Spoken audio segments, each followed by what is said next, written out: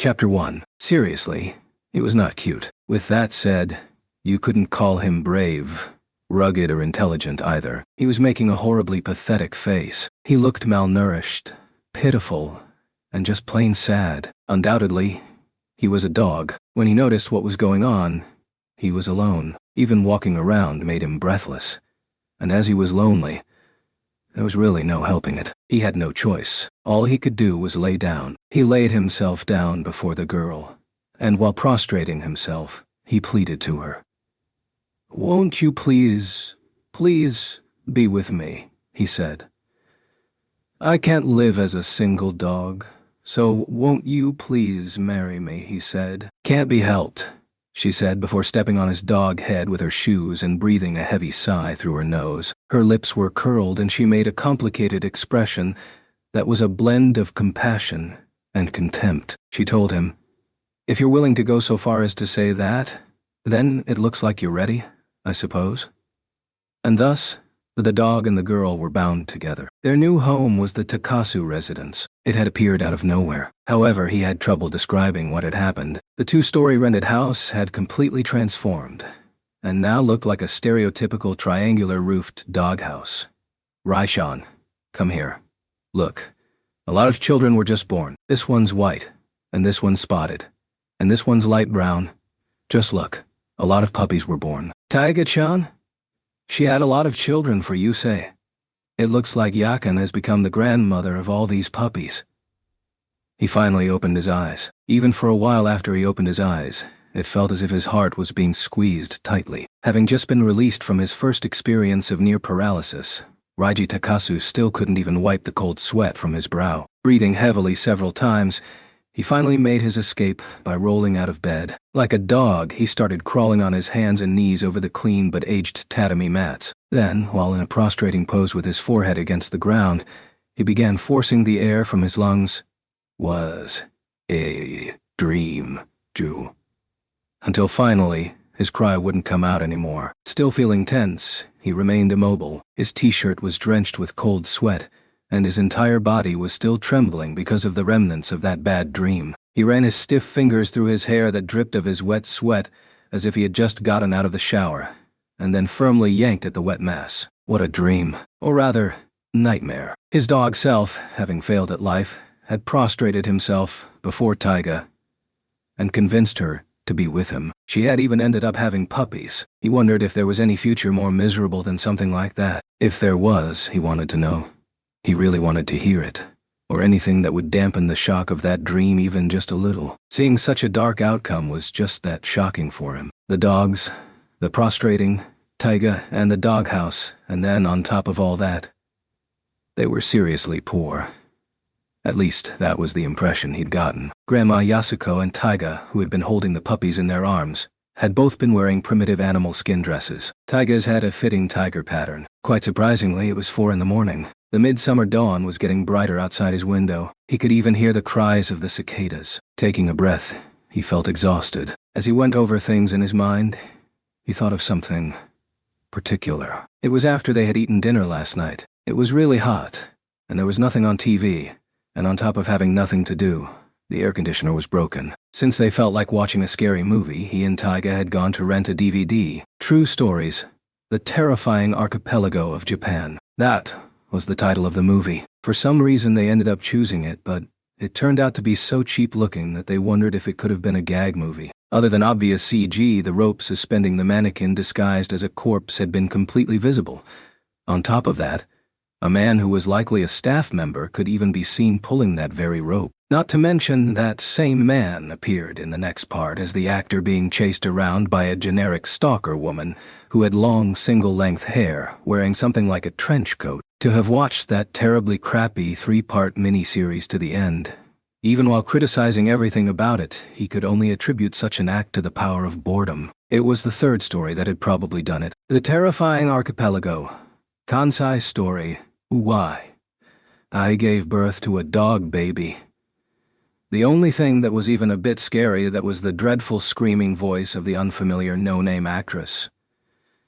"Yeah! Spots are popping up on my baby." She was cradling a Dalmatian puppy and trying valiantly to fake a Kansai accent. They had laughed at the movie heartily, saying to one another, "Oh, what a waste of money, and what a waste of time," until finally, Taiga started feeling tired and went back home to her apartment next door. The fact that such a horrible movie had caused him to have a nightmare made him feel pathetic. Was he really looking to get such a return on the rental charge? He wondered. If it was this sort of terror, he would have rather avoided it, even if it cost him money. Seriously,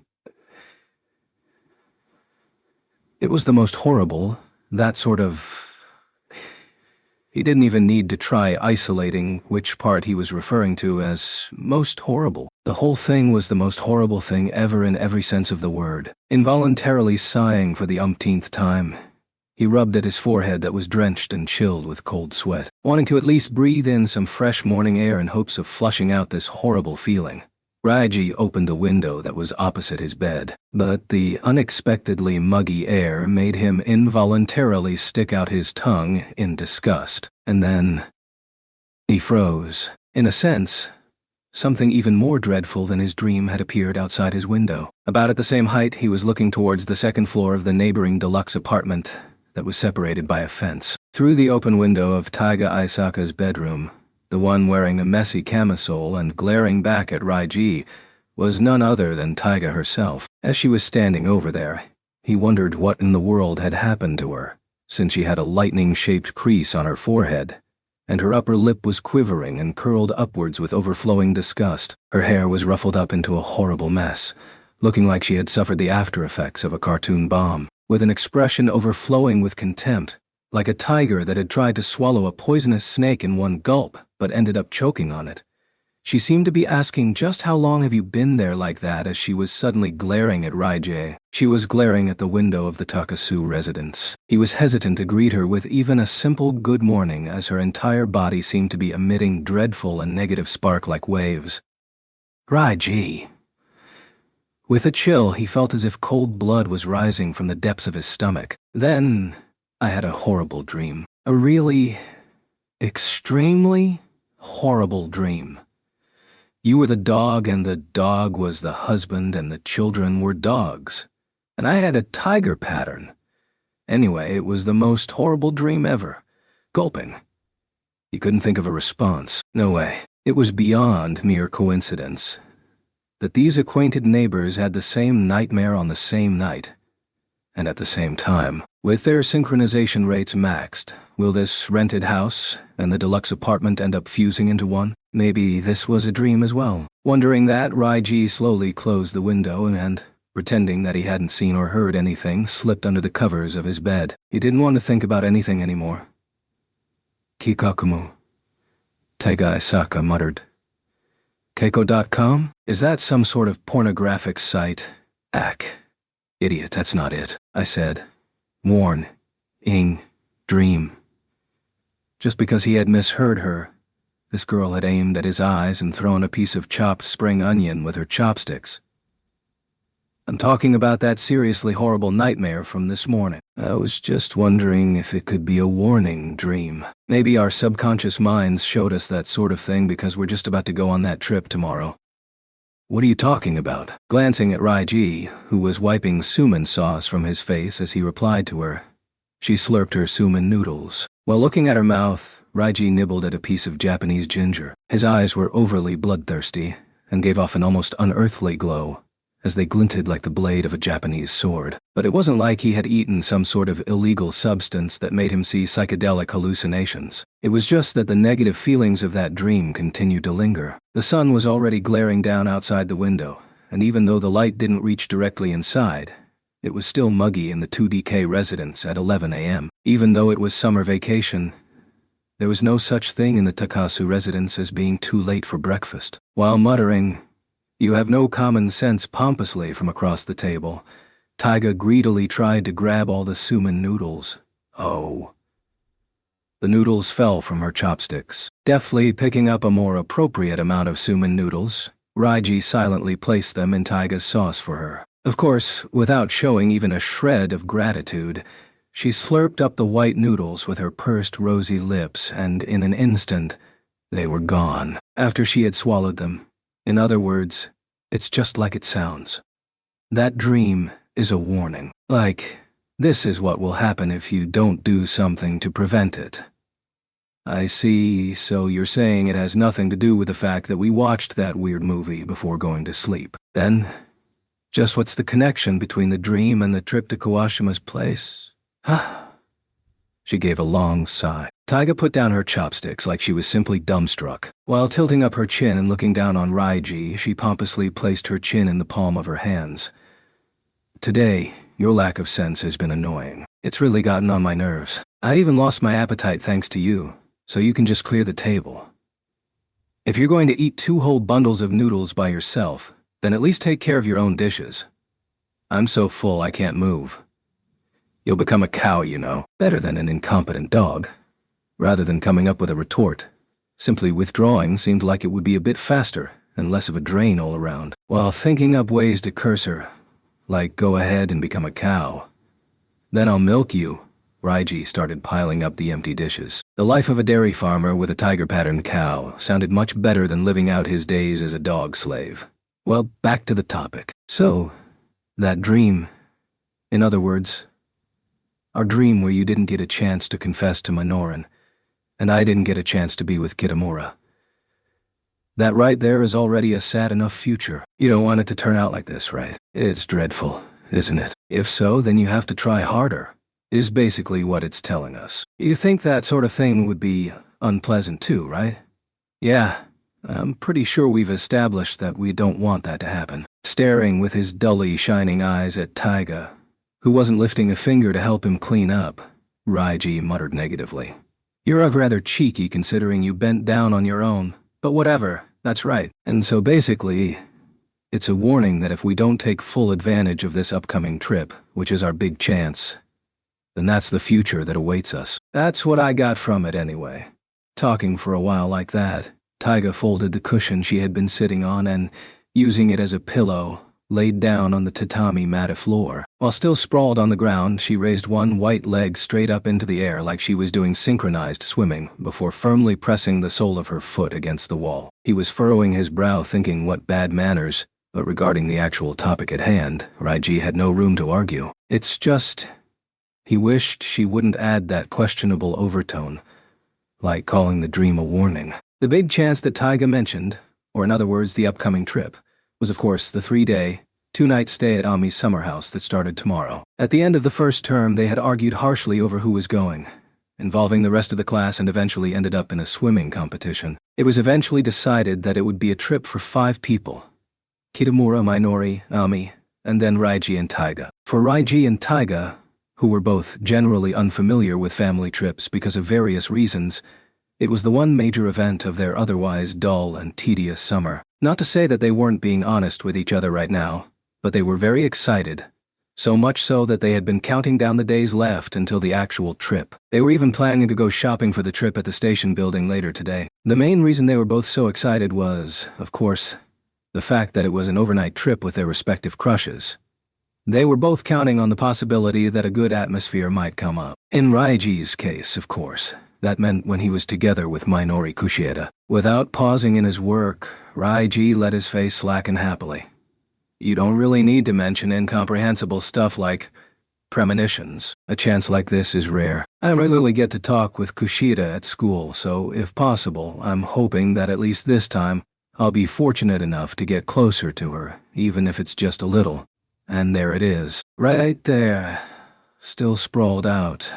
Taiga looked at Raiji with her terrifyingly bright eyes. Whoa, what? It's because you're like that. That's why we ended up seeing something as horrible as that warning dream. Flipping up her long hair that gently flowed down past her waist, Taiga rested her chin in her hands while on the cushion, looking upwards. From gaps in her long bangs, her round, somewhat moist brow, and her nose that traced a delicate line could be seen. Her thin lips brought to mind a rosebud, and her drowsy eyes that stared up at Raiji were like mischievously flickering gems. Although her long eyelashes drooped over them, they still gave off a flickering light. Geez, you're a naturally stupid dog through and through. Your dashi is way too intense, you know. It's only suitable for extreme maniacs. If not for her personality, the girl in front of him would be a perfect beauty. Just what are you staring at? Shall I wrap this up? Rather than speak empty words, this girl actually follows through with what she says. Just like her name sounded, Taiga Aisaka was a girl with the ferociousness and recklessness of a tiger. She was known as the palm-top tiger. Despite being 140 cm tall with a small build unbefitting of a second-year high school student, her power, her temperament, and her ferocity made all the people around her keep their distance out of fear. With that said, while sitting Japanese-style beside her, Raiji at least looked like he matched the palm-top tiger. His viciously glinting Sampuku eyes were filled with a near insanity that, if he were a normal delinquent, seemed enough to kill around 5 people at a time just by glaring at them. But it was just hereditary. That was all his face was. An appearance. Methodical, awkward, and a soft person who was not very strong and easily did chores as naturally as breathing. That was just the kind of man Raiji Takasu was. Raiji privately thought that it was incredible for someone like him to pass his time like this with a girl like her. But of course, he wasn't going to let Taiga know about those sort of flimsy thoughts. Is that alright? I'll kindly spell things out for you since you're such a dullard. So listen closely, okay? Uga. Coming up from below, she forcefully jabbed Raiji's chin with her delicate finger and continued to apply pressure. As she stared at him, her eyes shimmered with a contempt that bordered on outrage. You've been saying things like, if possible, and even just a little, and fortunate enough, right? That's right. What about it? And don't jab people in the chin. You're always like that. If possible, if it's okay, it would be nice if things went well. Yufu, Wunraev, and so on. This whole time No, both of us have been like that. Just hanging back and waiting for some sort of lucky break, and so we've always ended up failing. Isn't that the pattern that's developed? If we let it continue, then our whole lives will follow that pattern. Unless we finally notice what's going on. The dog will be you and the wife will be me. And then at our doghouse wedding reception, Minoran and Kitamura will probably be like, we were supporting those two the whole time. As they make a heartfelt toast. No, wait. He didn't remember the Yufu or the writhing part, but her idea that they were falling into a pattern seemed reasonable enough. There just might be one. He couldn't deny that. Looking at Raiji's face, Taiga firmly nodded once, right? And that's why we had that warning dream. Everything will be absolutely decided in one shot right now. So if you don't break this pattern of failure, a dog-filled future is really lying in wait, is what it was saying. This long-awaited once-in-a-lifetime chance, if we let it get away, then we may never get another opportunity. So in other words, on this trip, we're going to be working together again, hoping that something good might. There you go again. That's still following the pessimism. That whole way of thinking is, rather than that, we're going to really go all out this time. We absolutely do not want things to end up like that nightmare. So don't you think we should focus all our energy, having one of us helping the other? It would be better than our mutual destruction, right? Oh, okay. As his chin was pressed upwards by her finger, he couldn't really nod, but she was probably right. It seemed like even Taiga could say something surprisingly clever every once in. All right then. So you'll forget about your own situation this time around and just work on getting me and Kitamura-kun together. So, work hard, okay? Our futures are on the line here. I'm leaving it up to you. She spoke ridiculously fast. Like in a written contract, it was the fine print that a corrupt lending institution might hide somewhere on the document. Having completely outpaced Raiji with her totally decisive words, Taiga laid back down on the cushion. I'm thirsty.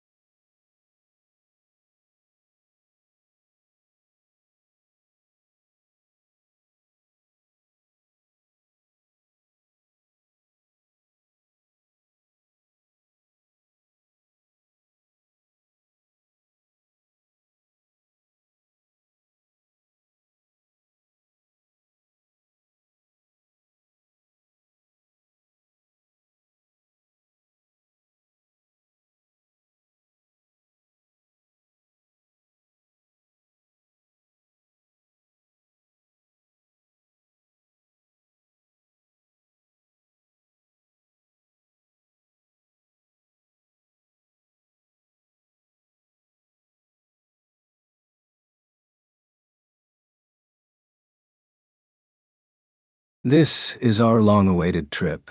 So what's with the fighting? None other than Waisaku Kitamura, the righteous class representative. However, the sea lice that the two girls were wildly flinging at one another started to hit and cling to Kitamura's shirt as he now stood in between them, right in the line of fire. Hey wait, these. You guys shouldn't be touching these. Should you? I don't really... I can't do it. Please get them off for me. Ami, get them off. Please. No way. Waisaku's disgusting. Don't get near me. What? Then, Isaka, please take them off for me. Oh, sorry. What the heck? You won't remove them for me. But you guys were handling them with your bare hands just a second ago. What he said might be true, but it seemed that being chased by a guy with sea lice all over him was undoubtedly disgusting. Raiji felt somewhat sorry, but even looking Kitamura in the face was too much for him, namely because they were even hanging from his glasses. So with the two girls screaming, "Kia!" while being closely pursued by the glasses-wearing guy covered in sea lice, they all ran together along the water's edge. It seemed like they had found an agreeable rhythm for the moment. Then, aha! Those guys are so ridiculous. They really gathered a lot of sea lice. Yeah. Catching him by surprise, Raiji was suddenly looking at Minori's brightly smiling face. Minori was watching the three dash around wildly and smiling. Well, actually, I can catch sea cucumbers. Whoa! She held out her hands, showing Raiji a sea cucumber she had caught. He instinctively recoiled, but, you see, waters that have sea cucumbers in them are pretty clean. The sea cucumbers clean the water, and they're rather tasty, you know. Minori was in a good mood, simply ecstatic to say the least. After nonsensically bringing her arms together in a crossbone sign, she tossed the sea cucumber back into the water. Ah! My hands reek of the sea now. Sniffing her hands, Minori started smiling even more. Faced with the overabundant cheeriness of her carefree disposition, Raiji naturally ended up smiling as well, but, hey, Kushida, by the way. He couldn't lose sight of the goal of this trip. He needed to take this chance and do what he could to advance the plan somewhat. Basically, that was what he was thinking. That thing drifting about over there, don't you think it kind of looks like a human head? What he was pointing at was actually just seaweed floating on the surface of the water, but depending on how you looked at it, it just might have looked like a floating human head. In any case, he got the feeling that since it was Minori, she'd eventually let her own imagination run wild and do the job of scaring herself for him. Just as he expected, Minori was starting to get goosebumps all over her body. Kia! A corpse. It's a corpse. Or, more importantly, this water is, with that rotting corpses. Somersaulting as she tried to run away, her balance was shot as she clung to Raiji's arm. She leaned her weight against him, with the sensation of her fingers as well as the palm of her hand that was hotter than he had expected. Are you okay? He felt like he could just die. Starting from the back of his neck, a tingling sensation ran down his spine. It felt it felt really, really good. How could I be okay? We're standing in corpse water. However, next to the excited Raiji, Minori's face was completely red, seeming genuinely scared, and she had been smiling so cheerfully just moments before, too. Naturally, he felt rather guilty for selfishly getting excited on his own. Sorry for saying something weird. That thing. It's just seaweed. Without thinking, Raiji had given in, but Kia. So it's a seaweed corpse. From her half-standing position, Minori somersaulted once again, rolling along the wet beach. According to her logic, wouldn't that mean that the meat, fish, and so on from the supermarket would also be considered corpses? Was what he was thinking. But before he even had the chance to console her, Minori was already running all out towards the wood deck. He could see Ami in partial shock as she watched from a bit off to the side. Although the plan was still in the preliminary stages, Minori was already thoroughly ensnared in the trap. Chapter 3. Hey Takasu, Ami's got a motorcycle and she told me to go shopping. While the girls are cleaning up, if you sit on the back, then we... Watching Raiji as he looked up, Kitamura's handsome glasses-clad face stiffened momentarily. In Raiji's right hand was the Takasu stick. In his left was a spray bottle of cleaner. At his waist was a dry rag, and beside him, he had a bucket and a wet rag. Raiji was wearing rubber gloves and on all fours while in the middle of intensely polishing the bottom of the system kitchen's foreign-made sink in perfect form, as if he were at home. Getting off his hands so he could reply to Kitamura properly, he removed his gloves. "What was that? What did you say just now?" "Ah, no. Never mind. So you're really into this cleaning, aren't you?" "Oh, well. It's something worth doing."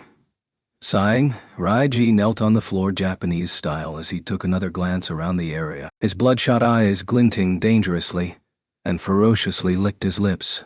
But that was only because his lips were dry. The villa was even more wonderful than he had originally imagined. It was a two-story building. On the first floor, there was a living room that was easily over 20 tatami mats in size and had a fireplace. Next to that was the dining room from which there was a clear view of the beach. And even the kitchen that was separated by a counter looked larger than 6 tatami mats and had a table. He had also heard that the second floor had 5 bedrooms. Furthermore, there were full bathrooms here and there on both floors.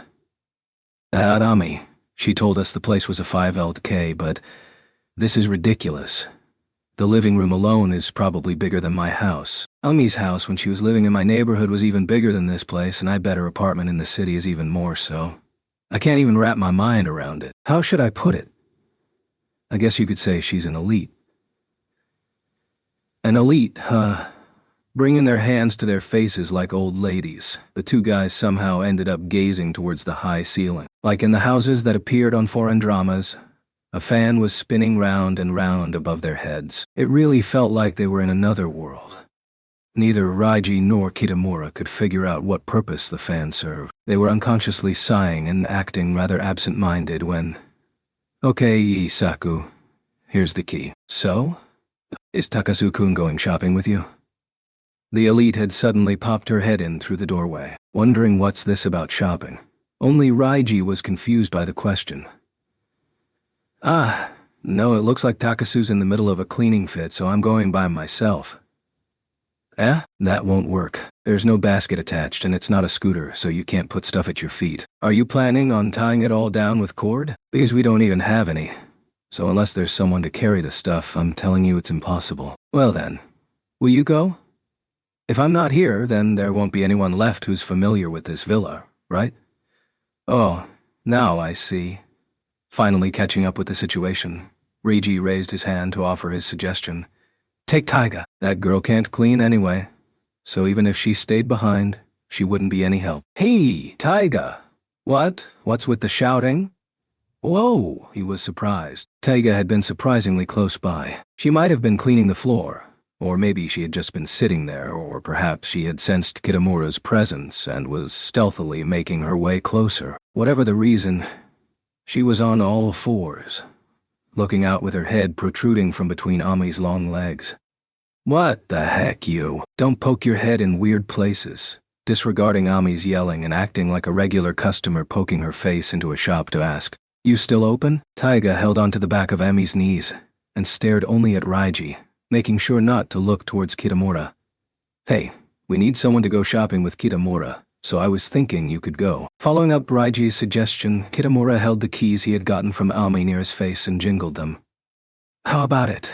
Won't you go with me? You know that mountain we walked down earlier? I bet it'll feel pretty nice to ride up it on a motorcycle."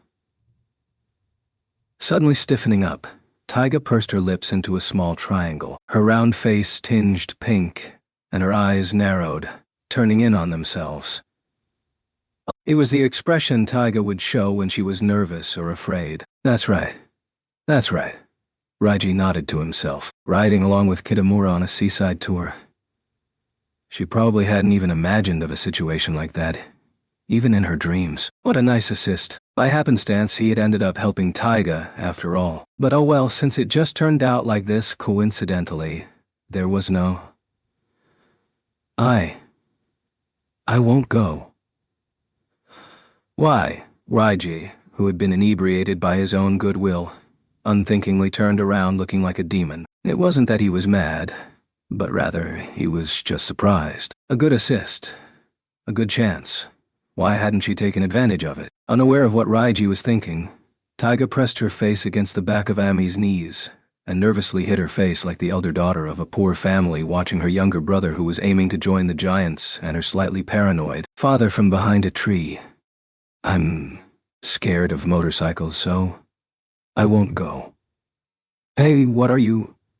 Perhaps unconsciously she had been rubbing Ami's behind, running away from Ami who had shifted herself in annoyance. She now stood near the wall, fidgeting. I bet Minoran will go, so I'll go get her. Calling out my gung. She ended up escaping down the hall. Not only did she just discard her own opportunity, did she now plan on doing the same with his chance to talk with Minori? What is she doing? Raiji thought, and quickly got to his feet and chased after Taiga, catching her by the elbow and pulling her back. Wait a second, you. What the heck are you thinking? He made sure to speak quietly enough that Kitamura and Ami wouldn't be able to hear them from the kitchen as he started questioning her, but shut up. Gah! She elbowed Raiji sharply in the gut, making him unable to speak as he fell to his knees. Taiga looked down on him with an extremely icy glare, like a frozen corpse of a saber-toothed tiger found in the deepest reaches of the ice after thousands of years. I've got an idea. Unlike you, I work in an organized and logical manner, even though you were just too shy. I saw the whole... Oh, a mosquito. There was a mosquito, you know. After taking that slap to the mouth, he couldn't ask any more questions. Shopping? I'll go. After volunteering, Minori carelessly tossed her mop aside and hopped on the motorcycle, and departed for the station-front supermarket together with Kitamura. She was yelling out something like, "Let's fly like the wind," as they drove off. Near the entryway on the wooden deck, where they had just seen the two off, Taiga said in a low voice, "Got it? From now until the time Minoran gets back, we're going to look for a place where we can pull off our prearranged plan. Like, for example, in the attic or climbing up to the window of Minoran's room from outside. Search out all the places in this villa that can be used to hide. Places to surprise Minoran. Since you're a dog, it should be easy for you." Pretending he didn't hear the extraneous bad-mouthing, Raiji nodded. Okay, I got it. But it'll be troublesome if we're seen by Amy. Now that I think about it, just where did she go? When he realized Ami wasn't there anymore, he looked around but saw no sign of her. Taiga just hem-fed and shrugged. Dunno. Anyway, if she catches us, then we'll just have to make sure she doesn't figure out what we're doing. She prodded Raiji from behind as if to tell him to hurry up. Considering that she had declared herself organized and logical, what she had said just now was rather haphazard. But it wasn't like there was really any other way to do it. With her pushing him along, they went back inside. You go check out the second floor. Starting with the room closest to the stairs, it goes Kitamura's, yours, mine, Minoran's, and then the stupid Chihuahua's. Earlier, that idiot said she was changing the sheets or something. Got it. So you've got the first floor. There are cockroaches, so be careful. Eh? Leaving behind Taiga, who was making a complicated expression, Rigi ascended the stairs to the second floor. It'll be fine if it's Taiga, since it's not like she'd lose to roaches. Walking carelessly along the broad wooden floor, he was astounded by the wide hallway and the doors to the bedrooms that lined the south side. He got the feeling that they had been much more carefully constructed than those of some pitiful pension or petit hotel. What with Taiga's place and Ami's house, there seemed to be an awful lot of rich people in the world. While thinking about his own relatively snug house, Reiji stepped lightly and peeked into Minori's room. He was supposed to sneak inside and check whether or not it would be possible to rap on the window from the outside. If time permitted, they even planned on climbing into the attic. Basically, Taiga and Reiji were going to give Minori quite a fright. Of course he thought it was pathetic, but if they didn't make sure to scare her today and tomorrow, then the night making his appearance the following evening wouldn't be very effective at all. And then they'd be stuck with no way to escape that future with all the prostrating and puppies. It really was incredibly egotistical, but when it comes to unrequited love, people are nothing if not egotistical. In the first place, they would come up with all sorts of fantasies on their own as well as convenient misunderstandings. Well, even if he tried to defend his actions. His feelings of guilt weren't going to just conveniently go away. He was aware that entering her room like this was kind of stalker-like, but he was pretty sure she hadn't unpacked yet and he wasn't going to be touching her stuff, so it wouldn't really be a big deal. Debating with himself, he made his way down the hall when... Huh? What's this here? Opposite all the bedroom doors on the south side stood two unidentified doors along the stairs. Raiji tried opening one of them carefully, but then he just shrugged his shoulders. He hadn't checked before, but it was just a bathroom. I'll come back to clean you later, so be prepared. Pointing at the toilet, Raiji thus delayed its sentence. So that must mean this is the shower. Opening the door, he decided to take a peek. Geez, what the heck? He hadn't turned on the light, but the changing area plus washing machine room was brightly lit. It wasn't like Raiji would be responsible for the utilities cost, but he wasn't the kind of guy who would allow such frivolous waste. However, although he wanted to turn off the light, he had no idea where the switch was. It was probably somewhere beyond the partially opened sliding glass door. He stepped inside and looked around. He saw a sink and a bathtub that was surrounded by a shower curtain. There was a switch on the wall next to the glass door. Huh? He thought for a moment. It seemed kind of damp for some reason. But that can't be. Rationalizing away his feeling of unease, and went ahead and flipped off the light switch. Kia! Oh, sorry, huh? A girl had screamed, reflexively switching the light back on. Raiji tilted his head. Just who? Oh, geez, so it's you, Takasu-kun. Would you mind not entering the girl's bath? On the other side of the shower curtain, the sound of the faucet being turned, the sound of the dripping shower, the hanging moisture, that voice, it belonged to Ami. Ah, A-S-S. Sorry, I didn't notice. Fufu. Image from the other side of the closed shower curtain, a white arm suddenly extended outwards. Desperately turning away, he tried to escape. But that wet hand somehow retained a tight grip on Raiji's arm, pulled with unbelievable force. Raiji futilely struggled by grabbing at the tiles in an attempt to get away. Wow, what the heck are you doing? Ami's voice was just like a kitten's as it shrilly saturated the shower room. Takasu-kun, you're quite bold, aren't you? I had no idea. So you came to fulfill your desire. It's not like that. I didn't come here on purpose. I just didn't notice. Come now. There's no need for excuses, is there? No one's around to see. It's just the two of us all alone. Are you stupid? From within the curtained shower, there came a stifled laughter. Ami was just like a demon. With Raiji firmly ensnared in her trap, her murmuring voice continued to echo as if it were a paralysis incantation. Aren't you glad? I'll keep this a secret from everybody. From Waisaku and the jealous tiger, even Minori-chan, it'll be a secret. Fwa. The curtain swayed. Through the thin fabric he could see her silhouette slowly stand up. Wait a second, please wait. Raiji was practically on the verge of death as he desperately covered his eyes with one arm in wild confusion. What are you thinking, you? What are you thinking, you? It's fine, if it's what Takasu-kun wants. I don't want it, I don't. Really? Hey, are you serious? You really don't want it? Want what? This. Kaya. Raiji had desperately averted his gaze from the suddenly flung open curtain, turning his whole face away as he had voicelessly screamed and fell on his backside, and looking down on him.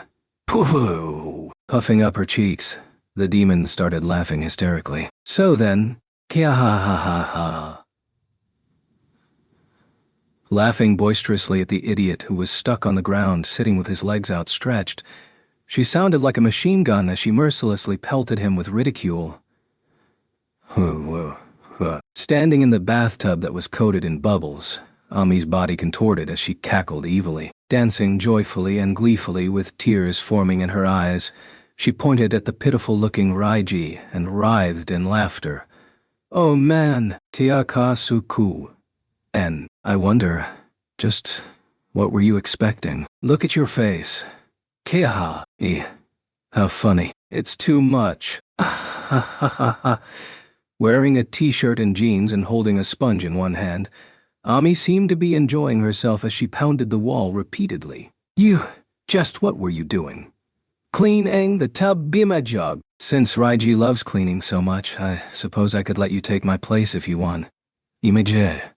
Ah, gee. How was the second floor? I found the ladder that leads to the attic. What is it? Practically catatonic with shock, mortification, and embarrassment, he had fled down the stairs, and after running into Taiga on the stair landing, he started trying to communicate by frantically gesturing with his whole body to tell her about what Ami had perpetrated against him. With his wild Sampaku eyes rather teary and bloodshot, he was relatively certain that if he had approached anyone other than Taiga, he would have been arrested, indicted, convicted, and then put to work. Phew. That stupid Chihuahua did? Just like that? She acted like she was showering. You were teased? Raiji was, so she pretended to be naked and tried seducing you? How he managed to get his point across so well was a mystery even to himself. But while pinching his earlobe, Raiji firmly nodded to tell her she was spot on. Anyway, how did the rest of the plan go? Did you make sure to check out Minoran's room properly? He thoroughly shook his head side to side. So useless. At Taiga's instantaneous and extreme beratement, the ever-delicate Raiji retreated sadly against the wall, subconsciously bringing his hand to the cell phone in his back pocket. If he called home now, maybe Asuka would pick up and let him talk with Inko-chan. Don't go looking for comfort. What a seriously useless guy. How could you let yourself be made fun of by that stupid Chihuahua? Jeez. Fine, I get it. I'll go check the room out for myself. And while I'm at it, I'll have a word with that dumb girl. He didn't know whether or not just a word would be sufficient, but right now, Raiji felt like leaving everything to Taiga. Yeah, you tell her. Whether it's one word or 1,000, a complaint or a curse. Please, tell that demon off. Pathetic? He didn't care. Raiji's pride and chivalry had already been cruelly decimated. Ascending the stairs with a decidedly sharp expression on her face, Taiga shouted, "Hey, Bakachi!" quite loudly. To Raiji, who was waiting on the ground floor, it sounded very promising. Next, he heard the sound of the sliding door being opened, followed by a shriek. Then there seemed to be some sort of scuffle, and, finally, silence. For a while that unpleasant silence lingered on, and wondering if something might have happened, Raiji started to get worried when... I can't believe you, geez, what the heck were you thinking? Seriously. Complaining profusely as she descended the stairs, Amai appeared, looking sweatier than before, and perhaps irritated.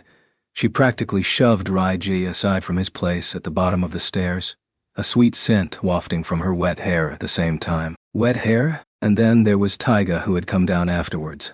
What happened? For some reason her whole body was lightly shaking, and on top of that, there on her face she had a red mark that was distinctively hand-shaped, like a cat that had been run over by a car. Her expression remained frozen and totally wide-eyed. And then, the stupid Chihuahua was really taking a bath, she said. You don't need to say any more than that. As Ami turned around snappingly, Raiji wondered what had happened between the two of them, but it was too difficult for him to ask. There was only one thing he was sure of. Taiga was now cross-eyed. Taiga, pull yourself together. Just what did you end up seeing? Raiji, you know, about Bakachi, it's like poof. Poofing open her right hand near her right breast, like poof, and poofing open her left hand near her left breast. Taiga then finally brought her hands down to the lower half of her body, balling them up and then exaggeratedly flinging them both open again. And poof, you know. Ami jumped, practically flying through the air towards them. I said, stop that already. She landed a chop to Taiga's head. Of course, under normal circumstances, this wasn't something the palm-top tiger would just let slide, but Taiga was rather out of it, tottering over to the phone stand and picking up a pad of paper and a pencil. Raiji, you know, about Bakachi, right? Here it's like this. And surprisingly, this is like that. Here it's like poofu. Don't go around drawing other people's naked bodies. The picture, which was oddly realistic because of rather than in spite of the fact it sucked so bad, was taken away and ripped apart. After that, it was a good 30 minutes or so before Taiga turned back to normal. It was probably about an hour later, shortly after he heard the sound of a motorcycle braking outside. "We're back! Hey, Takasuku." Raiji looked up from polishing the silverware like a faithful dog. Just now, Minori had definitely called out to him when he ran down the long hallway in slippers and got to the entranceway through which he had called. Sorry, but could you help me carry this stuff?" "Well, you guys really bought a lot, didn't you?" "I guess so, but we need enough for the 5 of us for dinner tonight. 3 meals tomorrow. And maybe even breakfast the day after tomorrow. And then there's oolong tea, and seasoning, and other things. We can't leave any stuff behind, though. It'll be fine as long as we eat everything." Ooh. What Minori was dragging along the wood deck towards the entranceway were 4 large shopping bags full of food. Hearing the clink of something fragile hitting the ground, Raiji rushed to take the bags off Minori's hands. "Don't drag them." "Geez, what the heck is Kitamura doing?" "He's putting away the bike." "Sorry, I'll carry this one." "So what are Taiga and Amin up to?" Kawashima was watching television, but she went ballistic over how bad the reception was, so now she's on the phone with her parents. Taiga is possibly in the bathroom. Anyway, let's take all this to the kitchen. With Minori nodding in agreement, he was partly happy and partly embarrassed, since it felt like they were newlyweds. Nay. To hide his slackening face, Raiji walked ahead as he carried the heavy baggage to the kitchen. However, he couldn't just let himself idly succumb to transient pleasure. It was okay, though, because he definitely hadn't forgotten his primary goal. Of course, everything was already prepared. After all, it wasn't like all Taiga did was peep into Ami's bathroom, confirming the minor creaking coming from above. Raiji calmly estimated the distance. About there, maybe? Please put the food and stuff right there for now, would you? We have to separate the refrigerated items from the non-refrigerated ones. Okay.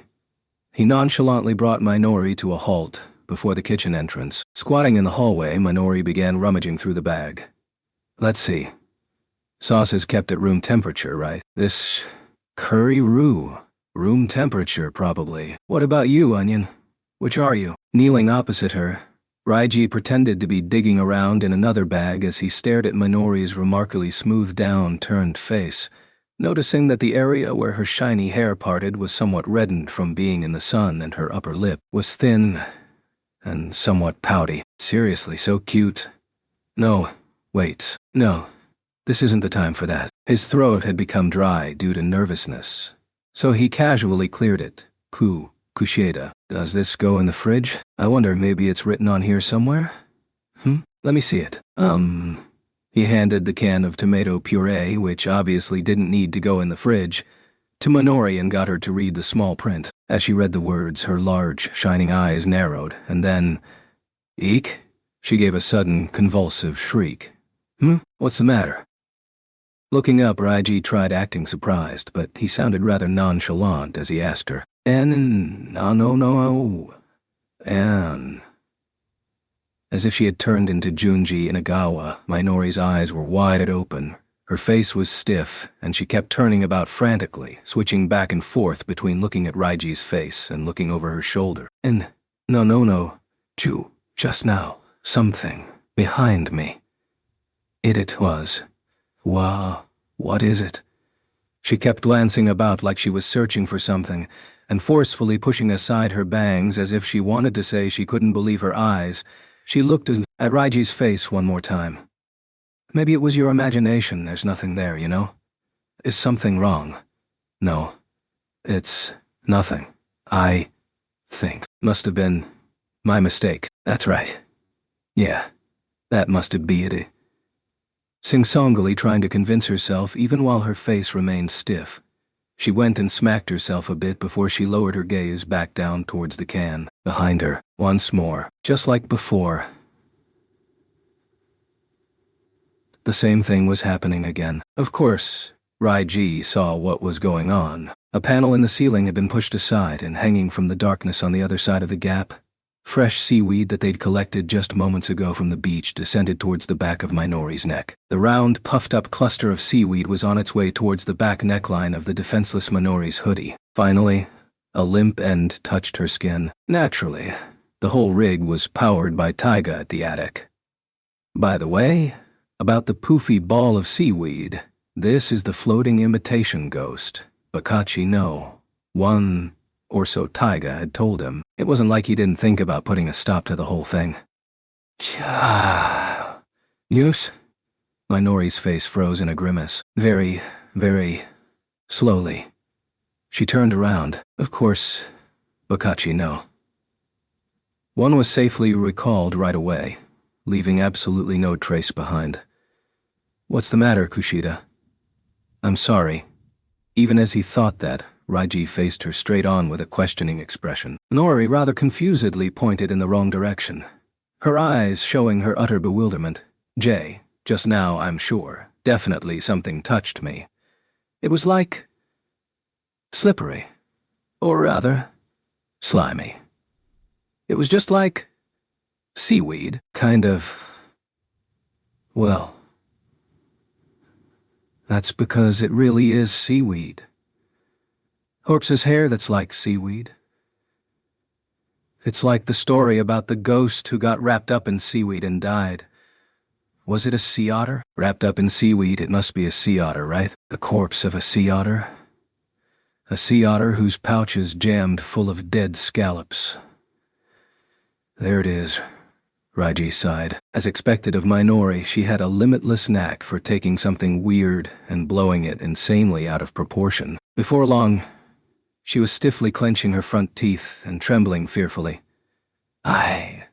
It's wet. The spot where I was touched is wet. This smell is... Sniff. After touching the residue left behind on her neck by the seaweed, Minori sniffed her hand. Gaia! I knew it. It smells like seaweed. Total bullseye, in fact. Hey! It's the sea otter's corpse. It's the stench of seaweed. Extending her arm as far out as possible like she had touched something nasty, Minori ended up running down the hall as if her life depended on it, for her to become that scared from something so trivial.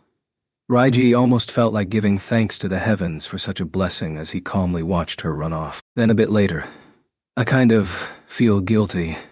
Minori's footsteps had receded. Pushing the ceiling panel far aside, the one who peered out with her fair face was, of course, Taiga. The dust was making her nose run as she looked down at Raiji. You're going to go to hell for doing this, you know. Her words were like something an astrologist might say. But what about you? You're the actual perpetrator. You're the primary offender, though. Anyway, let's get rid of Bakachi no. 1. Do you think I can jump down from here? Such a reckless. Don't even think about it, it's too dangerous. Saying don't worry. Don't worry as she pushed the panel aside even more. Taiga's face receded into the darkness, replaced soon after by her toes. Using the ladder again to get down would be too troublesome. Hey, waita, are you serious? Don't fall, okay? Yeah, right. I'm not that much of a klutz. She was going to fall. Judging by her pattern of falling, it was almost a certainty. Fully believing that, Raiji positioned himself directly below her as she prepared to drop down and held out his arms, ready and waiting to catch her if necessary. Swinging her bare feet as she looked down to estimate the distance to the floor, Taiga finally started to slowly slide the bottom half of her body through the opening in the ceiling when... Ugh! What did she say just now? Before he even had a chance to ask, Taiga suddenly slipped, dropping a few dozen centimeters. Catching her by her bare feet in the nick of time, Raiji had kept her from falling all the way to the floor. This is probably bad. My hands are slipping. Taiga was precariously hanging on by the pits of her arms with no other support. As Taiga flailed her legs futilely, her voice was tinged with worry. Up. Down. I probably can't make it either way. Now look, I told you, didn't I? I'll hold on to you, so just go ahead and let go. And no way, why not? I bet you're looking at my panties, you perverted dog. Trying to look at underwear even at a time like this. You're unbelievable. You're one who's unbelievable. I didn't have even the P from panties in mind. Although Raiji finally got a hold of her, Taiga was trying to kick him with her legs, smacking him in the face with her bare feet. And just when he was considering yanking her down, oh, the seaweed ghost really did appear. Seaweed Spiritu? What's that? It might have been Tetsuo Ishidate's spirit, who's that? One of Minori-chan's relatives? Or else it might have been a sea otter ghostjong. Sea otter gifta? That sounds rather cute, doesn't it? Raiji's face suddenly went pale. It wasn't that his extremely steepened Sanpaku eyes were looking at the two incoming girls with thoughts of turning them into seaweed wraps or anything like that. Rather, he looked the way he did because he was in such a frantic state that he could soaran way and be in a mouse. Now, feel his heart wanting to leap out of his chest. No. The two approaching were obviously Minori and Ami. Taiga, who probably heard them talking, started flailing her legs even more violently. She was desperately trying to make her way back up into the ceiling. Even while her flurry of stomps struck at his face, Raiji supported Taiga's bare feet with both hands, desperately trying with all his might to push her back up to the attic. However, Huryu, Daha. In her frantic confusion, Taiga dropped her flashlight, which ended up hitting Raiji clean in the nose. Just as he collapsed in pain, Taiga managed to pull herself up into the attic and quickly put the ceiling panel back into place. Shun. So where's this spirit of Tetsu? All I see is Takasu-kun sitting here. Actually, Takasu-kun, what are you doing? How weird. Takasu-kun? What's wrong? It's not really. The moment he turned around to tell them it was nothing, seemingly inhuman screams of terror echoed forth from both Minori and Ami simultaneously. Wondering what in the world they were going on about, Raiji unconcernedly brought his hand up to his still-hurting nose. Oh, he was shocked, too, when he felt a warm, viscous fluid. Looking at his hand, he saw that it was stickily covered in deep red, the result of his heavy nosebleed. Maybe this was divine punishment for earlier. Although for the sake of correctness, what had handed out the punishment was Taiga's flashlight. Unable to give any sort of explanation, he rushed wordlessly to the kitchen and washed his hands and face. What happened to Takasu-kun all of a sudden? Was it the work of the seaweed ghost? As Minori asked while worriedly giving Raiji a playful chop to the back of his neck, he couldn't even reply. Frantically bringing the bleed to a trickle, he held his nose and turned his face upwards. Ami was peering at Raiji's face while looking amazed. Anyway, here's a tissue. I wonder, how in the world could this have happened? Could it possibly be? Maybe you were overstimulated by what happened earlier that time. Seriously pretending that he hadn't heard Ami murmur an inappropriate image. No, that's not it. I just picked my nose too much. What are you, an elementary school kid or something? Seeming as if she'd suffered a blow to her pride, Ami executed a flawless tsukomi, which then caused Raiji to feel rather embarrassed. So then, curling up tightly so that Minori couldn't see, he gently pressed the tissue to his nose while thinking, I hate myself. I'm the worst. The worst. Hey? What's going on? Why is everyone together? Kitamura asked in a clear voice. The seaweed made Takasu-kun's nose bleh. Oh my gosh. What happened to you? At Minori's sudden surprised shout, Ami and Raiji both turned around and looked at Kitamura. The sight left them at a loss for words. Hey, this isn't a situation where you should be laughing, is it? Well, I was just about done putting the bike away in the shed, which was rather cramped when I tried to push aside some of the heavy machinery, and I kind of got myself pinned, laughing and dripping black oil from all over his body. Kitamura's glasses had become sunglasses, and there were splotches of blood oozing out from slight cuts in various places, including his face and elbows. His appearance utterly trumped the impact of Raiji's nosebleed. I can't believe it. Are you okay, Yuisaku? Taking back the tissues from Raiji's hands, Ami went over to the much worse-off-looking Kitamura. After that, what's with the commotion? What in the world happened?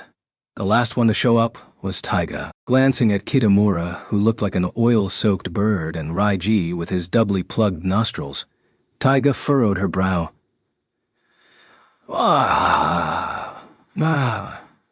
Achoo! And let loose an extraordinary sneeze. However, oh, no. Did something happen to Taiga too? Just got you. I was cleaning. Bachu. And there was so much dust, so my nose is a bit cho. Cho. While sniffling pitifully, Taiga rubbed at her reddened eyes. All over her hair, her clothes, her hands, and even her legs. Taiga's whole body was thickly covered in dust balls. Probably because she didn't have her flashlight, she must have been forced to crawl around blindly in the attic, sending dust flying through the air every time she moved even a little bit. She kept making a scene like a page from a girl's comic every time she sneezed, except instead of flowers, she was surrounded by dust balls. You guys are weird.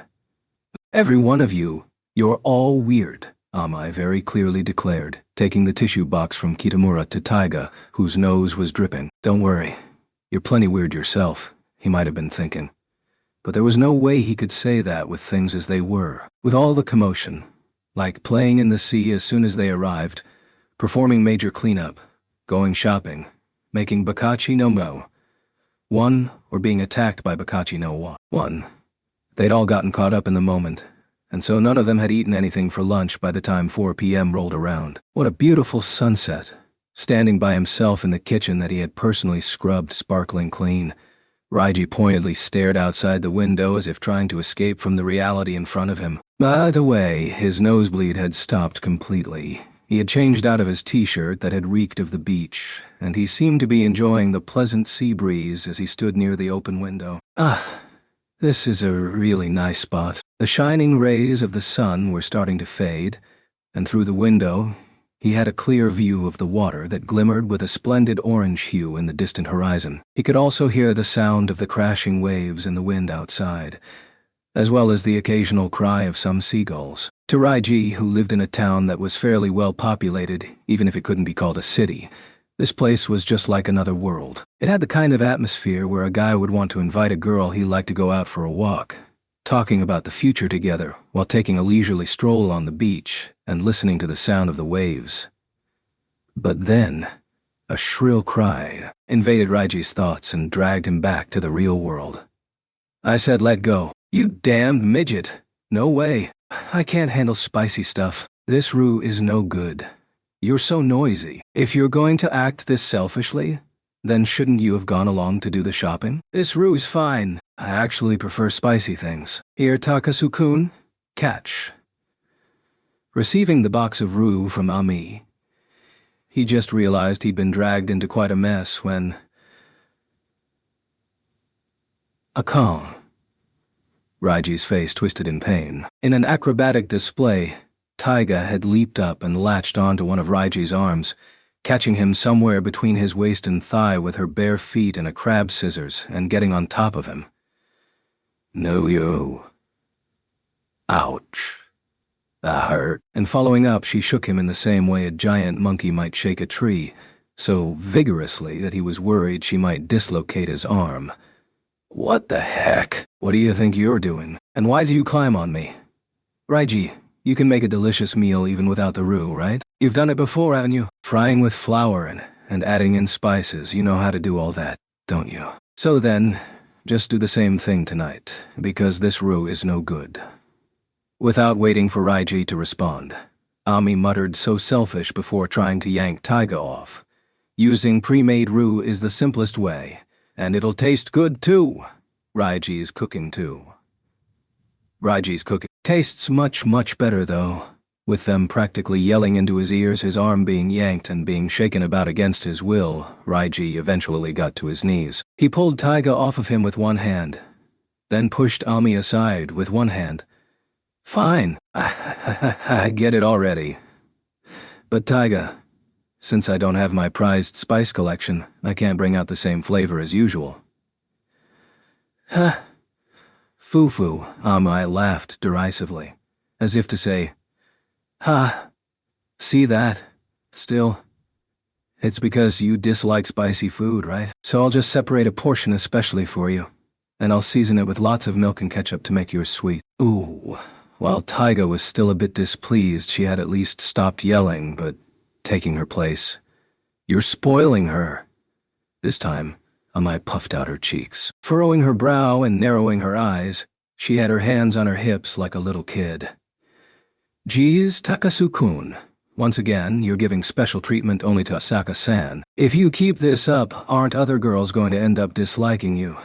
And yet, as she spoke, she had still retained her usual goody-goody pose up until then. Even her anger was just part of the act. However, suddenly twisting her lips and smirking wryly with just half her face, Ami's eyes were starting to fill with the negative feelings that still lingered just beneath the surface. Lowering her voice to the utmost level, she was probably inaudible even to Taiga. "Even Minori-chan might end up disliking you, you know?" What did you say?" While he had frozen up completely, and she was close enough that he could feel her breath on his ear. Raiji was struck by her extended attack that sounded just like a snippet of a song. "Ah, I knew it. You're blanching, fool." Ami's teasing eyes were wreaking havoc on Raiji's well-being. Her lips were pulled ever so slightly into a smile. "Takasu-kun, if you keep acting this way, maybe I'll tell Minori-chan about that. Like, Takasu-kun peeked at me in the shower." You weren't actually taking a shower, though, Fufu." "Maybe so, but that can't be confirmed anymore, now can it?"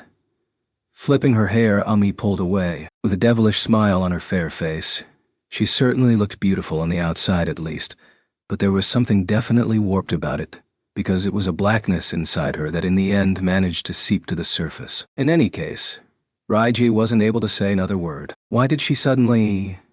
in other words, could she have picked up on his feelings for Minori? Between the two uncomfortably tense individuals, Taiga settled into place.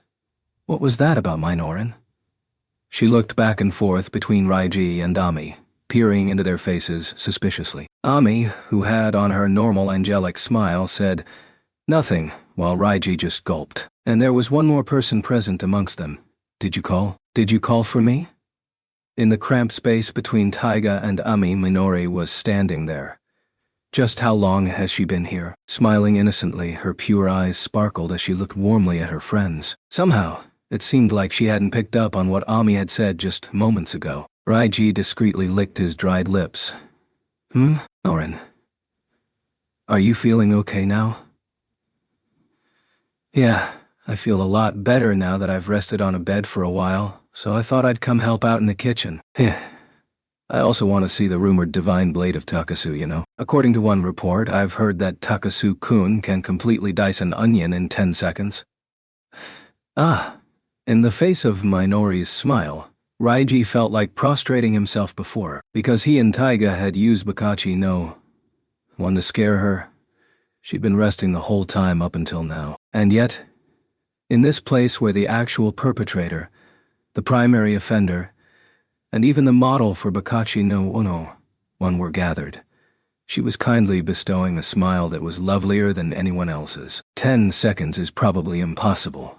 But, even while desperately looking away from her blinding brilliance, he wanted to live up to Minori's expectations as much as he possibly could. He expertly grabbed 3 onions in one hand. 15 seconds should be enough, he declared. "Oh, you really said it. Well then, please let me observe your skills. Can I help you somehow? I guess Takasu-kun will be the boss for tonight's cooking, right?" It wasn't the onions, which he had yet to slice with the knife, that caused him to tear up. "Can I help?" Those simple words had done it. That line that would make him happy pretty much regardless of who said it. The person he wanted to hear it from the most had actually said those words to him. Turning around without thinking. What's with that look?" He ended up staring straight at Taiga. Of course, she had absolutely no intention of helping as she sat down with a plop onto a chair, playing with some yogurt that was out on the table like she really wanted to eat it. At least until Ami tried to confiscate it. Actually, in a certain sense that wasn't the same as with Minori. He would have really liked to hear her offering to help, but... oh, whatever. Might as well make the best of it. Alright then, Kushida. Why don't you skin the potatoes? Okay, I wonder. Is there no peeler? How many should I prepare? It happened just after Minori had thrust her hand into the bag and pulled out a couple of small potatoes with her delicate fingers. Ah, I feel so refreshed. A sudden pitter-pattering of bare feet hitting the floor approached the kitchen. Oh, have you already started preparing dinner? I know I'm completely hopeless at cooking, but you could have called on me to help set the table at least. Kitamura, who had taken a shower first to wash off the sand and smelled freshly of soap, clapped Raiji on the shoulder. However, hey, your clothes. It's so hot. Oops. Ah, my bad, so the girls were here?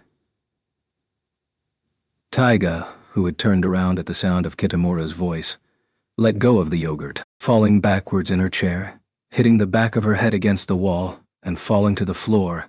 Taiga looked like she had swallowed a lethal poison as her face wildly fluctuated, flushing red, blue, and then white as she searched for a place to hide, sticking near the wall until she finally hid herself behind Ami, whom she had just been arguing with up until only a moment ago. Not yet taking notice of the situation, Ami was twisting herself about in annoyance. What the heck are you doing, all of a sudden? Ha! Then she noticed, as if she couldn't believe her eyes. Ami blinked in confusion for a while before directing a scrutinizing gaze at her childhood friend, and then after a certain point where it seemed she'd had enough. "Isaku, have you gone crazy?" is what she said. Raiji sympathized quite readily with her reaction. However, laughing with a tee-hee, Kitamura just shook his wet head without a single sign of embarrassment. I accidentally left my change of clothes in my room. So, I was on my way to get changed now. Then... why did you have to stop by here first? Well, that's because I saw Takasu. Are you an idiot? Ha ha ha. Who could have guessed you girls would be here too? Laughing like that. This guy who's the class representative, student council vice president, softball club captain. Just what is he trying to conceal? No wait, he's Tai. No wait, he's actually not concealing enough. Showing off a naturally wild style as he only covered the most necessary parts of his lower body with a single towel. He was standing with a steady stance. Even from Raiji's male perspective, his physique that had been tempered with athleticism was enviably slender and yet firm as well. Now wasn't the time to be saying such things. As it was, he was even more exposed than when he was wearing trunks at the pool. If you were to look at him from behind, it seemed likely that his rear would actually be visible. Taiga, pull it together! Fuwa. And Taiga, who had been in the perfect position to see this foolish guy from behind, had suffered a meltdown. The light had completely gone out of her eyes, and she had assumed a sitting fetal position as she continued to stare at the wall. It seemed she had seen it, his open-source rear. He couldn't help thinking that she was really prone to seeing others in the nude.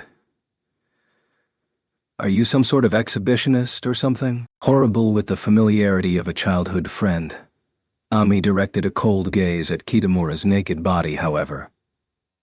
Fufu. I, Kushida, am not so disinclined to taking on an exhibitionist, whispering in an almost growling tone. Minora lifted her down-turned face. You narcissus from above, give me a nude shot. Leaping just like a grasshopper or something, she dove towards the floor. And so, sliding with her shoulder against the floor, she tumbled over like she was breakdancing towards the feet of the near-naked Kitamura. What the heck? Get away! Cut it out! You've already gone this far looking like that. How are you going to say no or cut it out as if you're so innocent, huh? Follow the rural customs when you're in the countryside. Go get nude in a nudist colony. This is a surprise shot, you freak. She whipped her cell phone out of her pocket and vigorously aimed the camera at Kitamura. It wasn't clear whether or not she actually took a photo, but the wide stance, the exposed rear, and the rapid-fire harassment, they wouldn't forget any of it. Suddenly this seems really embarrassing. Hit by a severely delayed bout of self-consciousness, Kitamura finally prepared to retreat out of the kitchen. Right at that moment, Flutter, in the exact moment the towel, that had been preserving decency, fell to the floor. Raiji leaped forward to prevent the girl's eyes from being soiled. With that last-ditch dive, he miraculously covered Kitamura's nether regions with a plate. Something just now, some sort of afterimage, was something like black? Grimacing, Minori seemed to have noticed something from the inner corner of her eye. Sitting firmly on the floor Japanese style, she tilted her head. It's the seaweed ghost. Maybe. While doing his utmost to conceal the nudity, Raiji gave a silent prayer. Forget. Let's all just forget. And so, he turned to Minori, Kushida. I can handle things from here, so why don't you go rest in the living room for a while? We'll make sure to call you when the curry's done, okay? Really? I guess I'll do just that then. For some reason, the seaweed spirit's afterimage is stuck in my head. Or it's burnt into my retina or something. I'm not quite sure. Minori made her way out of the kitchen with uncertain footsteps. As soon as he had finished watching her leave, Raiji's eyes turned brutally fierce as if he were a demon. Geez, you're seriously horrible. The worst. He smacked Kitamura's bare bottom with the plate. It would be fine for Taiga to use this plate afterwards. Did you come on this trip just so you could pull something like this? Even if you plan to run for student council president in the next election, I won't vote for you. I'm reflecting on what I did though. Raiji kicked the guy he had even called his best friend out of the kitchen and towards the second floor where the bedrooms were. Seriously, what's with this guy? He really wanted to show this situation to Mayu and Nanako and the other female Kitamura supporters. He'd really like to let them know that their fun-to-tease but lovable Maruo-kun had done such a foolhardy thing like this. Hey, isn't that right, Noto? Haruta. He inadvertently recalled the smiles of his friends who weren't here right now. Phantasmic visions of those guys whirled about him, whispering, Yeah, that's right. Takasu. It's really weird that guy is so popular. It's totally incomprehensible. That guy's also a fool. No, that guy is such a fool. Ah, that's right. Jeez. Damn it. That guy. Even as he prepared the trash bag in order to get back to peeling the onions that he had put on hold earlier, his malice had yet to fade. He had finally gotten the chance to be next to Minori in the kitchen. Yet he would have never guessed that Kitamura of all people would get in the way like that. Ah, Minori-chan is so pitiable. The one who had murmured in a happy tone that lacked even a hint of pity was Ami. Turning around in a fit of anger, Kawashima, get over here and help.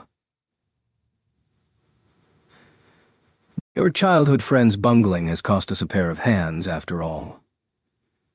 Gesturing with his chin, he indicated the potatoes that Minori had left unpeeled, but The time lapse preceding her response had been practically non-existent. Ami's face momentarily twisted, in a way that made him want to tell her she really didn't need to make such a face. Ami practically spit as she prefaced with a, "You've got to be kidding," before facing him with a faint smile. Why should Ami-chan have to? As it was, he couldn't choose just one term to faithfully describe her personality from the myriad of characteristics such as selfish, tyrannical, narrow-minded, arrogant, and so on. Why does Ami-chan have to cook? Why do I, the beautiful and cute Ami-chan, have to do anything with potatoes? Why would Ami-chan, who is rich, elite, and a model, have to be an assistant for someone like you? Raiji knew exactly what Ami wanted to actually say, and so he just nodded. Fine then, go take some barley tea to Kushida. Eh? I was going to stay here and watch Takasu-kun cook. Uppu. As soon as he deftly sliced the onion in half, Ami, who had been looking in her bag, quickly turned her face away. Fine, I got it. I'll go take the barley tea then. It's like I'm being chased out or something. I just can't stand it. Her eyes immediately going red, Ami made her way out of the kitchen with a cup in one hand even while looking disgruntled. That just left Raiji and Taiga alone in the kitchen, but, hey, are you alright? Taiga still remained near the wall, her shoulders visibly heaving as she wheezed. The shock of seeing Kitamura's rear end must have been enormous, and she likely hadn't forgotten the trauma of seeing Ami either. Without thinking, he extended his hand to grab her arm and help her stand, but... Hey, you. This isn't the time to be worrying about other people. Shaking off his grasp, Taiga unsteadily got to her feet, using the wall for support. I'm seriously fine. I'll just override this trauma with an even stronger trauma. Yakan's big breasts. Yakan's big breasts. Yakan's big breasts. Oh, don't go making someone's parent out to be traumatizing. In any case, Taiga finally gave a single shake of her head, and her breathing seemed to have returned to normal. Glaring up at Raiji's eyes while he worriedly peered at her face, she said only one thing. "You dim-witted dog." Haga, sighing in a seemingly exaggerated way, Taiga had gone right back to speaking hostilely. "I'm completely stunned. Today of all days, how could you have passed up this chance to cook with Minoran, after all we went through? And it was basically your one and only chance to show off your skills. Even if that's true, there's really no helping it, right? Since it wasn't my fault. It was all because of Kitamura. There you go, blaming other people again. This is why dogs merely crawl. It's like you don't realize what a predicament this is. Not at all." Flipping her hair, Taiga scrunched up her face as if deeply depressed, and expressing an even greater degree of pity. She stared straight at Raiji. What do you mean, predicament? Because on this trip right now, it's not going well at all, don't you see? Only going halfway with scaring her, and then not even making any further appeals. Seriously, you haven't been putting in nearly enough effort in getting closer to Minoran at all. I almost can't believe it. Come on, don't say that. Besides, didn't we succeed in scaring her earlier? You know, with that thing. The Bakachi #1. But the plan isn't moving forward at all. You can't possibly think that just that alone was enough, can you? It's not like I'm thinking that, but cruelly clicking her tongue and shrugging her shoulders, Taiga interrupted him as if to say that listening to Raiji's vague reply would be worthless to her. Don't make pointless excuses. I'm cooperating.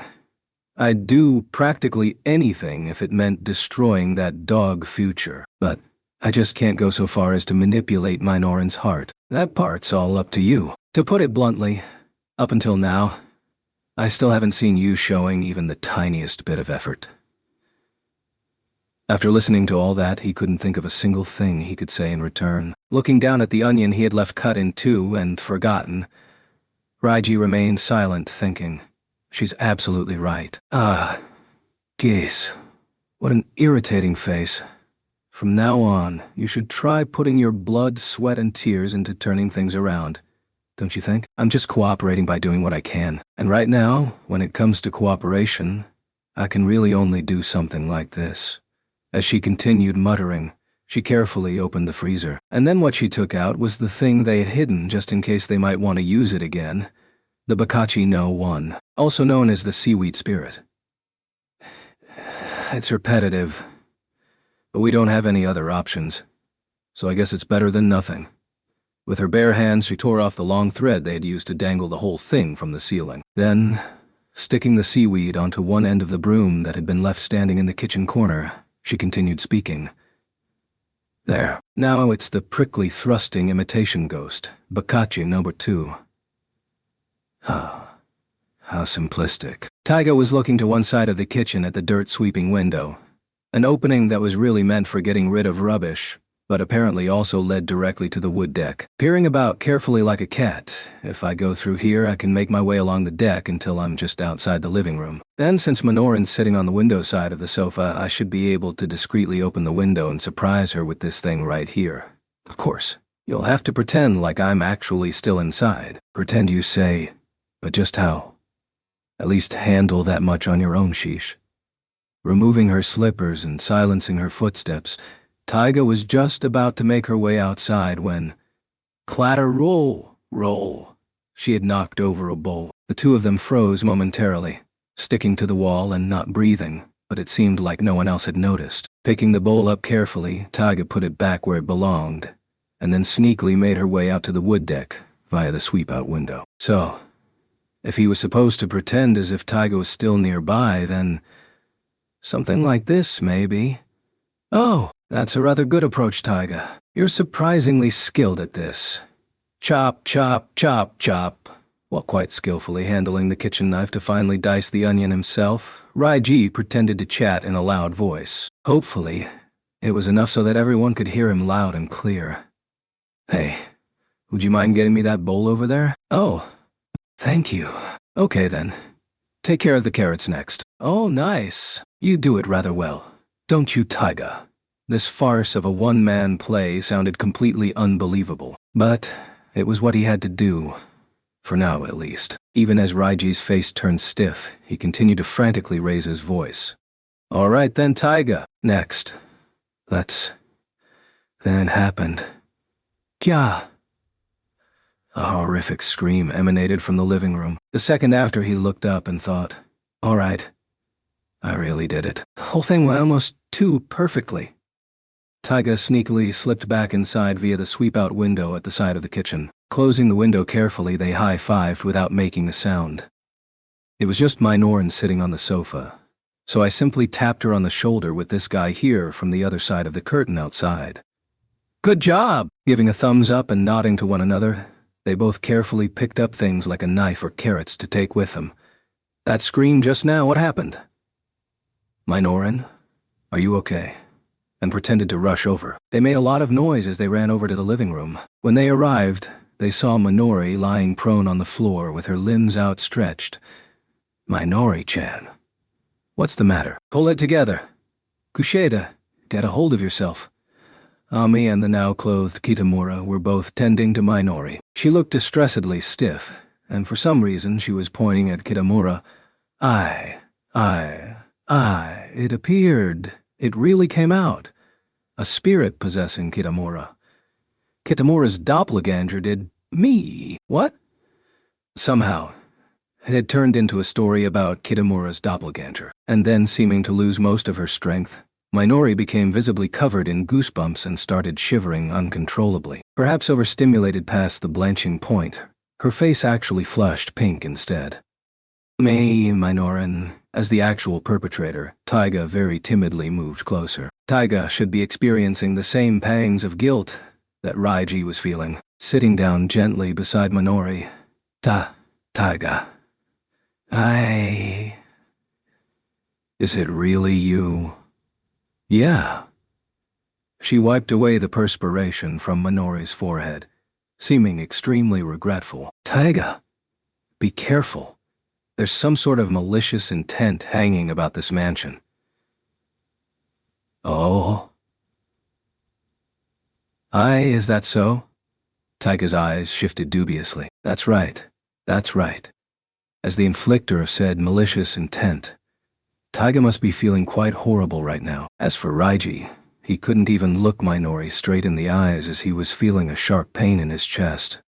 Minoran, I wonder if there's anything I can do for you. Hurry. Is the curry done yet? Not even Raiji can finish cooking in less than 5 minutes, Minoran. I see. In that case, be sure to make mine an extra spicy one. Please. I'll take. One that'll really send this fear flying if you don't mind, gently caressing Taiga's cheek with a trembling hand. Minori eventually used up the last of her strength and closed her eyes. Giving a firm nod, Taiga reassuringly whispered, I'll definitely make it for you. If it was for Minori's sake, it seemed like Taiga would even resolutely toss aside her selfishness about having a specially prepared dish. Raiji had likewise come to a firm decision. If making a spicy curry could alleviate these fierce pangs of guilt, then he'd go to any lengths to make it spicy for her, no matter what. And so, Raiji transformed into a cooking devil. Amazing, making the food dance freely in the air with skilled handling of the frying pan to where Ami, who had peeked in, was rendered speechless. Raiji used some of Ami's father's liquor to flam various fruits for dessert. Then, switching pans, started making a simple Takasu-styled chutney. Is there anything I can do to help? To Kitamura, the former village chief of the nudist colony who had asked just now, he gave the order, wash the rice. Wash it like your life depends on it. Taiga, you understand, right? With a glint in his eyes that was like the edge of a sharp Yakuza blade, he directed his gaze at Taiga. It's not like he was trying to collect on an overdue loan by selling Taiga off somewhere. It's just that he was pressing her to make a decision. Yeah, you don't have your spice collection with you, so for right now, you have to use this instead. Taiga had nodded. She held in her hands a red spice that came attached with the roux and had a label that read, Seasoning for extra spiciness, shockingly hot. Because it is extremely spicy, Please adjust flavor, using only very minute quantities. This is a warning. The product may also cause harm to consumers' health. If it was Minori's wish, then there was no helping it. With a resolute expression, she tore the package of spice completely open. For Taiga, who had never tasted anything more than mildly spicy, this was an adventure. No, wait. She was just being completely reckless and foolhardy. Shake, shake, shake. Into the pot it went, where it would take about 15 minutes to cook. And then, saying, "I found this. It's from last year, but maybe we can use it anyway." Ami took the pack of curry and chili pepper that she had discovered lying in the kitchen drawer, and without a second thought tossed that in too. Resetting the 15 minutes they'd have to wait for the dish to finish. And thus, according to Raiji's unspoken plan to avoid overcooking and yield something akin to the school-served curry, the potatoes were still in round pieces, and the onions were still recognizable when the simple curry filled with lots of carrots and lightly browned pork was finished. Even if I try to put it in a single word like spicy, or for example, salty, the wasabi will make your nose burn. The chili peppers will burn your tongue, it'll burn your throat, and I think you'll experience a wide variety of spiciness even. Beyond that, I sampled tonight's curry earlier, and I have to say it's got an extreme taste that knocked me straight in the head. I stuck to Kushida's request, but even so, I tried to make it simply, along the lines of villa-type cuisine, with a helping of rice and curry on each of their plates. They were all seated around the dining room table, and the other members were gazing steadily at Raiji's lips as he continued his exposition because they were swollen, practically throbbing. For such roe lips to be caused by just a taste, they wondered then just what further potential might lie in wait. At the quiet dining table where the sound of the waves continued to resound, a spicy aroma was already wafting through the air.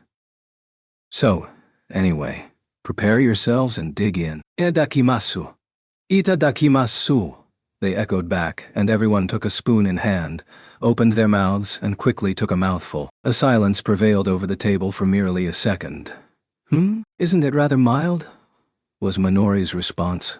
Yeah, but it's okay in a normal sense, Ami replied. The pork, I've got a fatty part, Iga said. Yeah, not bad, as expected of Takasu, spoke the nudist. It took about 3 seconds. That was how long until the general consensus of what the heck turned into voiceless screams. Just as everyone was about to take their second bite, they all suddenly stopped moving their spoons. Tea!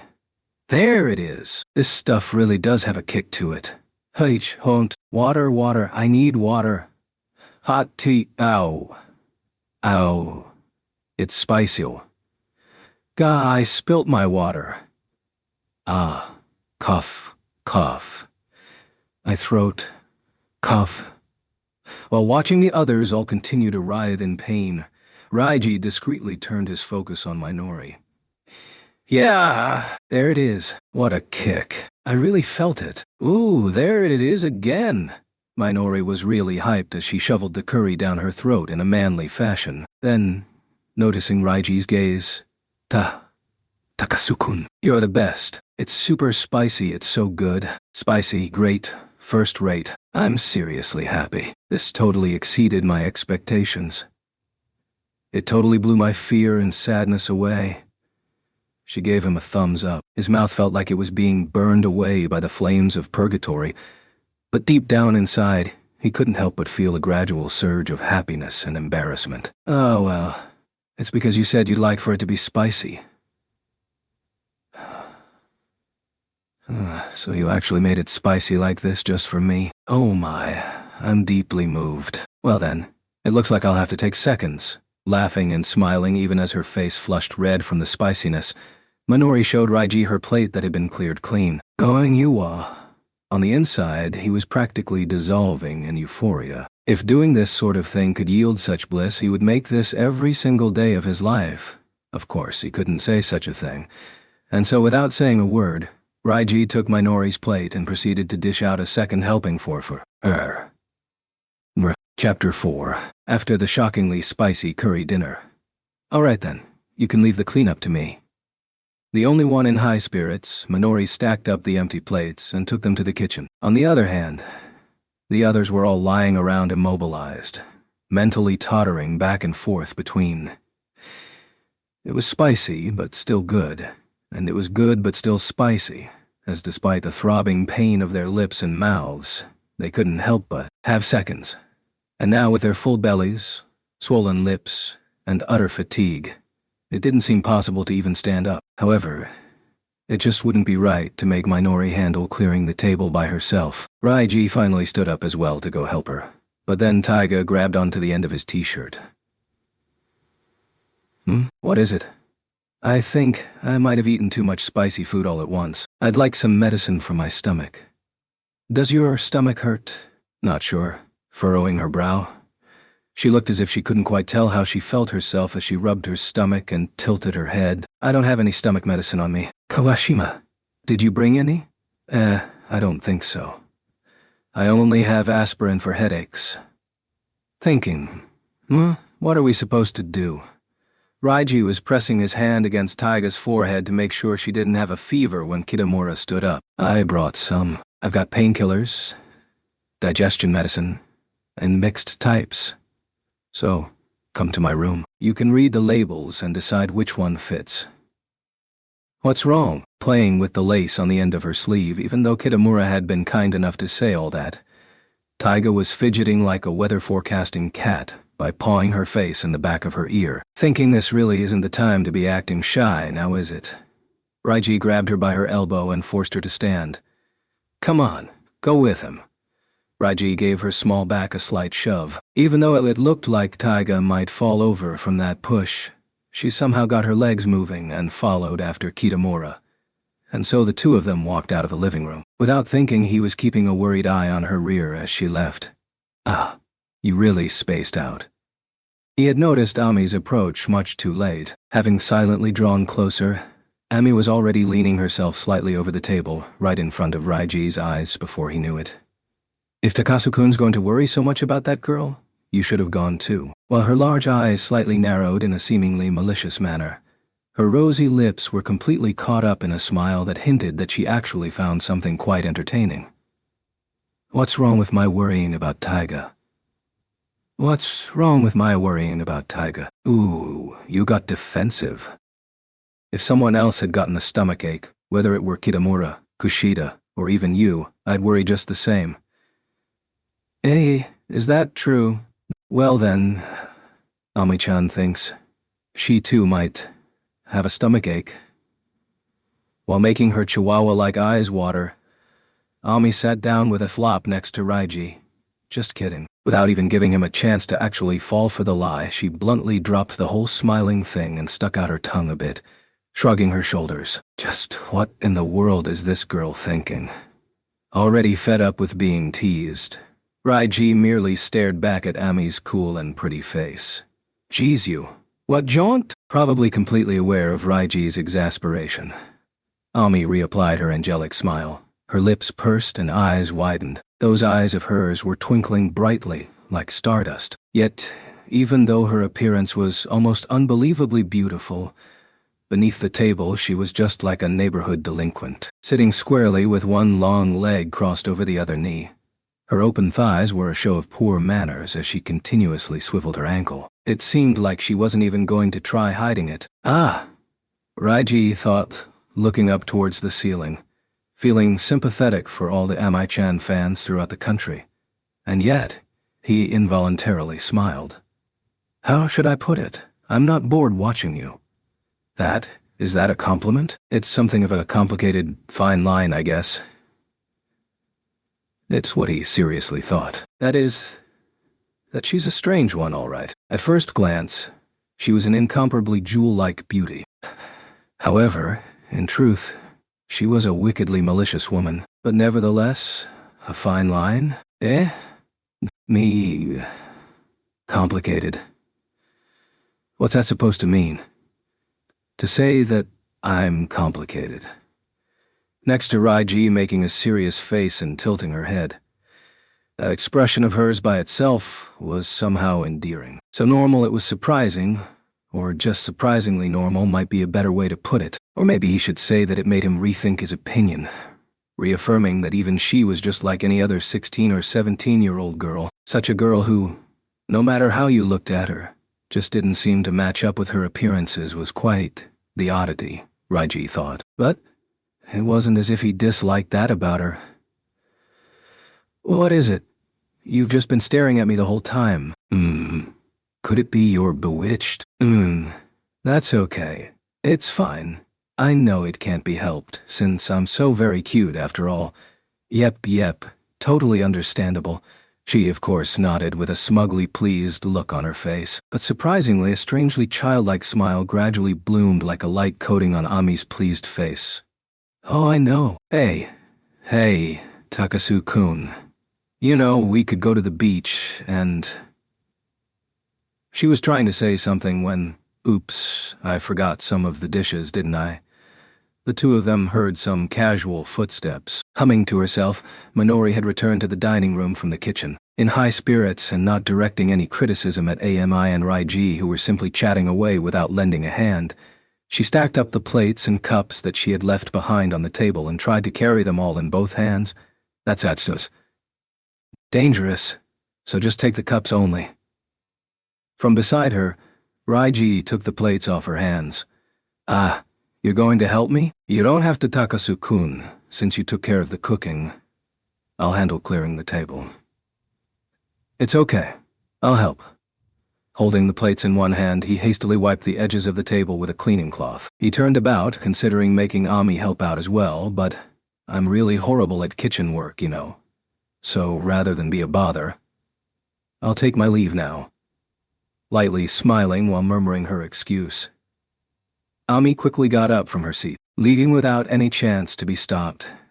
It was amazing how fast her retreat was. So, she really hates cleaning that much, huh? But it was a lucky break that he'd get to work with Minori, just the two of them. For now, at least, he was rather grateful for Ami's queen-like tendencies. Is this really okay? Weren't you in the middle of chatting with Ami-chan? Raiji responded to Minori's concern by waving his hand as if to say it wasn't important, and the two of them headed to the kitchen. Minori had cleaned the kitchen thoroughly, with everything from the pans to the knives so well cleaned and organized that even Raiji had to acknowledge it. And, as he was glancing around in amazement, Minori took the plates off Raiji's hands, and before he could even say, "Ah, I'll take care of it. All right, washing complete," she had finished in the blink of an eye. Of course, he had no complaints with the level of her skill as she quickly set the dish in the rack to dry. Huh.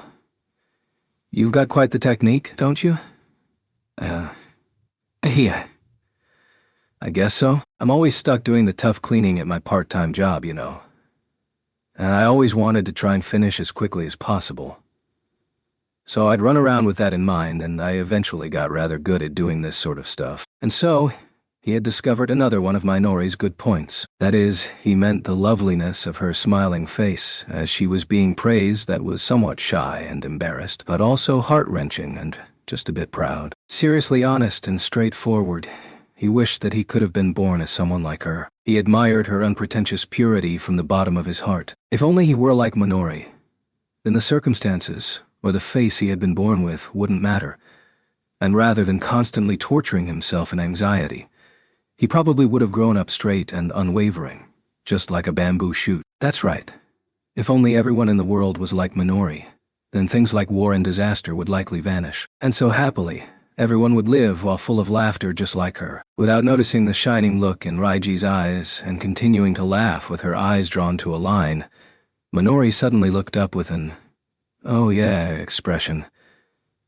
I'll give Takasu-kun something nice. Opening the fridge and sticking her face in, she pulled out a couple pieces of jam cake. They were the same ones that they had all gotten a piece of after dinner, but there were just two left over, you know. I thought we might have a sumo competition later, like a battle royale with no holds barred or something, but hey, this'll be our little secret, so let's eat them together. Vanilla or green tea? Which would you like? Green tea. Okay. Smiling widely, Minori handed one of them over to Raiji. Then, glancing about the area, it would be bad if we're spotted by Taiga. She's a glutton after all. Takasu-kun will have to eat it all in one bite. Having decided to down the rather large cake in one go, she tore off the wrapper. Wait, that's absolutely impossible. Raji meant to stop her. You can get to the deck from over there, so let's eat them out there. He pointed to the dust chute that Taiga had just gone through earlier with the Bakachi Noba 2. To Minori, who went, With her eyes wide open, he responded, shh, while making the shushing pose. Opening the door silently, he was still in his slippers, so the sand felt rough as he went out onto the wooden deck. For a moment, he closed his eyes against a strong sea breeze that practically pushed him back. When he looked out, he saw the cover of night draped in the sky over the ocean, with only the stars and the moon pallidly illuminating the breaking waves. The sound of the crashing sea in the chilling darkness was more actively peaceful than utter silence. Watch your step. Yeah. Walking silently towards the sea and away from the living room, they eventually sat down on the deck, with their legs stretched out, facing the sea. Even forgetting about uncovering the jam cake, Minori simply looked out towards the nighttime sea. Huh? It's rather dark out here, isn't it? Wait, could that be? Reflected moonlight. They could see a path of shining white reflecting off the ocean surface near the coast where she was pointing. Raiji noticed the slow-moving celestial body shining in the sky, but it's a UFO was of course not something he'd say. He was fully aware, after all, that it was merely a man-made satellite. As if disturbed by the silence, Raiji busied himself with unwrapping the jam cake. It's quite beautiful out here, isn't it? He took a bite. Orsi barely registered how it tasted or anything. By some stroke of luck, the two of them had ended up discreetly out of sight. Minori's hair fluttered in the sea breeze, and the steady moonlight illuminated her profile against the darkness. Takasu-kun. Nervous, his shoulders trembled.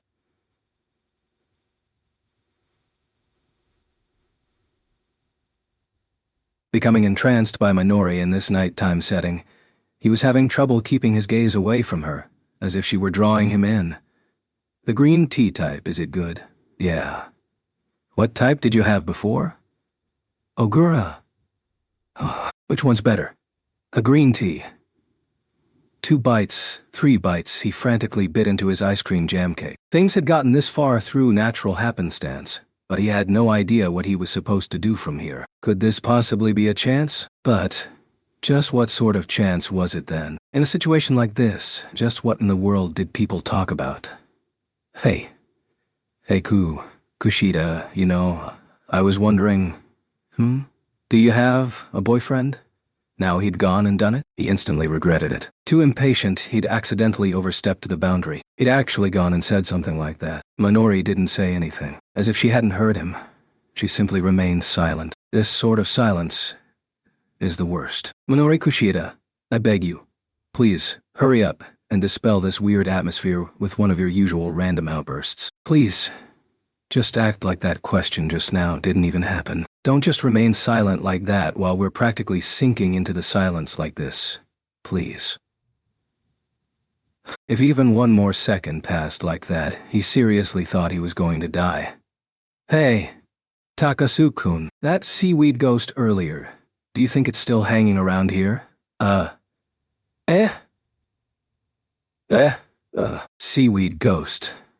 Where do you hail from? He involuntarily spat out his jam cake, but that was okay. There it was, her fool-like speech. Nice. Very nice. With that usual strangeness, with the exact type of weird outburst I was thinking of. You've cancelled out my faux pas. Meeting Minori's gaze, Raiji definitely felt his heart stop for a moment, as if his life was actually ending. Takasu-kun, have you ever seen a ghost? Minori was staring directly into Raiji's eyes. Despite the absurdity of the question, her eyes were serious and unflinching, yet her gaze still seemed gentle and unusually fragile. What? Well, no, but you know, I really believe that ghosts exist. She nodded. Yes, to herself, but she followed up with a strongly emphasized however. However, to be honest, I've never seen one, So you know those spirit mediums, those so-called people who've witnessed ghosts? Truthfully, I don't believe in them at all. There's no reason to think they can really see anything. And it's not like there are people who can actually communicate with ghosts. Those people who say they can are all just cons in it for the money, is what I believe. Without understanding where she was going with this, Raiji unthinkingly stared at Minori's face in profile. As Minori faced the darkened sea, staring intensely as if looking for something that Raiji wasn't aware of, she breathed ever so lightly as she kept searching. And I think there's something else that's almost the same. You know, I believe that someday I'll find someone I deeply love, and we'll start dating, get married, and live happily ever after. But, realistically, I've never felt it happen with anyone. Shifting her feet gently back and forth while facing the ocean, Minori was tracing a curve of white with her tiptoes in the corner of Raiji's vision. It's only natural that, as early as middle school or high school, there are people who become attracted to one another, start dating, lose interest, and break up, forming ordinary relationships. There's real love, they say. Those people seem quite far away to me. Aren't there a lot of people who say, I can really sense something? Or I saw it. The type claiming, my shoulders feel heavy. There's so many of them right over there. Just look right there. So it seems like the same sort of thing. Just as much as I'll want to doubt them, thinking, do they really see ghosts? I'll end up thinking, are they really in love? I just don't see it. As much as I believe, it continuously eludes me. I've never experienced any of it for myself, you know. These things that other people speak of as simply natural, they've never happened to me. And so that's why I just can't believe in such things. I'm left on the outside. I want to believe, but I've kind of given up. The most I can do is enviously watch the ones who can see with my finger in my mouth, cheering them on from the sidelines. Just that is a connection, I guess.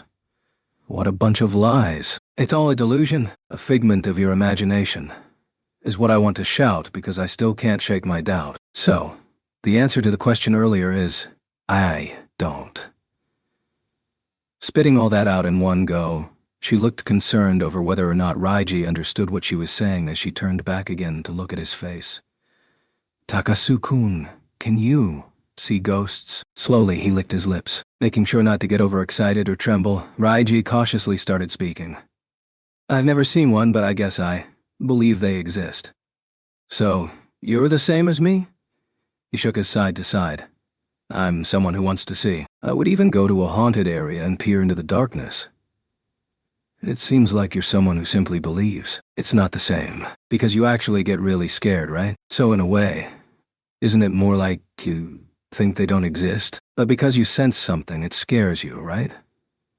Minori was oddly silent, even forgetting to blink as she continued to stare at Raiji. Desperately trying to figure out why he had started arguing, he finally thought of something. He hadn't wanted to hear Minori say such a thing. That such a person, in other words, someone to love, would never appear, was something he absolutely didn't want to hear her say. Raiji, who hoped to someday have a mutual relationship with Minori, took her earlier words like a death sentence, as something he wished she wouldn't say. Right now, even if Minori hadn't said it outright, he was painfully aware that she wasn't in love with him. Hearing her speech, it wasn't like he wouldn't be feeling hurt on the inside. But, instead of crying in pain, he wanted to hang on to the possibility that, in the future, he might become someone for her. And so, because he wanted to know just why Minori, who was an ordinarily cute and apparently normal girl who could chat with all the guys, would be thinking things like that, he simply had no choice. So, it might be something else. Even for people who sense spirits, actually seeing them might not be such a standard thing. Eh?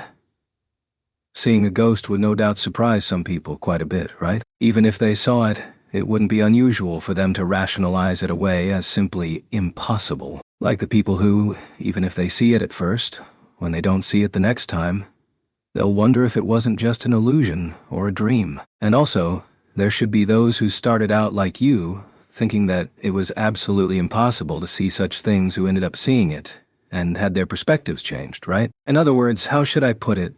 I doubt that would be considered ordinary by any means. I think it was because they continued thinking, I want to see, and put in an extreme amount of effort, and so they finally saw it for themselves. Therefore, you don't need to so firmly believe that you won't ever experience those things in your life, right? And you don't need to think it's all a lie without giving it a second thought.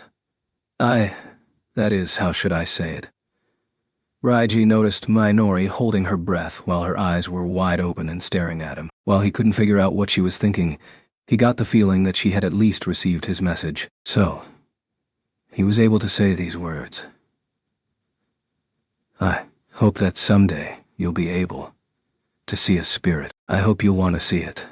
Well, I kind of feel bad saying this to you since you get scared easily, but a spirit who wants to be seen by you just might exist somewhere in the world. That's kind of what I think, at least.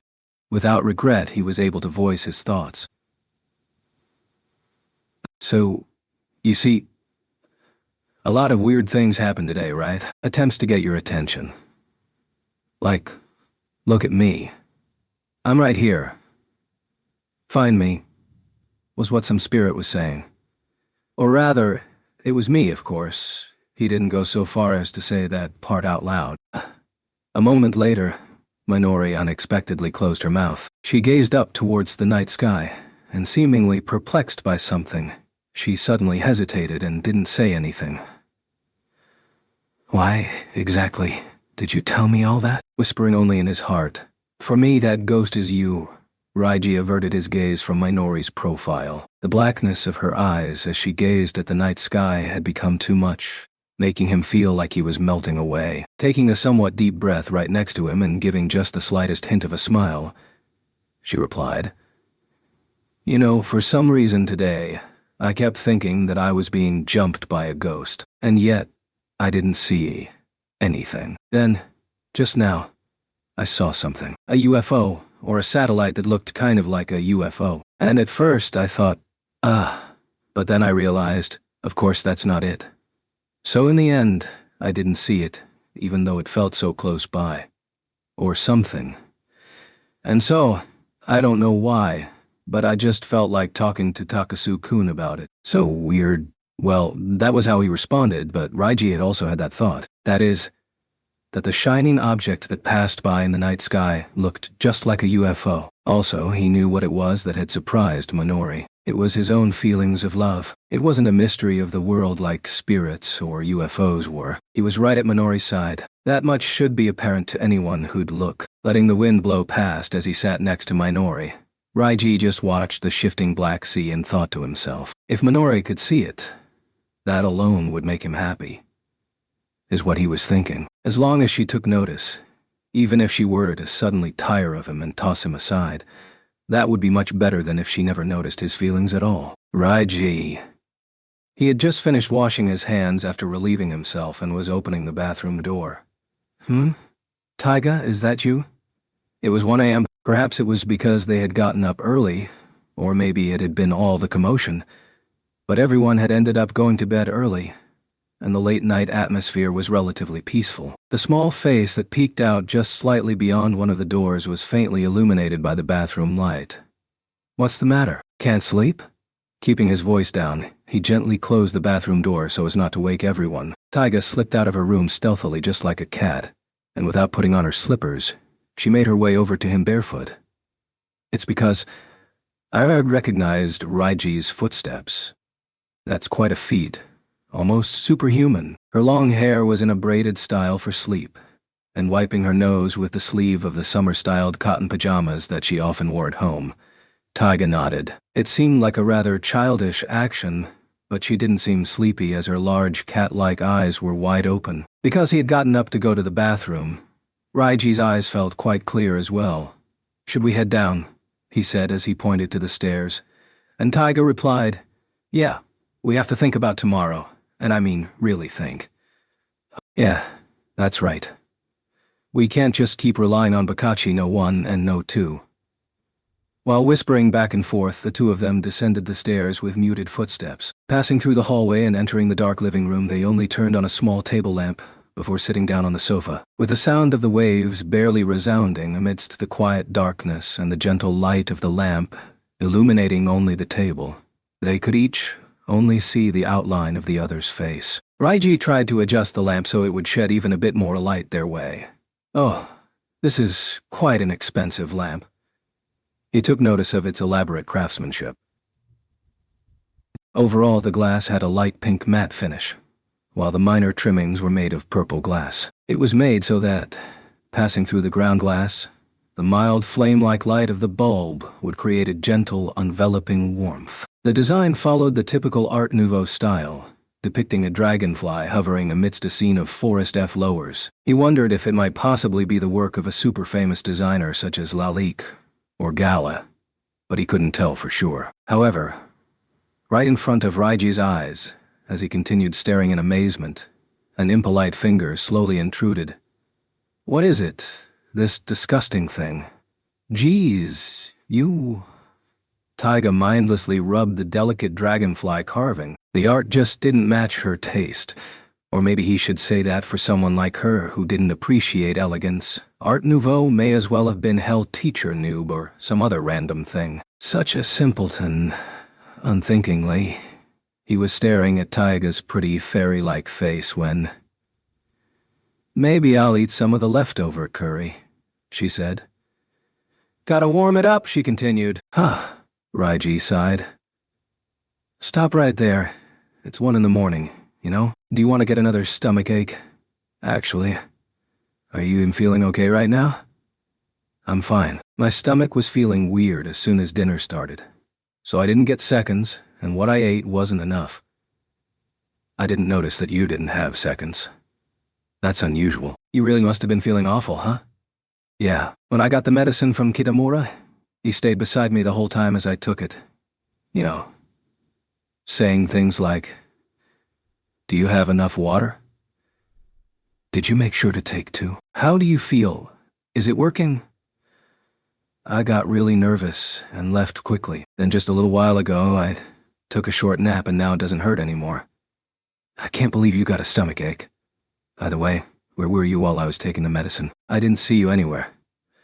I was with Minori. For some reason, he didn't want to tell her that. While he wasn't sure why he felt that way himself, his throat constricted, and looking at the outline of Taiga's peach-like face that was pallidly lit, for some reason, Raiji, for some seriously unknown reason, "I was cleaning my room." He lied. In the glow of the lamp, he could see Taiga's long eyelashes tremble ever so slightly. Her eyes shimmered as she turned somewhat suddenly, though seemingly without much interest, to look at the darkness through the window. "I'll go warm up some curry for you." For some reason, before Taiga could catch him with her gaze, Reiji quickly stood up from the sofa, gently illuminated by the Art Nouveau-styled glass lamp. The living room currently reeked of curry. "Ah, I ate so much. Looks like I did too." By the time he realized it, there were 2 cleared plates sitting in front of him. Horrifyingly, the deliciousness of the slightly fermented curry was already beyond the limits of refined taste. Taking the dishes to the kitchen, he quickly washed them and picking up a glass of barley tea to bring with him. He returned to the living room to find, "Hey, don't sleep there, okay?" The belly-stuffed tiger stretched languidly out on the sofa. Wiggling her bare toes, she opened her mouth wide and yawned. "Ah, I'm not sleeping. Didn't I tell you we were going to discuss our plans for tomorrow? I'm just feeling a bit tense and tired. That's all. Even though it's only been 1 day. You know, you do look really sleepy." Every single time in the past, Taiga had followed the same rapid descent into the lifestyle of a cow that involved stuffing herself, lying down, then promptly falling asleep.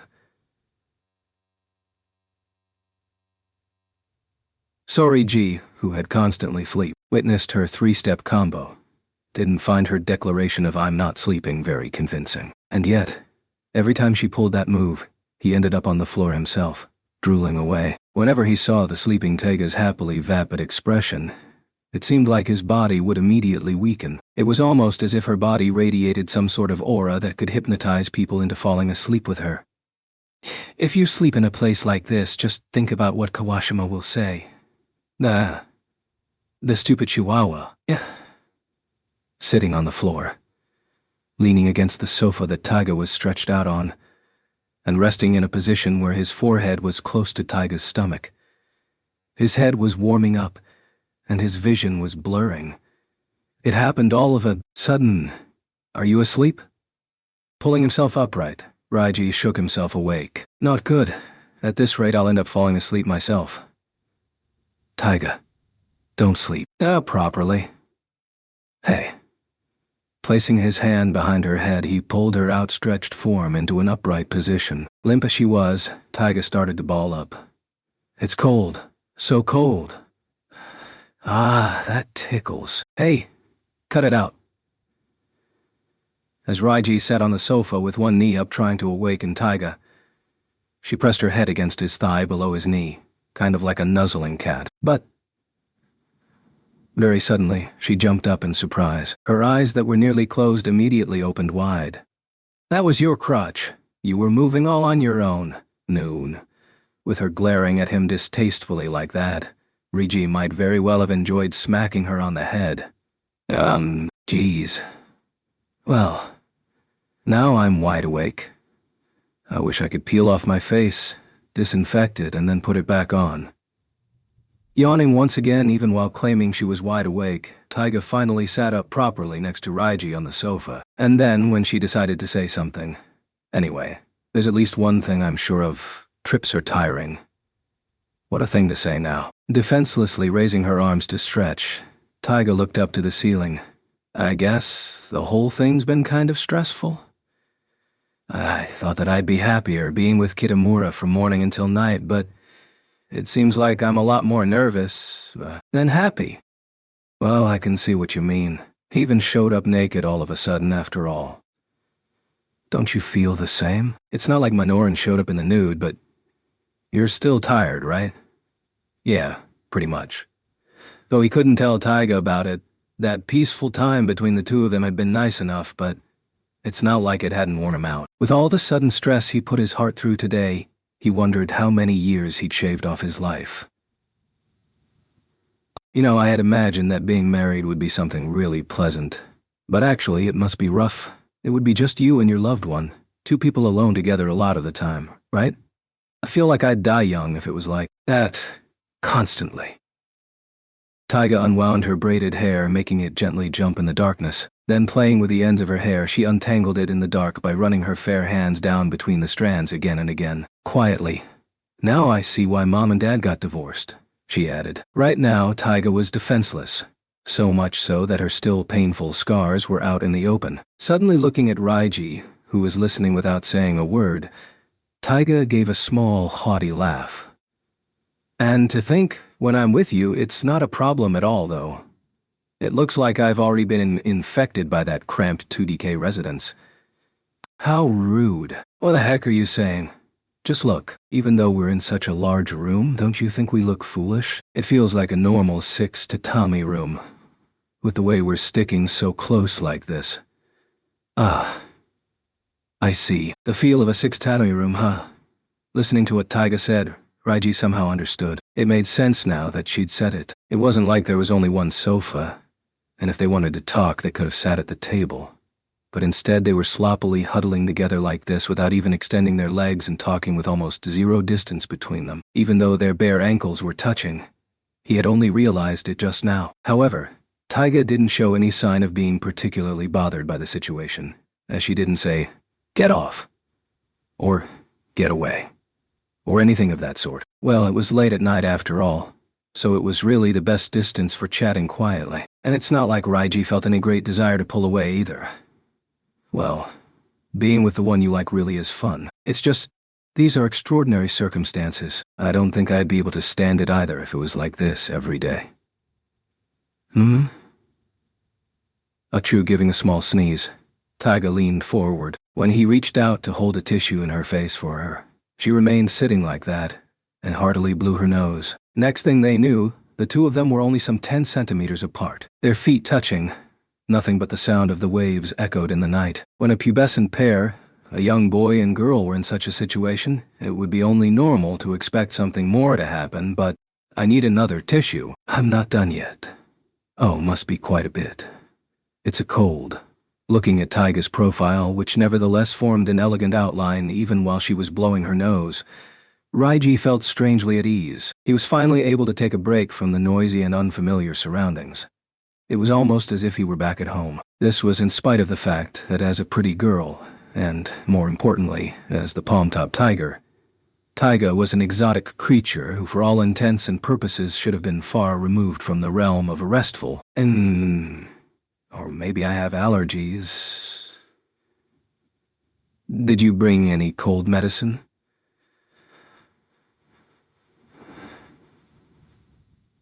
No.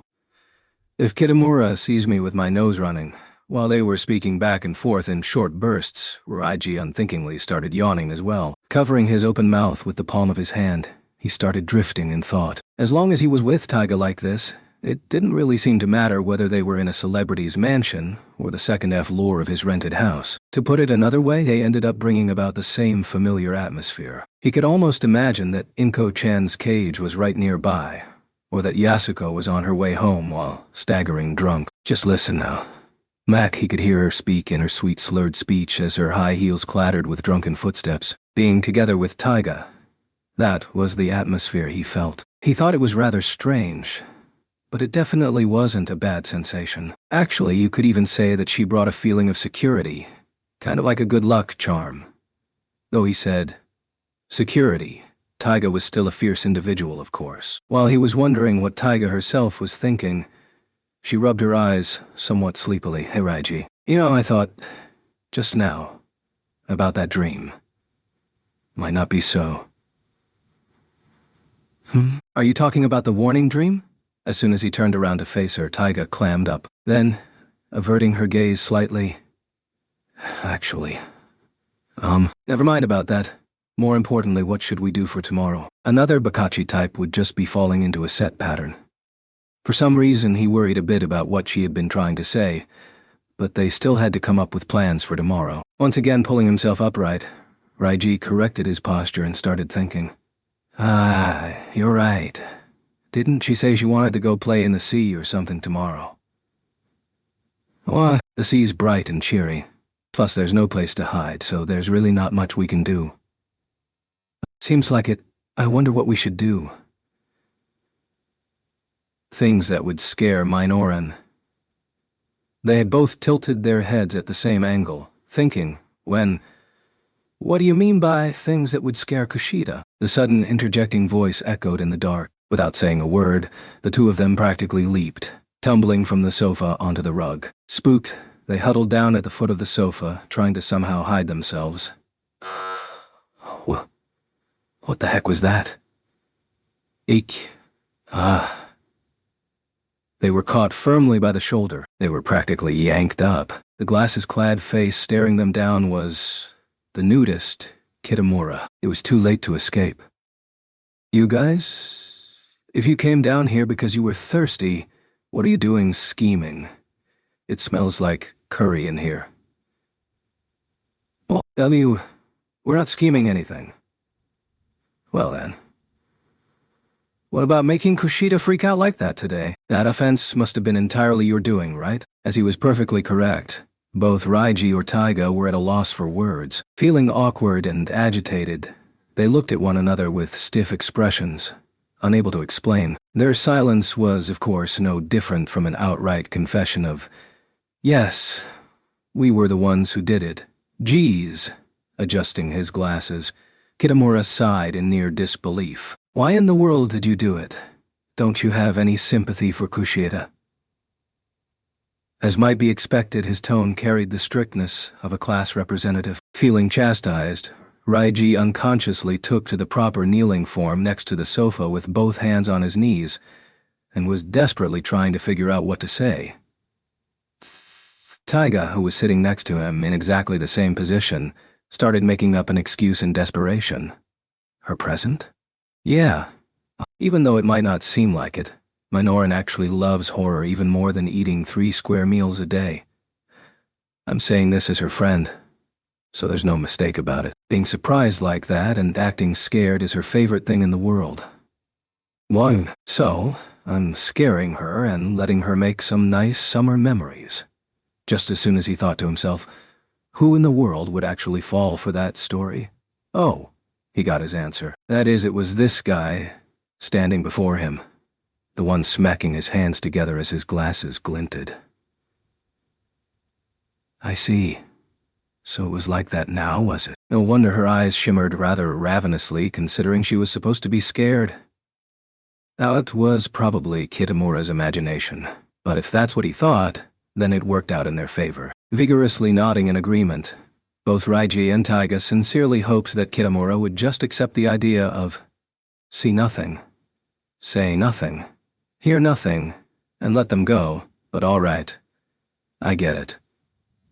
If that's the case, then let me help out too. Are we screwed? Raiji thought to himself in despair. If we all work together, then tomorrow we'll really be able to surprise her, won't we? Exchanging a look, Raiji and Taiga asked each other, what now? What do we do? But regardless of their worries or cursing, Kitamura was way too into it already. Then he seemed to think of something. That's right. Let's call Amai too. Eh? Bakachi too? Yeah? After all, she knows this place rather well. And besides, think about it. Ami would definitely love doing this sort of thing. That's for sure. And she'd pout if she was the only one left out of all this. I'll go get her right now. They didn't have enough time to think of a way to stop him, so Kitamura ended up going upstairs to fetch Ami. As soon as his back escaped their sight, the two of them collapsed, leaning against one another. What the heck do we do about this, Taiga? We're getting further and further away from the original plan. There's nothing we can do to change this, so asking that now is useless. If it's going to be like this, we'll just have to follow along. Even if you say to just go along with it. Everyone made sure to scare her. Minori was frightened. Reiji, the night appeared. Everyone was in on it together. The fearful Minori got angry.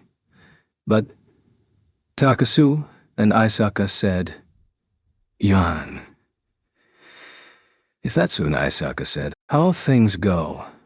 Is there any reason to believe that it would somehow bring them drastically closer together, causing fear and spreading lies? Wouldn't that only serve to make her despise me? Additionally, that Ami's bound to join in on the whole thing. If it's her, she'll get a kick out of it. Or else, to continue in her provocations towards Taiga, she might even go and wreck everything. However, licking her lips, Taiga seemed to have made up her mind as she stared into the darkness. There's no helping it. Since it's come to this, we'll just have to revise our plans. You, just make sure to protect Minoran for now. Then, after everything's out in the open, tell her this. I told them to stop. I was worried, so I was trying to protect you. Do you honestly think she'd buy that? How the heck's that supposed to work? You'll have to make it work. We don't have anything else. You don't want it either, right? That dog-filled future. In the dark, Taiga's eyes glowed. Before Raiji could even nod, they heard Ami cry out, I'm sleepy. In an irritated voice followed by two people's footsteps making their way towards the living room. Are you guys stupid? Don't you have anything better to do? I'm so sleepy. Geez, is what Amai said immediately after being dragged downstairs by Kitamura. She had already given up the cutesy act, and because she was tired and in a bad mood, her true ill-tempered nature was unfortunately obvious. Now, you don't need to say all that.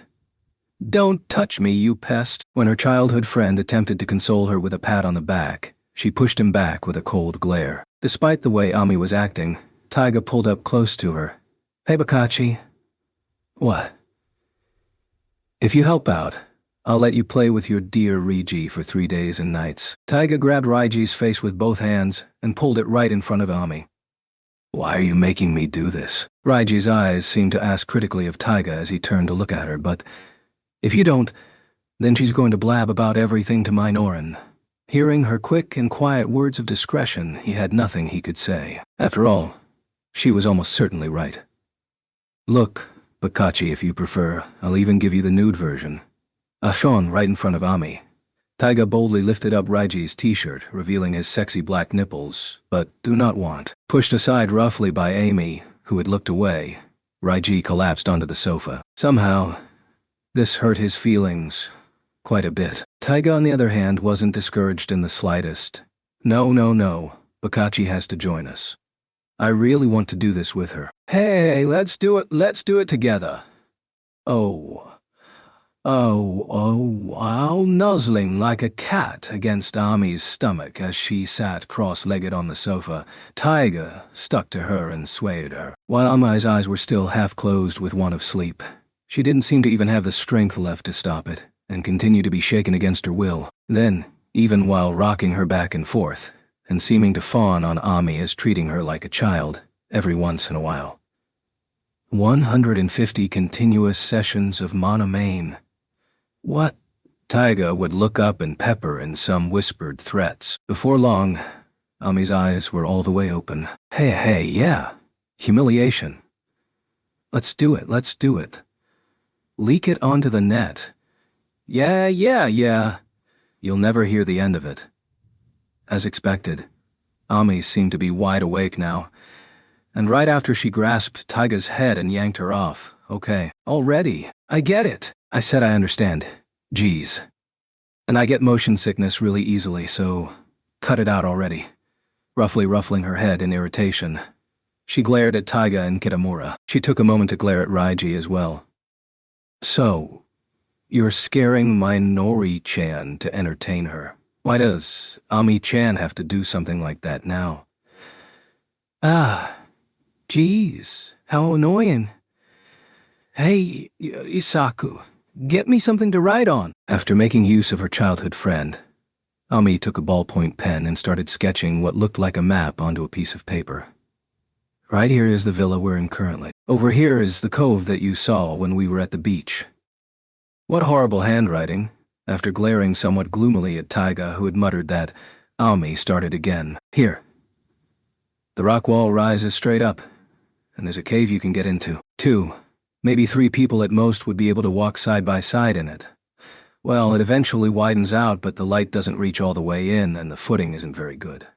Especially since the water from the sea pours in, so if you were doing a test of courage with a pocket flashlight, it would be quite easy to scare someone there, don't you think?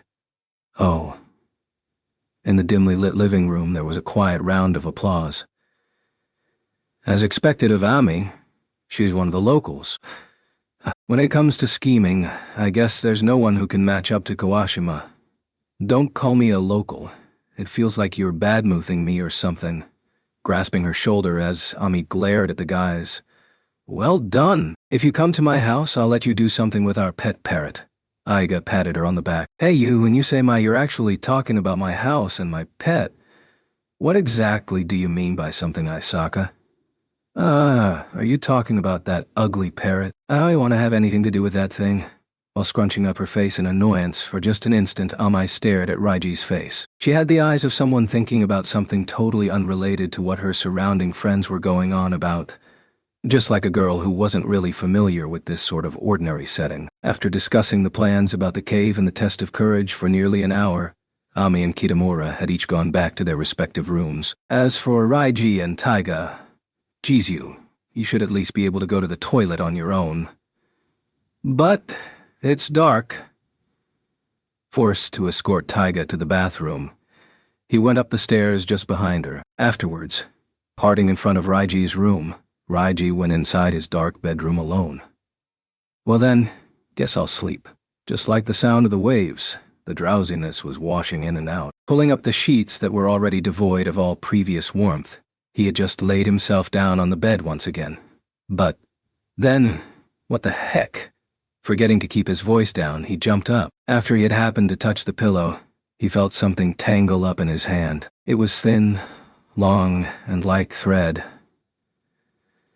And also, it seemed kind of slimy. In any case, he tried turning on the light, and once the light reached his eyes that had gotten accustomed to the dark, unnerved, he reflexively tensed. Numerous strands of long hair were sticking to the travel towel that he had laid out on his pillow. It's not like they were everywhere, but it looked as if some woman had been sleeping there, leaving quite a few of them behind. And then when he looked at his hand that had touched the pillow, there were some slick strands hanging from it. Feeling physically ill, he was nearly overcome by an urge to vomit. Practically leaping away from the bed, he took out a tissue and started scrubbing at his hand. Clearly, the hair was too long to be Raiji's. Also, they hadn't been there when he had gotten out of bed earlier. Well, when he had woken up earlier, he hadn't actually turned on the light, though. So then, just when did they appear? Of course, no one was there to answer his stream of questions for him. And so, with the feeling of unease at his back, Raiji involuntarily held his breath. There was the sound of the waves outside his window. The sound of the wind. Well, this wasn't a big deal. It really wasn't anything to worry about at all. It must have been there to begin with. I must have accidentally brought along one of Yasuko's towels by mistake. It's Yasuko's hair. This slimminess must be my drool or something. There's no other reasonable explanation. Pretending to remain calm, Raiji started backing out of his room carefully. Just maybe the hair could have come from Taiga. He had no idea how she could have done it, but it was still possible that Taiga was behind this somehow. It's really not a big deal. He kept telling himself over and over as he walked out quickly, practically running. He ended up in front of Taiga's room, which was right next to his. Without even knocking, he opened up the door. Taiga, in my room, did you? Raiji.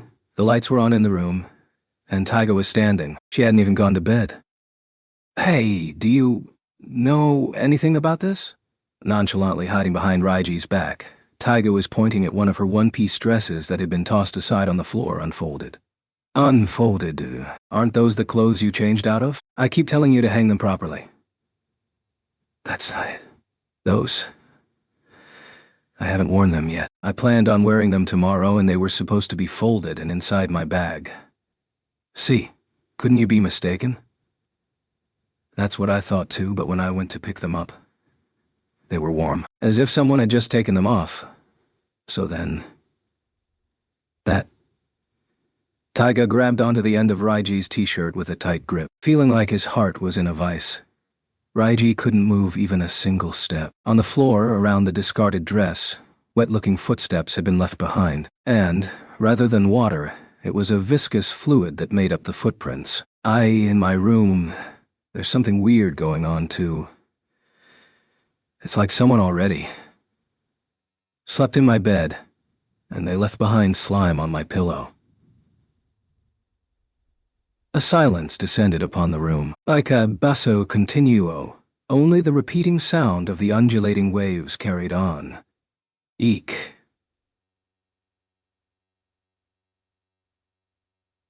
Suddenly, the window jolted. It was probably just the wind, he had thought. But then Taiga crumpled. Even forgetting to lend her a hand, Raiji became unresponsive. I feel it. A presence, some sort of presence, like a cat that would turn around to stare at seemingly empty space. Taiga looked all about nervously, desperately clinging to the wall for support. And no way, this is really weird. Let's go to someone else's room. She grabbed and pulled to someone else's room. She grabbed and pulled at Raiji's arm, and then she tried to head to the hallway through the still open doorway, but bam! The door was closed from the outside. Taiga collapsed. Even Raiji, who was watching, felt his lower body give out, and he couldn't stand anymore. Crawling to be near one another, the two of them huddled near the wall. Tiath. This is a dream, right? That's gotta be it. A dream. Right, Raiji? Yeah. This must be a dream. After that dream with the puppies and the doghouse, this must be a continuation. If we just close our eyes, we'll wake up any second. Let's wake up. They desperately closed their eyes. They felt that something really weird would happen if they opened their eyes as their bodies continued to tremble uncontrollably. Chapter 5. So tired. In the kitchen lit by the morning sun, a pair of shadows, one small and one large, sat at the dining table across from one another, staring gloomily at the bag of bread on the table. They had planned to make sandwiches, intending to take care of both breakfast and lunch. They had even made sure the others had bought ham and lettuce. However, Raiji wasn't even lifting a finger, and his eyes were 3 times as horrible as usual, bloodshot from lack of sleep. Similarly, with her hair unkempt, her face unwashed, and having just barely managed to change clothes, Taiga was just sitting in her chair, staring blankly out the window. Getting to the point, the two of them were severely sleep-deprived. They were really sleepy. Last night, They eventually couldn't stand being in that room any longer, and so hand in hand, they had lightly dashed out with their footsteps in unison, once again making their way downstairs, turning on the light in the TV. There's no way I'm sleeping tonight. It can't hurt to skip just one night of sleep, so let's pull an all-nighter. And so on, they had said to one another while watching the 6 o'clock news.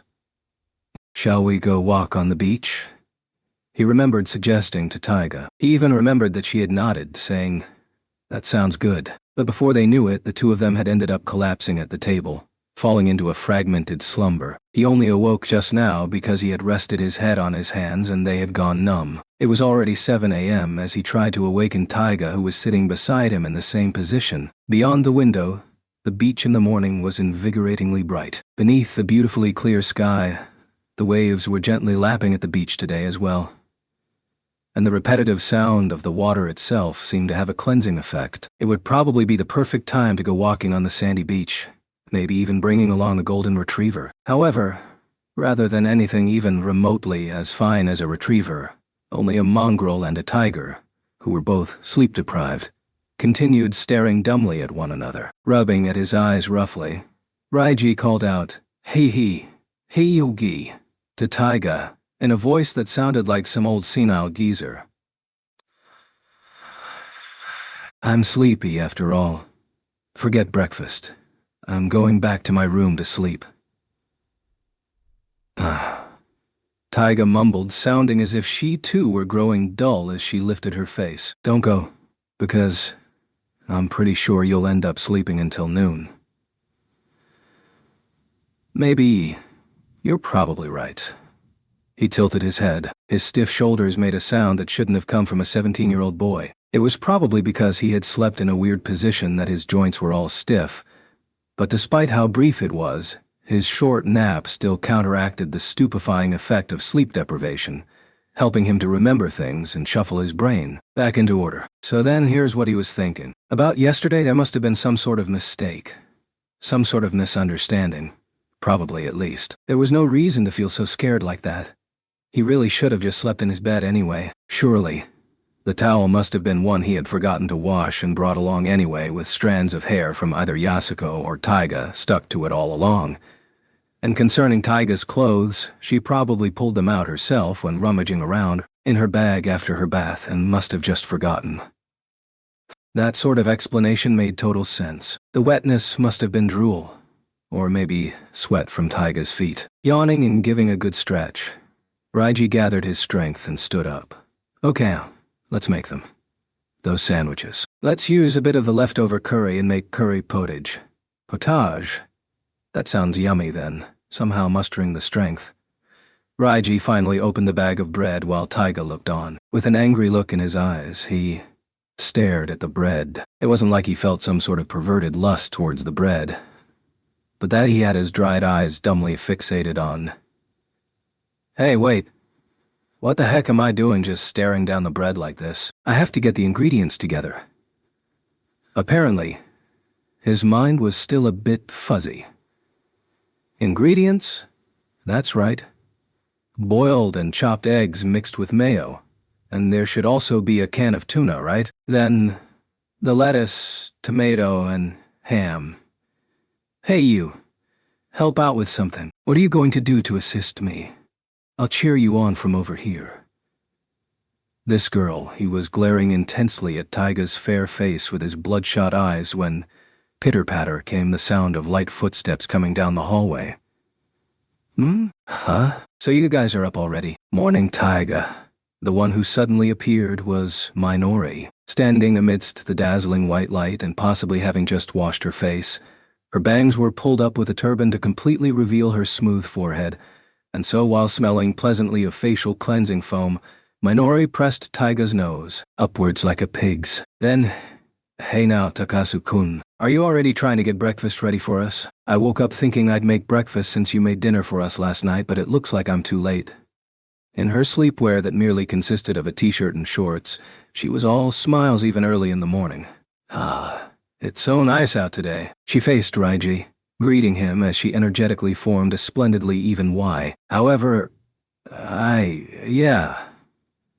Even just holding up the bag of bread was taking all of Raiji's strength. Seeing her so suddenly first thing in the morning, Minori was simply too dazzling of a presence for Raiji to bear.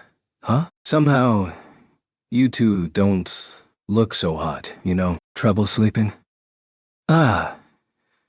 Yeah. Well, pretty much. We stayed up the whole night, watching television. What a thing to do. Will you be okay? Are you feeling sick? Shake, shake?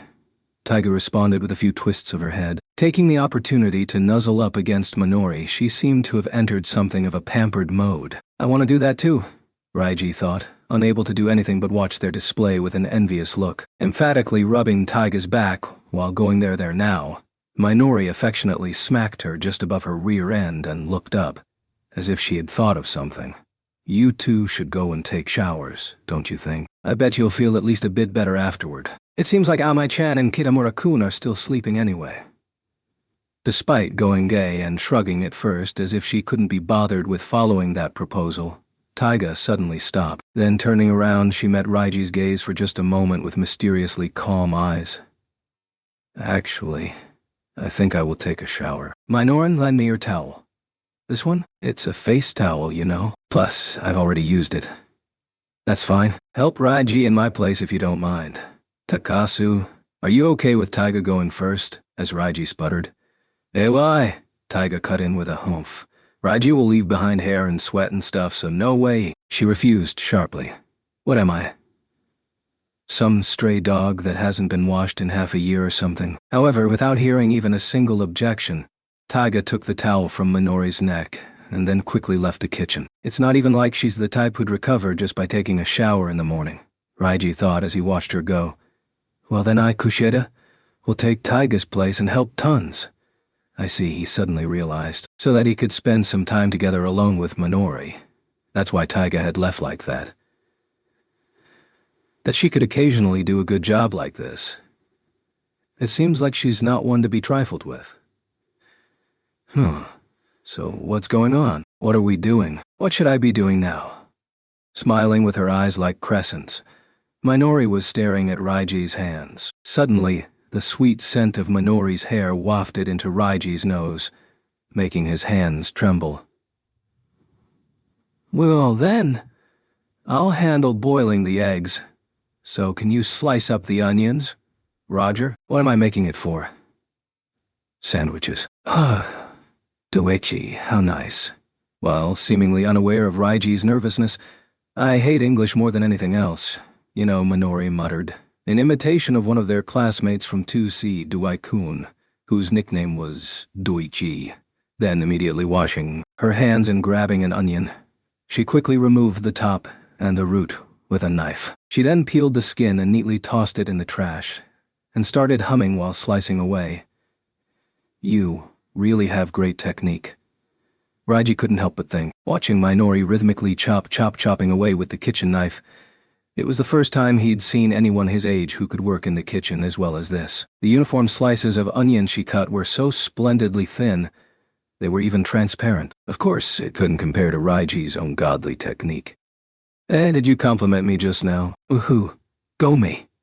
Just like your skill at cleaning up yesterday, you're quite proficient at this, huh? Is this also from your part-time jobs? Well, it's been a while since I'd say that I couldn't cook. Because after all, my parents work and I've got a younger brother who eats a lot. Younger brother? I never knew. I'm a hard-working ball player. Foo ha ha. Just look. The onions are so thin, like see-through lingerie. Not taking her eyes off the knife, Minori smiled brightly. Although smiling, oh, it got in and my eyes. She was crying heavy tears. Even the redness of her sniffling nose could be considered cute. Oh, I need to rinse the lettuce. Raiji was having serious trouble seeing straight. With Minori really and truly standing right next to him, he was simply more happy and embarrassed than he could stand. While it may not have been obvious to an outside observer, Raiji was fidgeting quite a bit even as he chopped the lettuce. He went from chopping to rinsing. Taking care not to use too much water, he made sure to keep the water in a clean wash bucket. He tossed in some ice. Finally, he wiped at the moisture around the sink with one hand. With his remaining hand, he checked on the heat for the eggs. Well, really, it should be me saying that Takasu-kun is truly good at cooking. I only found out because I heard it from Taiga, but I was really touched. Yesterday's curry was really delicious. And then even our slicing speeds are different. To begin with, there really aren't a lot of high school boys who would mention anything like needing to put the lettuce in water. I'm impressed. Is that right? But that sort of thing isn't a big deal. If you wanted, I'd even show you my technique to use cucumbers, carrots, and radishes as decoration. Raiji could make a phoenix out of vegetables. That's not true. You're really something. I think it's really wonderful how Takasu-kun can do this sort of thing so well. Phew. I bet none of the other girls in our class know anything about this part of Takasu-kun, right? It's just Taiga and me, plus Ami-chan. I wonder how I should put it. It makes me feel kind of superior. While cheering silently in his heart, Raiji merely shrugged. What she said was a bit much, or else it seemed like she might have been trying to kill him through anxiety. I'm sure that the girl who becomes Takasu-kun's wife will be really happy. That was the knockout blow. What are you saying now? Really? Raiji merely said as he was opening the can of tuna and watching the fire for boiling the eggs. However, on the inside he was already long gone. Kyushiya! What is it, Takyazu-kyun? Frantically taking her response, going, wait, what? For a moment, and getting distracted and embarrassed, he was even more disturbed than before. And so, possibly against better judgment, it's about yesterday, he ended up saying. He wasn't even sure himself what it is he wanted to say. Of course, unable to follow up with anything, Raiji clammed up in his confusion. What to do? This silence is killing me. What should I do? However, next to the paling Raiji, Minori dropped the thin onion slices into the water to soak along with the lettuce. Takasu-kun, it's about just that. She took over the conversation in his stead. With a flick of her dark eyes, she sharply stared at Raiji's face and placed her index finger on her lips. Then, going and lowering her voice, that whole thing. No one else knows. I haven't told anyone else about it. It was, well, I guess you could say, I messed up. It was a slip of the tongue, really. Her expression softened into a smile. But even if it just slipped out, I'm glad that it was Takasu-kun whom I told. Thanks for listening to me. Kushida. Without meaning to, their gazes met suddenly while they were right next to each other. It felt like there was definitely something else behind Minori's smiling expression, as if time had stopped as, ooh-wah-wah-wah. The eggs! With a hiss, the pot boiled over. The hot water that spilled out extinguished the flame of the portable stove. Rushing over together, they flipped the switch and checked for the smell of gas. I wonder if it's okay. Yeah, it probably should be. Wiping the stand with a towel, he suddenly noticed they were at point-blank range from one another. Raiji was just about to quickly retreat to open the distance when Takyasu-kun's being clumsy. How adorable.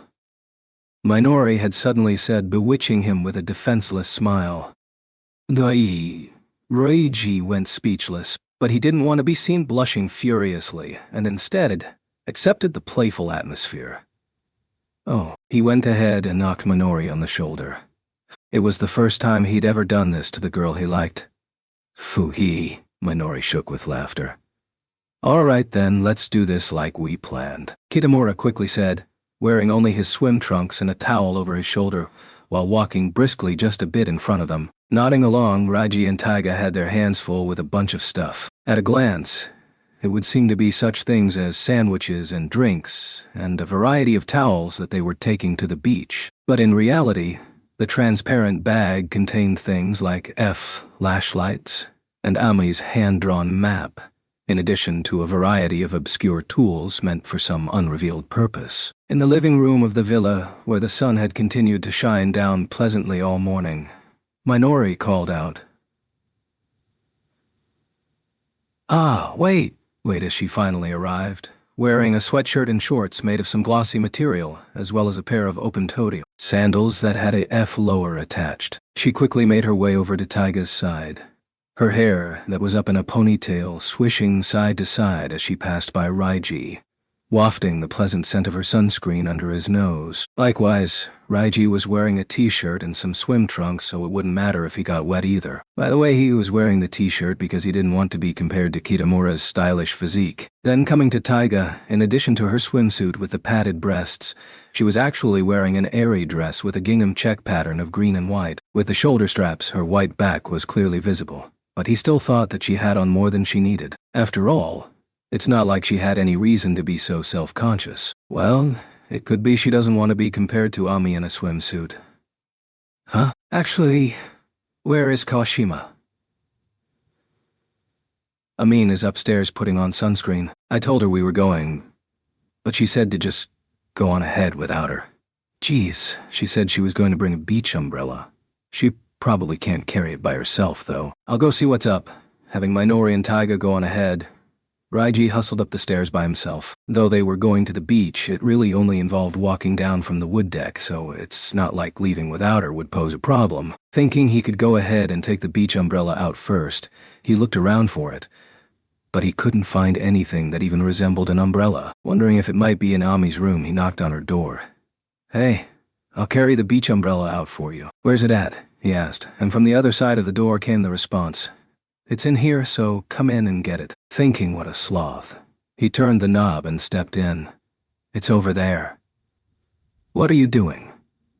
Enjoying the view. He found a certain unpleasant narcissist, or maybe he should say idiot, standing in front of a full-length mirror in her swimsuit, laughing kukuku with a satisfied smile as she shifted her hair up and down, keeping as far away as possible so he wouldn't get involved with her. He was slowly making his way to his goal of the umbrella, but...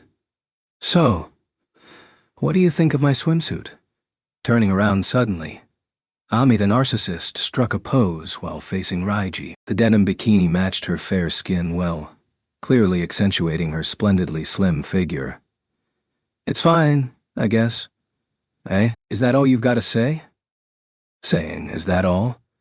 Was she really asking him to say more? Well, Raiji was thinking a variety of things besides just fine. Like, for example, the alluringly curvy S-line that went from her chest to her rear, the beauty of her fair, well-defined stomach that resembled a marble goddess statue, the possibility that she could become a top idol if she were to appear on the front page of one of those gravure magazines that lined bookshops nowadays, and that she was certainly beautiful enough that one couldn't speak without showing some measure of admiration.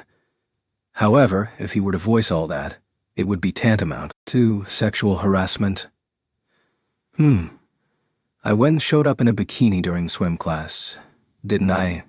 So maybe it's kind of lost its fresh appeal now? Ami was talking to herself while making a troubled face and tilting her head. But this part separates, you know? Ah. With a tug she undid the top part of her bikini top, a large ribbon strap that went around her neck. Seriously unnerved, he shrieked, wondering, it separates where now? When in front of him Ami's bust jiggled up and down, as if poking fun at him. It's much better like this, don't you think, Cole? It was styled like a tube top now, leaving much more skin exposed than before. Her milk-colored cleavage was apparent as she bent over looking into the mirror, and seemingly on the verge of spilling out. The soft-looking swells looked strained. Fix it. Fix it. Feeling something akin to terror, he screamed. Why, just do it, then. You do it, Image. No. Concisely protesting, he leaped towards the umbrella. I'll just hurry up and take this out, he thought, realizing that the atmosphere with just him and her alone had become somewhat dangerous, even though he was fully aware that her angelic smile and moist chihuahua eyes were simply a sham. It didn't change the risk factor involved. Please, someone mark this girl's hips with the word dangerous. Geez, Takasu-kun, it's because you're so cold. Pouting, Ami turned away with a pooh. However, for just an instant, her expression as she glanced at Raiji stifled her rejecting, or rather, trying spitefulness, And I was being nice for a change too, she said. If that's what she considered nice, then I must be a saint. Raiji readily scoffed. Yes, yes. Thank you so much. Don't just wallow in your narcissistic fun. Hurry up and get ready, or else I'll leave you behind. What's with that manner of speaking? If you don't like the way I'm speaking, why don't I show you the act as well? Humming lazily with a note, Raiji took up a spot in front of the mirror, and just like Ami was doing earlier, lifted his short hair up and down, stared at his face in the mirror, and spun around. Even he himself was disgusted by the display. But this was exactly what Ami had been doing. Just to drive it home, Eiko Ashima, what do you think of this swimming outfit? Does it look good? He lifted up his t-shirt to reveal his plain 4,980 yen swim trunks. Ami's beautiful eyebrows quickly knitted together, and her mouth stiffened as if to cry, "No," with dread, her twitching, angelic face revealing her sincere horror. So, tell me, you didn't like that, right? That was troubling, wasn't it? But that was you. Takasu-kun, you're starting to act like the palm-top tiger, you know? Hey, I could take this off. Don't do it. Of course, although he was touching his front button, he had no intention of undoing it to begin with, so he stopped the act and quickly removed his hand. Showing her natural face, Ami glared at Raiji with hazy-colored eyes and cynically pursed lips. If this is how you're going to act, then I'm not going to help you out today. She went for his weak spot. Of course, by help out, she must be referring to the plan to scare Minori. Raiji hastily turned around to face Ami. How can you say that? Well, you're acting as if I've betrayed you or something. Guy, he couldn't say anything. On the other hand, he could see that Ami had regained her angelic composure, showing a pleased smile. So then, okay now, I'll ask you seriously here. Takasu-kun, just why are you going this far to entertain Minori-chan?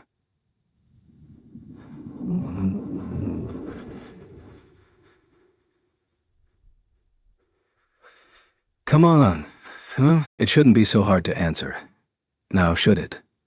Blinking her large, moist eyes, she pressed up against him. I'm not letting you go until you answer, she seemed to be saying. Try as he might to escape, she just kept pushing him. She probably already knew the answer. Maybe. Even though she probably knew, it seemed she wanted to hear it from Raiji himself. So then, she had to be merely playing with him. That, it was certainly likely. Hey, I said. If you don't tell me, I'm not going to help out. You've got 10 seconds. 10, 9, 8, 7, 6, 5, 4. Come on now. Don't you care? 3, 2, 1, Hey, are you really not going to answer? Gah. He bit his lips, keeping his mouth shut. He couldn't say it. He didn't want to say it. It's not like he had any reason to reveal his heartfelt secrets to a volatile girl like Ami.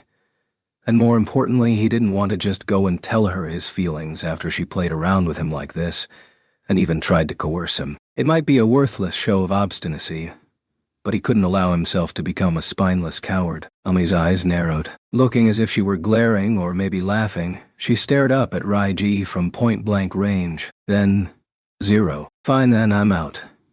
She suddenly pulled away, and Raiji was finally free. Ami flipped her hair, turned on her heels, and quickly walked out of the room, leaving Raiji to himself. He picked up the umbrella and quickly gave chase.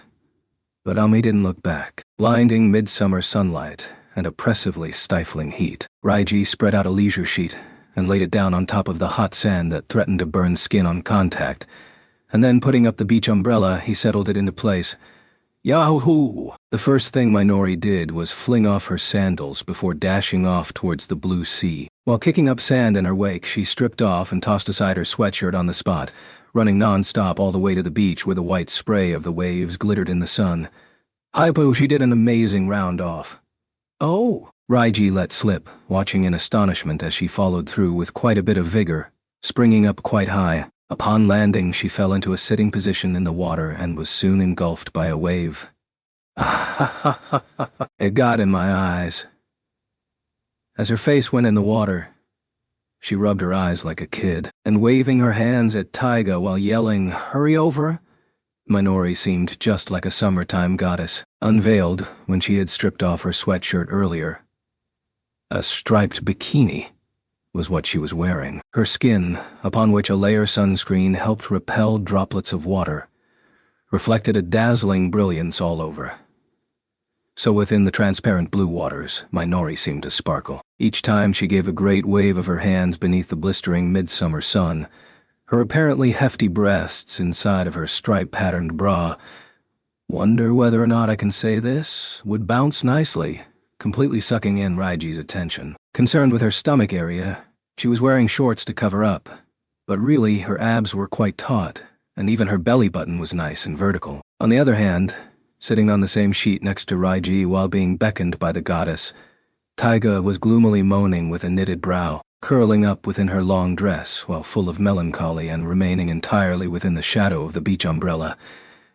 Even her face was completely hidden with her long hair. What's with this disparity? What's the matter? Is your stomach hurting again? Come on, look. Kushida is calling for you. But, you know... She was worriedly rubbing through her dress, touching the area around her small chest. I keep thinking, what if the pads get pulled out by the waves or something? Stop that. It's indecent. Pulling her hands away for her, Raiji nodded appreciatively. That shouldn't be a problem this time. After that accident before, I made sure to sew it with a proper lining rather than the hook method. But that's not all. I can't swim. You don't need to worry about that either. Everyone here knows about that. No one's going to ask you to do any synchronized swimming with them or anything like that. I've never actually gone all the way into the sea before. So, there's that too, huh? Wait, really? The squirming Taiga nodded while playing with the hem of her dress and her toes. Hiding within the shade of the umbrella, her entire body was emitting an aura that said, I want to try going. But the sea is scary. I want to go, but wearing my swimsuit is embarrassing. Guess it can't be helped, Raiji thought, pushing her in the back and out of the shadow. There's really nothing to worry about, so just go. Today will be your seawater baptism. Here, put on some sunscreen. Ooh, what if I start to drown? Kushida will save you. Don't you think the waves are scary? You're much stronger than they are, I'm sure of it. As Taiga lifted both arms while nervously trembling and fidgeting, he pulled up her dress and removed it for her. Her pale skin seeming to blend in with the beach umbrella, her slender frame sporting a one-piece swimsuit patterned with scattering red blossoms. It was an excess-sized swimsuit that, the day before yesterday, they had spent so much time picking out at the station building at 3 o'clock, making a great fuss until she finally bought it. It matched quite well with the paleness of her skin, and from Raiji's perspective, she definitely looked good in it. So handing over the sunscreen, he made her lather it on. Okay. Put some on there. Make sure you cover your neck. Now look, you didn't get your back. Good, off you go then. He instructed her clearly, fidgeting while looking for Kitamura to make sure he wasn't looking her way. What's the point of her hesitating like this? Taiga bundled her hair quickly and ran off towards the beach, making her way over to Minori. So cold! Like someone accidentally dipping into an extremely hot bath. She quickly pulled back her foot that had been touched by a wave. She stared hatefully at the approaching waves. Of course, as Taiga was of the feline persuasion, it seemed she wouldn't mix well with water. Although, tigers at least should be able to swim. Coming to what Kitamura was doing, he was a bit off to the side with Ami, seemingly arguing with her about something. Raiji could occasionally make out what they were saying over the sound of the waves, but the plan calls for both you and me. And, whatever, I don't feel like doing it. If you're not there, how am I supposed to find my way, huh? Didn't I already draw up a map for you? It's too troublesome. The plan was, Taiga and Raiji were supposed to keep Minori occupied while Kitamura and Ami headed to the cave to set up some surprising traps. However, just as it appeared, Ami was currently saying, I'm tired. So annoying. Don't want to do it, and so on. It seemed that as far as Kitamura was concerned, she had no intention of acting the good girl. I'm going to go take a nap. Sorry, Isaku, but good luck doing it on your own. I'm taking a pass on this and you're not going to change my mind. Cutting the conversation short at her convenience, Ami went back to the shade of the umbrella, laying down elegantly on the sheet next to where Raiji was sitting. Did you overhear? No complaining now, since it was Takasu-kun's decision after all. While her smile was flawlessly charming, she murmured with a sharply spiteful look in her eyes. Perhaps if you were to say pretty please, I might give you a second chance to answer, maybe. No, that's a complete lie. To begin with, it's not like I was that interested anyway. Shall I break wind? Well, actually, it's not like he could do it on command, though. Sighing while ignoring Ami and standing up, Raiji met up halfway with Kitamura, who was making his way over. There's no helping it with that girl, so I'll go with you. Geez, that a me. It's okay. You just stay here, Takasu. If it was Ami and I, we could make up an excuse like we're checking out the villa's breakers or something. Or if it was just Ami, then we could say she's just off on her own. But if you and I went, it would look suspicious. I'll go by myself. Will that really be okay? The preparations have already been taken care of. Piece of cake. So then. Hey, Kushida. Aisaka, huh?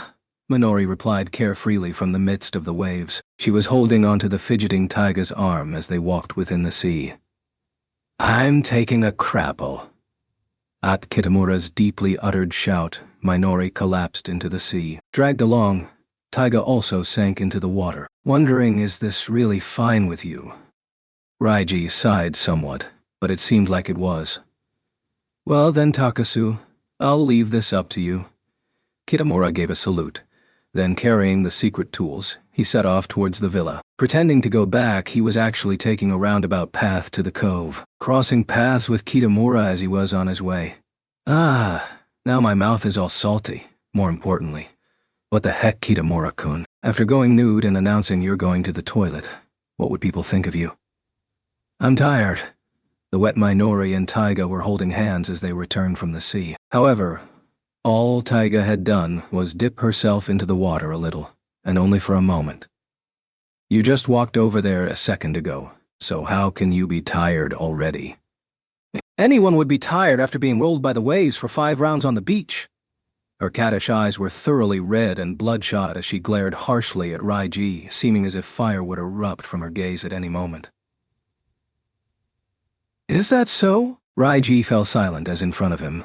Minori and Taiga chugged down the tea from the plastic bottles they had brought with them. Then, patting Ami on the shoulder, Minori spoke. Amin should come play too. Or wait, could you have a physical condition? Are you worn out? She worriedly stared at Ami's pale profile. No, I don't. I'll go later. Using only a little effort, Ami still put on the faintest of smiles as she gently refused Minori, while dribbling some of the tea down her chin, which was okay because she was in a swimsuit. Taiga stared at Ami's face. Then, as if she thought of something, Bakachi, go swim. Placing a hand on her pale back, Taiga tried shaking her. Hey, why should I when I don't want to? I want to sleep. Of course, she immediately declined. However, that didn't stop Taiga. Come on, entertain me like usual with your ridiculously stupid and lewd antics. Jeez, you. Whatever. I don't even know. I'm not going to stoop to your level. Well then, try eating this.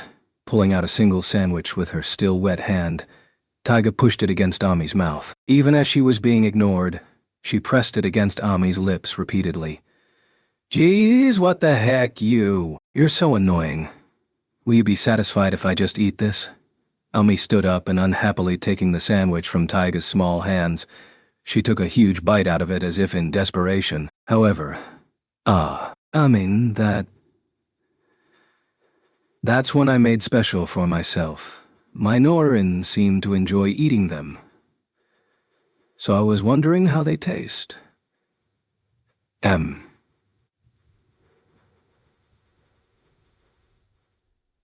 Ami seemed to be in agony. Inside the sandwich she had dropped, there was the color of death. Rather, the pure yellow of mustard. Coughing violently, she gulped down some oolong tea and tried to breathe normally again, and then taking Raiji's arm as he held his breath. Takasu-kun, you. While bending over and getting back up, she had a firm hold on him. Then she dragged Raiji over to the sandy beach. How can you blame it on me? Don't get angry at me. Quiet. Just shut up. That damned little tiger's disobedience. It's all Takasu-kun's fault. You're careless. And kicked him in a surprise attack, somersaulting and collapsing into the sea. Raiji was captured by the waves, sent rolling on the sand. 1 round, 2 rounds, 3 rounds. In front of his eyes was the white foam of the waves, and he became completely disoriented as he grasped at the sand and stood up. The next target of Ami's ire was Minori. Minori-chan, we have something really fun in store for you. Smiling, Ami looked at Minori with a face like a devil's. What is it, Amin? Over at the cove, there's a really pretty cave, you see. It's a really wonderful place, so let's all go over there this afternoon on an expedition, you could say. We can go for a stroll, so how about it? Huh? That sounds fun. Let's go. Let's go. She was truly a malicious fiend. Making such a face, in the end Ami was moving the plan forward, and then continuing on, she grabbed onto Taiga's arm. I know. Hey, Isaka-san, I'll swim for you, and I'll teach you to swim. That's okay. It's fine, I said. There's no need to do all that bakachi. No, I said. Raiji, save me. With a stiff expression on her face and dragging Taiga along, she trudged onwards to the beach, making her way to the open sea. Farewell, Taiga. Well, of course that's just a joke. Seeing as no matter how far they went, the shallow beach would only be deep enough to reach Taiga's belly button. After playing at the beach for a while, they returned to the villa and took turns taking a shower, changing into clean clothes before taking some time to eat the leftover sandwiches and pottage. By that time, the sun had gone down enough to where it was more pleasant to go out. Feeling that the mood wouldn't be right if they went when there was too much light, they had still taken their time getting ready. Over here. Is it? By now, they had probably walked along the beach for 10 minutes since leaving the villa. That's right, this is it. Minori was at a loss for words, looking back and forth between Ami, who was looking over her shoulder with a faint smile on her face, and the entrance to the cave. The cove gave way to a rocky area, and the rocks amidst the water continued up to the cliff from the mountains. Rather eerily, the pitch-black cave at this time of day was like a gaping maw. The entrance was about 3 meters high as well as about 3 meters wide. It continued on inside for an unknown distance, and additionally, there was even a sign reading danger hung up in front. Truthfully, the sign was merely something that Kitamura had put in place. Peering in timidly, Minori was hugging herself while in a t-shirt. Wait, didn't you say we were going for a walk? Isn't this more like a dare or something? What with the atmosphere and all, right? It says danger. I think I'll wait here. Acting nonchalant, she tried to turn on her heel. However, next to her, hey now, what are you talking about? Kitamura firmly gripped her shoulder. Thoroughly tanned, he pulled her over and pushed against her back, laughing as he pressed her onwards towards the cave's entrance. Don't you think this place would be perfect for a walk? It'll be a great way to make memories for the end of summer. That's okay. It's just, isn't this too eerie? Somehow, this place, I've got a bad feeling about it. And I don't really need this sort of memory. Sorry, let's not do this. Seriously? It says danger, right? So, isn't it dangerous? I used to play here all the time when I was little, so it can't be too dangerous. Ami responded immediately, and adding on in an almost accusing manner. Kushida, if you say that sort of thing, something might actually happen, Kitamura spoke determinedly without yet saying what something meant as he looked intently at Minori. Her eyes twitched. It's not like you've never heard of such things, right? Like, if you call on Kakuri-san, beings from the other side will appear, or what happened in 100 stories, or... Is that really the sort of thing you should be saying to someone who scares easily? Well, it'll be fine as long as you believe you're not really scared. There's really nothing to be afraid of anyway. Isn't this a good chance to see some of nature's creatures? We might even find some sort of organism that no one's ever seen. I guess it's fine as long as it's a normal creature. Raiji and Taiga were a bit off to the side, sighing as they watched those two. I guess it's a good thing that we got Kitamura to be our accomplice, huh? Acting all persuasive. He's so cool. Is that so?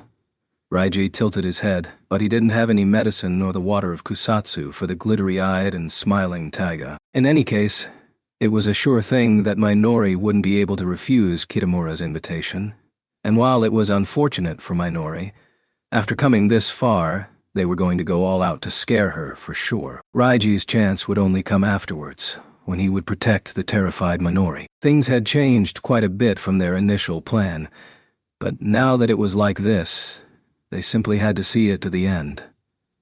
All right then, we, the Kitamura expedition team, shall set off. I'm red, Takasu's black, Kushida's blue, Izaka's pink, and Ami is also black. I'm pink. Why am I black? You're skin-colored, I guess. These were some of the things the others were saying, but Red ignored all of it. Does everyone have their flashlights? Do you want to see the golden cobra?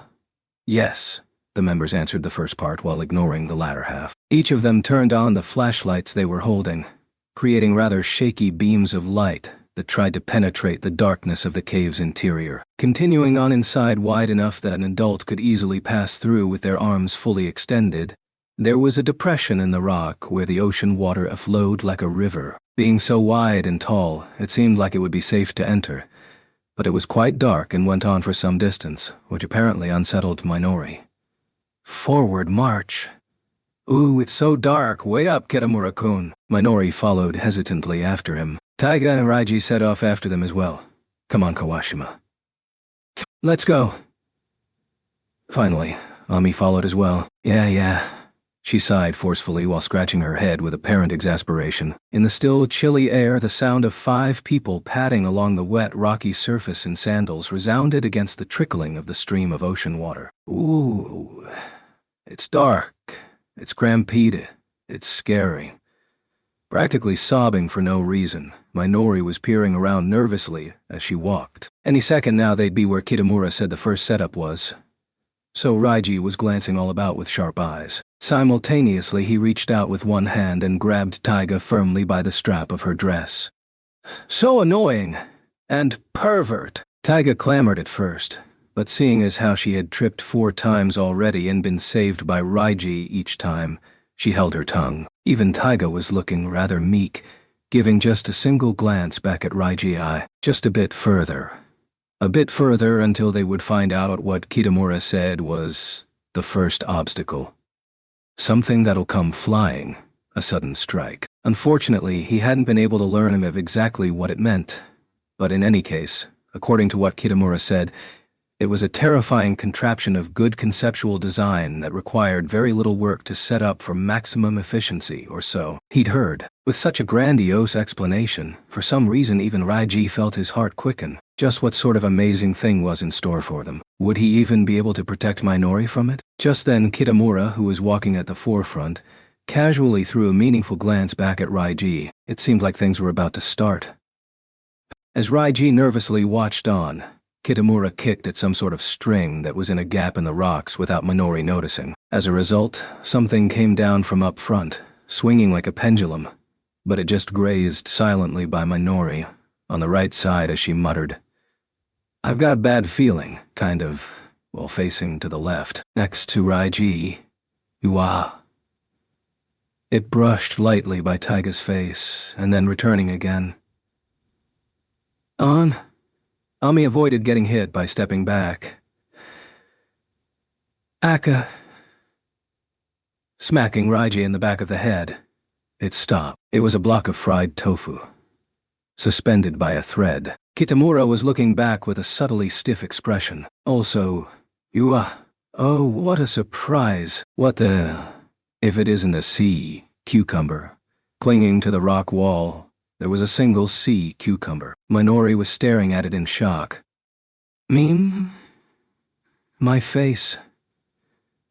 There was a bit of grease on Taiga's face from where she was grazed by the tofu, and somehow it was shining well enough that it was distinguishable even in the dark. Too mean. Raiji had been scowling at Kitamura, but when he noticed Taiga's situation, he unintentionally laughed. This in spite of the fact he had the same oil all over the back of his head. In any case, he was of course stifled by an elbow to his liver, which left him on one knee, but Minori apparently didn't notice any of this. The first trap was a failure. Oh yeah, Raiji was reminded of a certain something. While Kitamura got good grades, when it came right down to it, he was an undeniable fool. That's Maruo's charm image. Maruo-kun is so lovable image. Visions of the girls from Kitamura's personal defense squad fluttered about in the darkness. They were making their way deeper into the winding cavern when... "Oh!" Kitamura suddenly exclaimed. It was the signal that they were at the second stage. After the failure of the first, it didn't seem practical to stake much on this next attempt.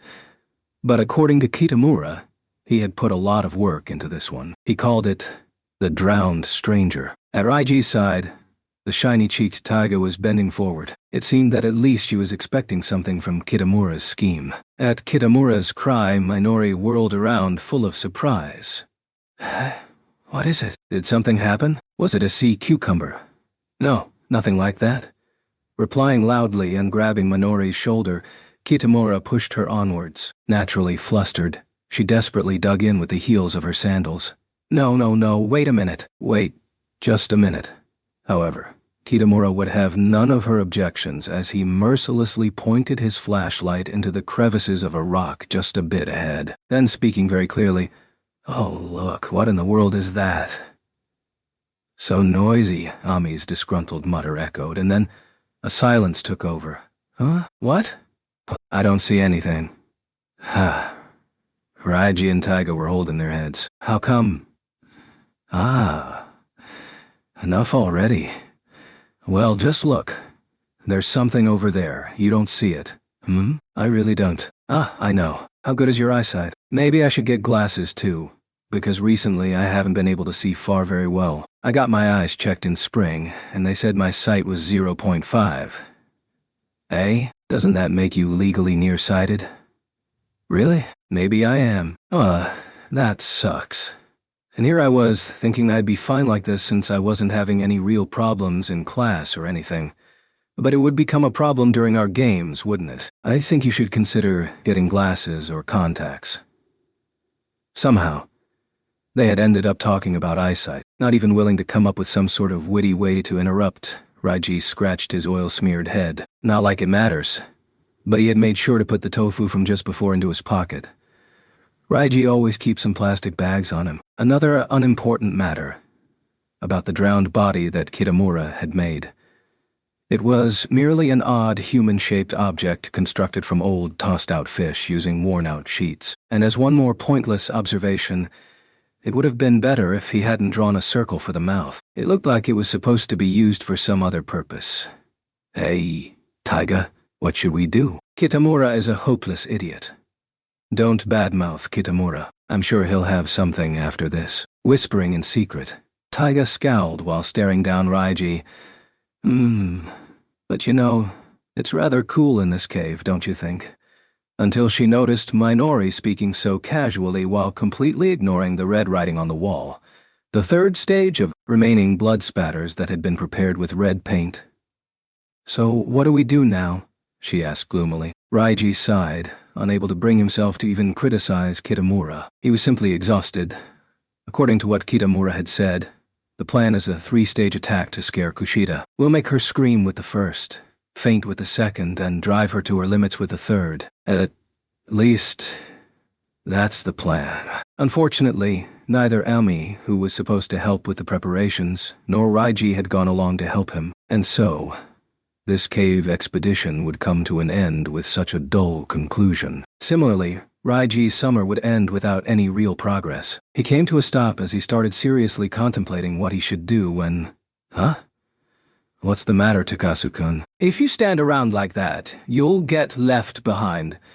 Yugia, Minori, who had stopped as well, let out a fearful scream that echoed in the darkness. It couldn't possibly be that. Sorry, Takezu-kun. You know, in a dark place like this, you really shouldn't shine your flashlight on your face from below. So that's all it was. He was shocked to a standstill. What the heck? So in other words, his face was enough to qualify as horror, all on its own. Kayak-yak-yak-ya. At his side, Taiga was laughing boisterously as if she were some weird bird from hell being amused, as it peered curiously at this world. Pointing at Raiji, she had on a genuinely amused expression, was clutching her stomach, and repeatedly letting out a laugh. Kya-kya-kya-kya. Raiji, kya-kya-kya-kya. Geez, you... Oh. Just as he turned his back angrily on her, he lost his footing on the slick, rocky surface. Wha? Are you all right, Takasu-kun? You have to be careful. Minori even ran over to help him. Feeling as if his face was on fire, he waved off her extended hand while saying, I'm fine. No need. And so, trying to get up quickly, he placed his hand onto the rock. Squish. He felt something wet, something entwining, like a string. Lifting it up, he shone his light onto it. Eee! Minori fell in front of him. Without a word, she crawled over and clung to Taiga's leg, pointing at Raiji's hand. She was desperately mouthing something, but the words wouldn't come out. We finally scared her. It was not something he was in any position to say right now, because at the moment, Raiji was also scared stiff. Hanging from his hand was a long hair. Wet, and clinging to his fingers, it was dripping a viscous liquid from where it hung. What the heck is going on? He thought in confusion, until finally he thought up the answer. That Kitamura. He actually was able to set up a trap that could scare someone. The one who set it off was Raiji, but it had caught Minori as well at least. So there was a fourth part, huh? He'd probably call it aft hair, after it's been pulled out now or something. Takasu Clinic-kun. What is that? It's hair. It's sick. Shaking his hand to get the entwined hair off, he scowled immensely, but then it finally hit him. If he thought about it carefully, it felt exactly the same as yesterday when he found that hair on his pillow, and he hadn't told Kitamura anything about that hair. It's really creepy. It really is. We'll be cursed. There's something here. Wow.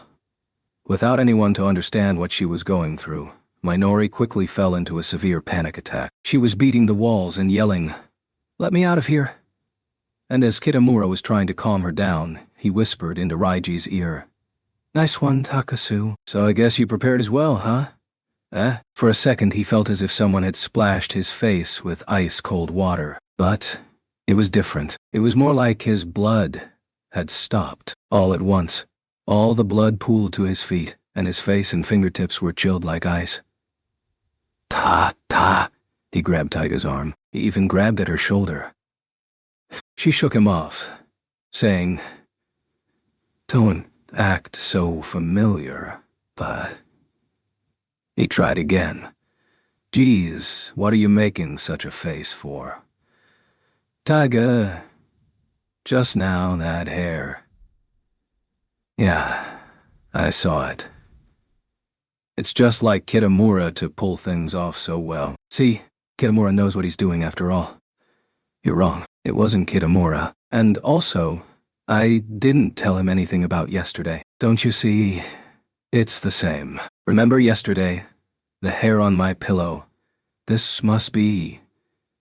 In the dark, Taiga's puckered mouth opened and her caddish eyes gleamed wide. And then... "Wah! Taiga, hold hands with me. Let's walk together. Kitamura-kun, why are we going back inside?" "No, this way is the exit." It's true. Following after Kitamura, who was laughing merrily, Minori pulled Taiga along with her. Left behind. Raiji trembled. For some reason he couldn't get his legs to move. Kawashima. Just then he noticed Ami, who was trailing the others looking bored. Desperately reaching out to her, he called out her name. "What? What's the matter? Could it be you're actually scared?" she asked contemptfully. However, right now wasn't the time to act insulted or angry. "Think what you want, but let's walk together. How about it?" "No.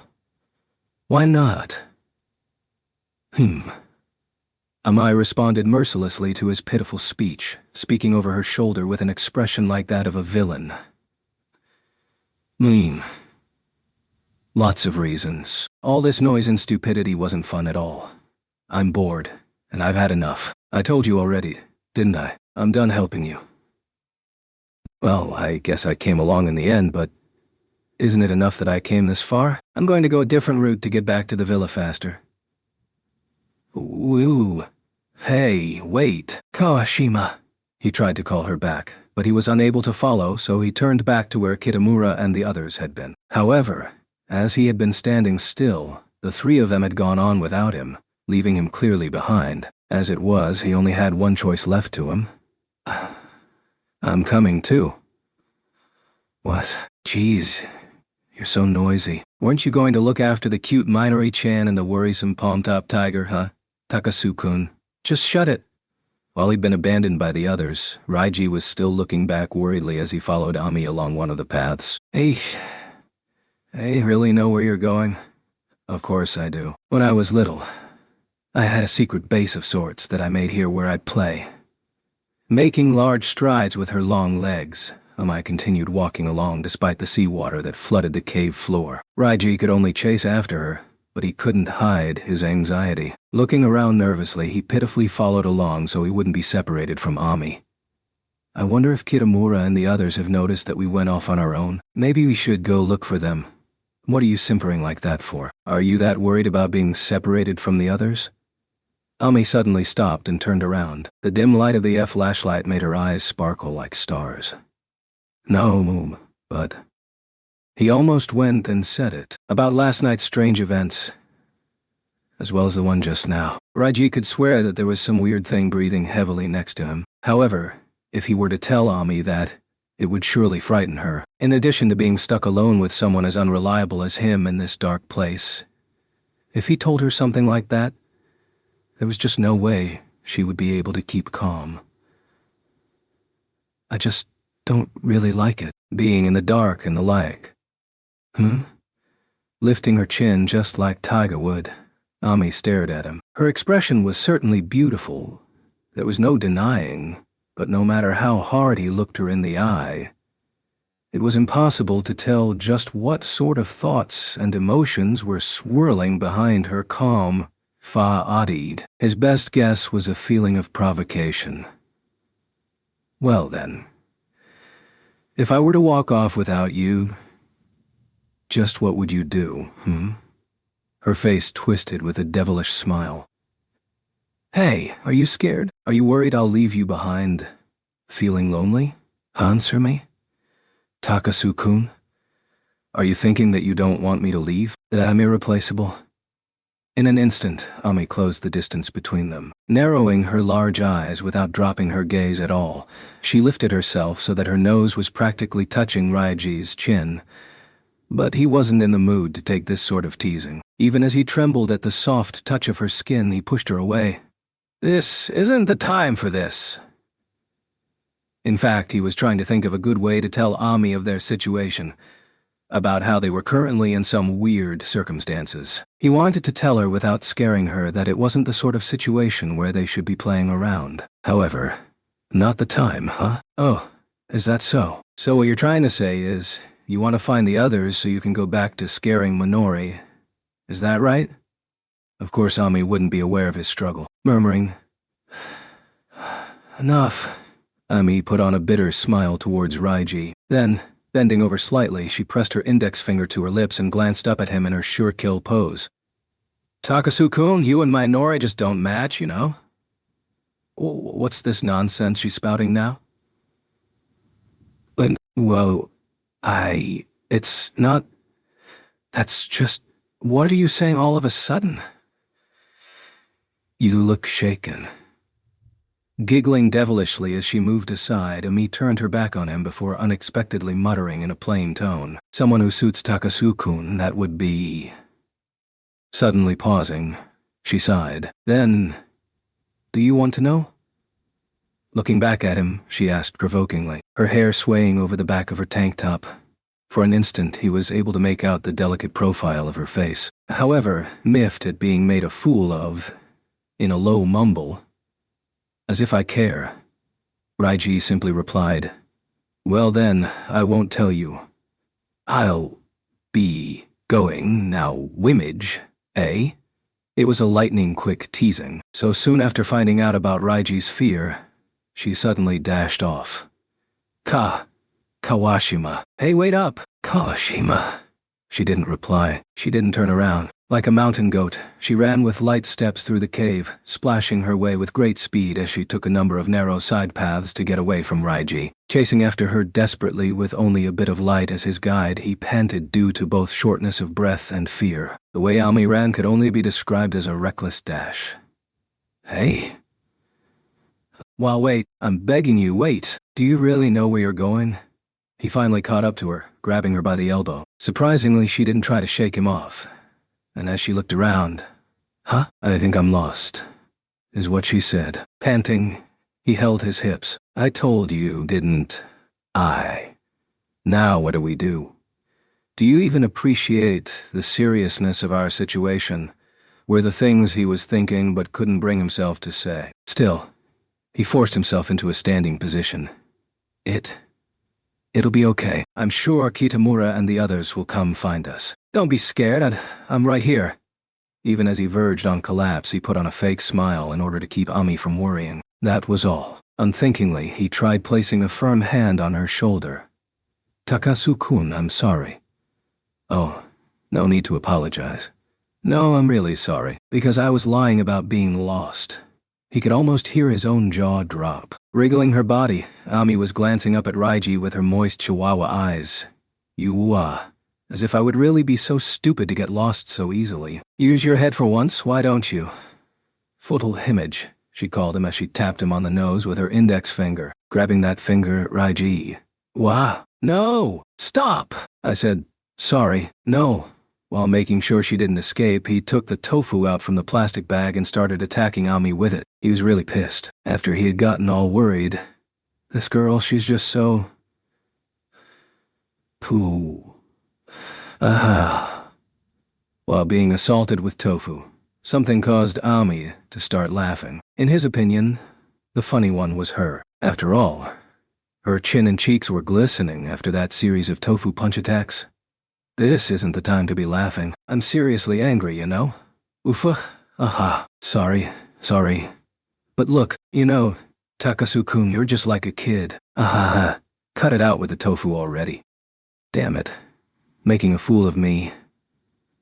Letting go of Ami, who was shaking with laughter, Raiji looked at the tofu. Yeah, it was okay. As expected of tofu, it was still intact.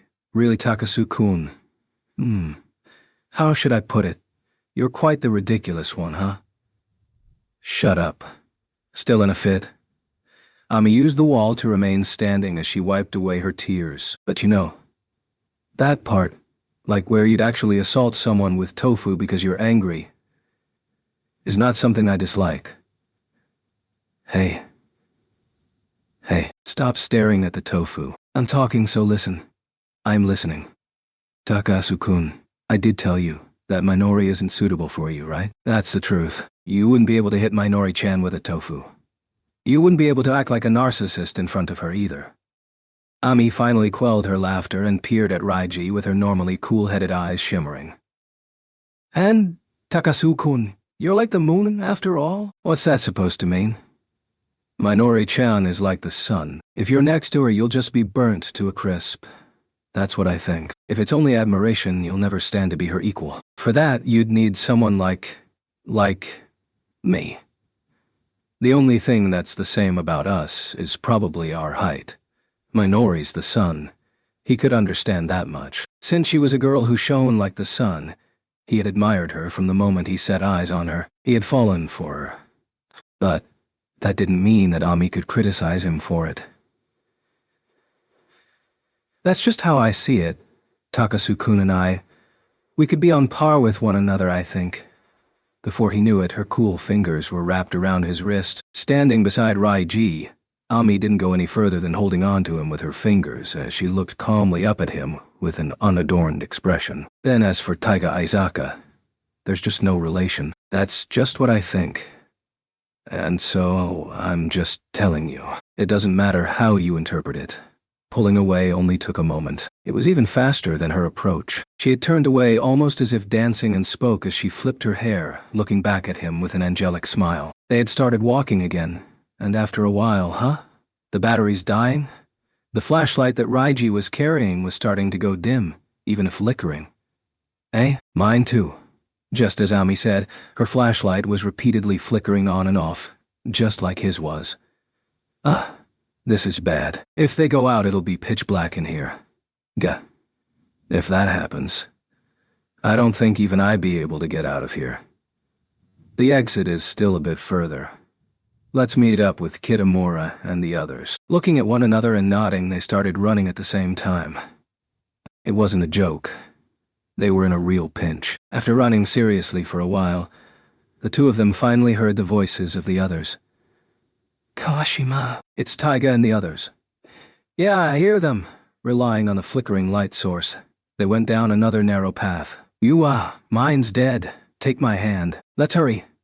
Hurry-ji, who was in the front, stretched out his hand. As Ami's flashlight died, she took hold of Raiji's fingers. He gripped her hand firmly. He was scared, but Ami was a girl after all. He had to do his best to protect her. So finally the two of them made it out onto the main path. Yugya? That scared me. Unya. They were met by Minori's shriek, as well as a thoroughly shocked Taiga, Takasu and Ami. Where did you two go? We thought you were lost, you know. We were. You left us behind. Also, there's something wrong with our flashlights. Kawashima's is already dead, and mine isn't much better. So yours are like that too, huh? Hearing Kitamura, Raiji was practically speechless. Now that he looked closely, Taiga's flashlight that was being carried by Minori was already dead, and both Minori and Kitamura's were flickering. And as they were talking, it's dead. Raiji's light went out. No way. Hey, no. What do we do when they all go out? Won't we be stuck in here? Minori's screams were on the verge of tears. And no, if we just stick to the wall, we can go back, since we didn't take any detours. What? Hired walking. There's no way I'm going all the way back the way we came. Just impossible. Also, if we stick to the wall, we won't know if we're still going the same way or not. We'll end up walking in circles. It went out. Their bad luck was just getting worse and worse as at that moment. Minori's flashlight flickered and went out. In the bit of light left from Kitamura's remaining flashlight, Minori desperately clung to Amy and Taiga's arms. Raiji also moved closer to them to make sure they didn't get separated, sticking close to the girls' backs. Hey, you two, get over here. He fell completely silent. Kitamura's light went out as well. They were left in pitch darkness. There wasn't even a shred of light. His sense of hearing sharpened. He could hear someone gulp. The stream continued to rush by. Sorry. I used up too much energy and I'm not feeling so well.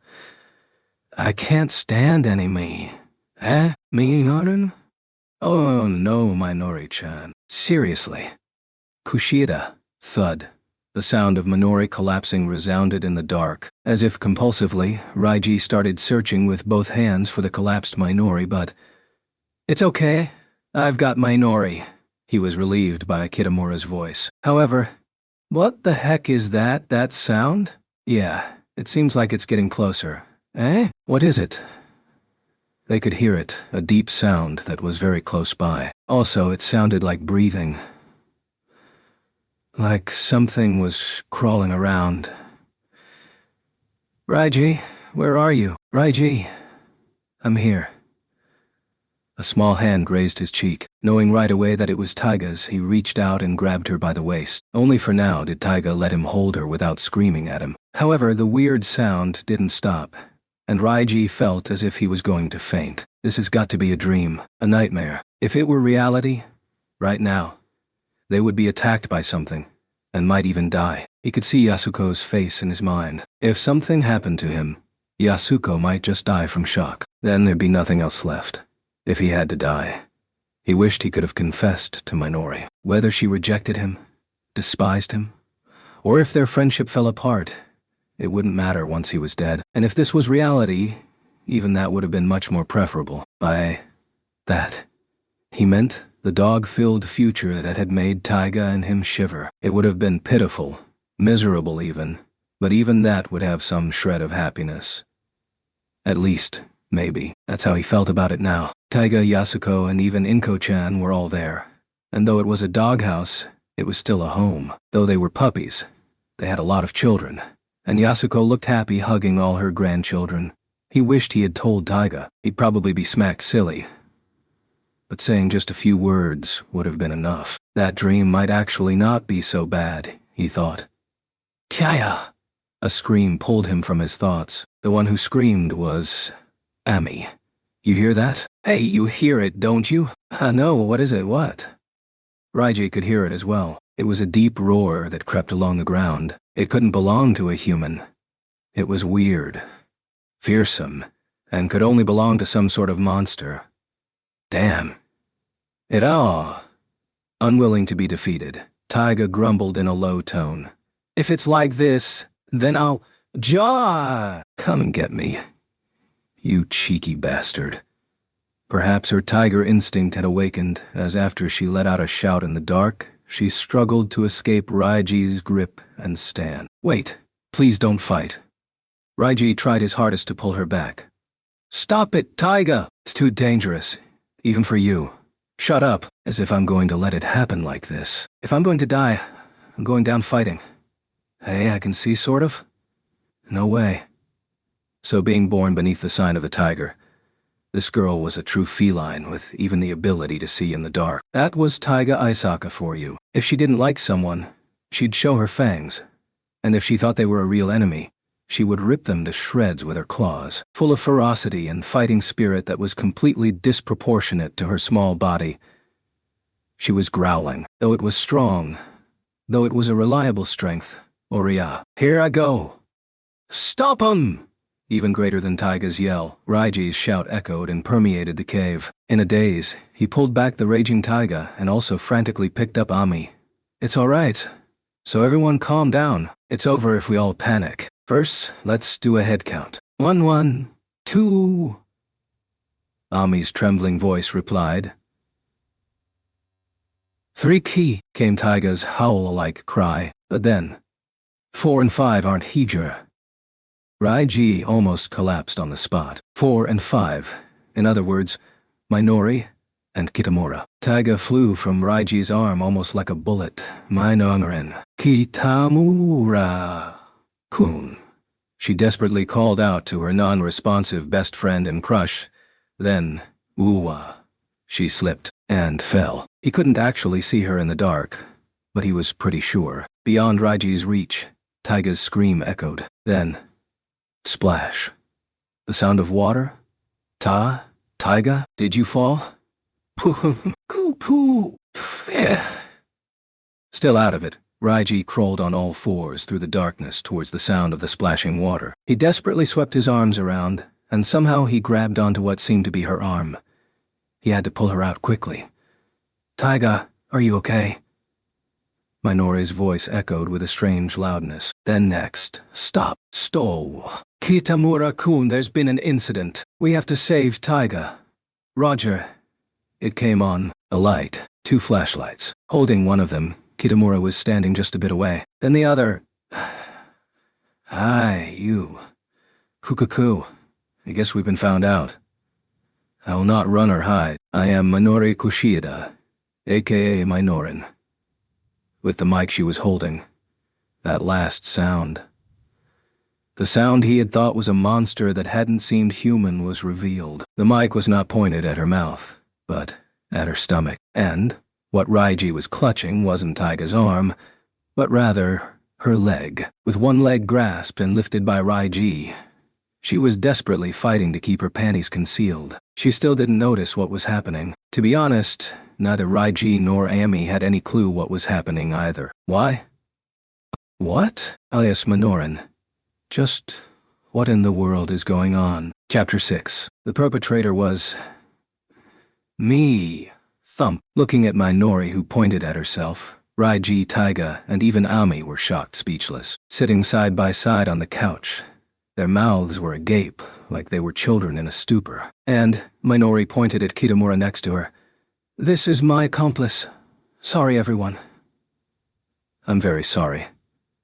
They bowed their heads deeply. A silence fell over the villa living room for a while, only broken by the sound of the constant waves. The sun was already down, and outside the window the sky was like a transparent indigo sheet.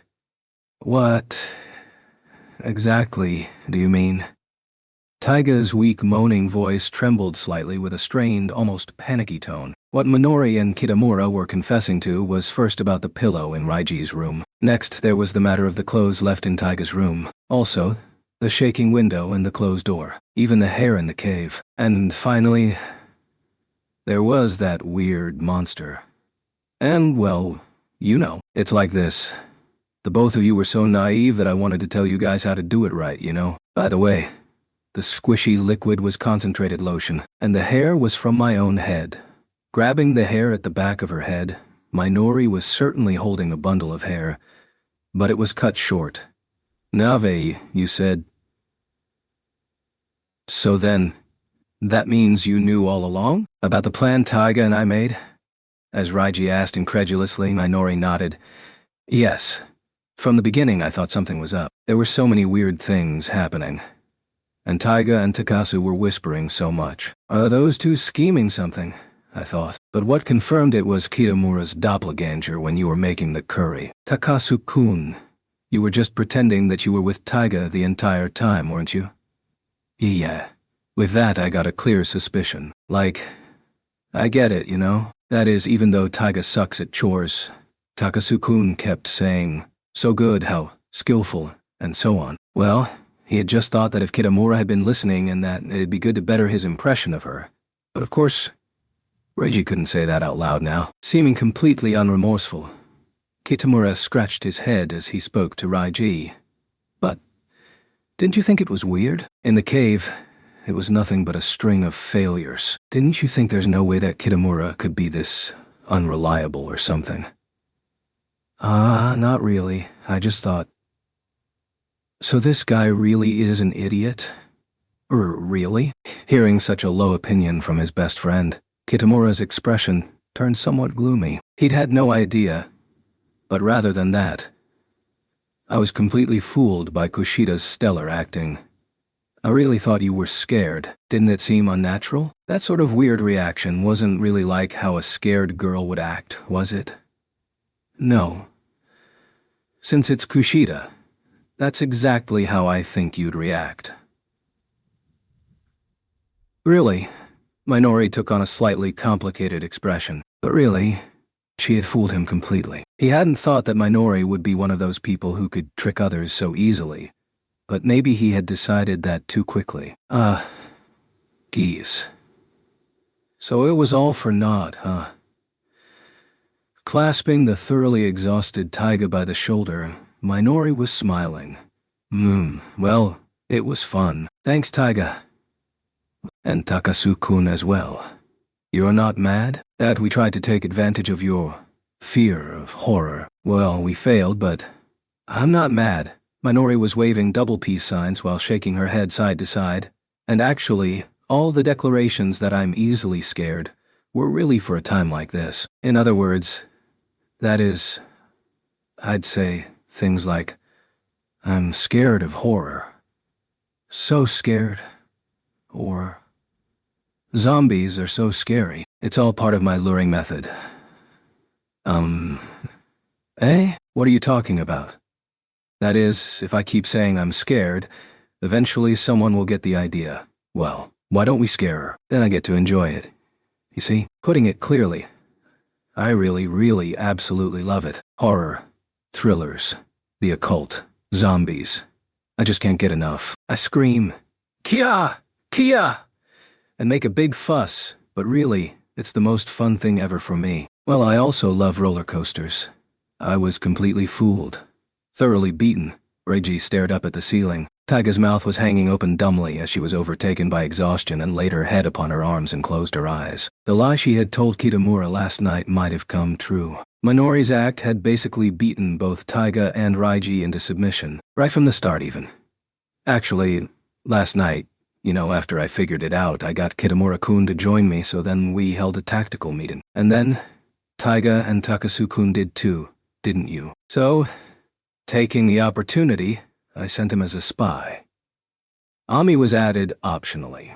Being called optional, Ami didn't say anything, just making a sort of grimace. Just maybe. The most unlucky one might have been Ami. Looking up at the ceiling, Reiji couldn't even make the slightest motion. Just what in the world was I doing? Finally, on such a trip, with such a chance. Just how could it have ended like this? Taiga must have been in a similar state of mind as she sat curled up on the couch, furrowing her brow worriedly. She had even tossed aside her chance to get closer to Kitamura, and for what? Nothing. Not a thing.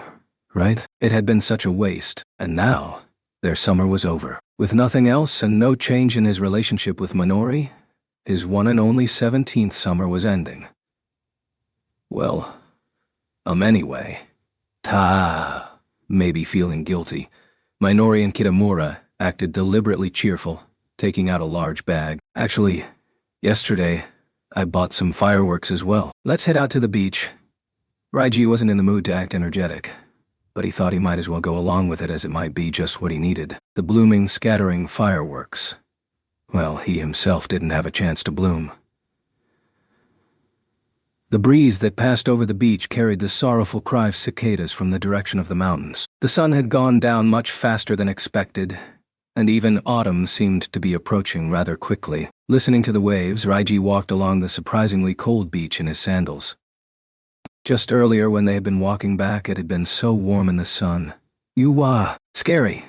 It's scary, Minoran. He turned as he heard Taiga yell.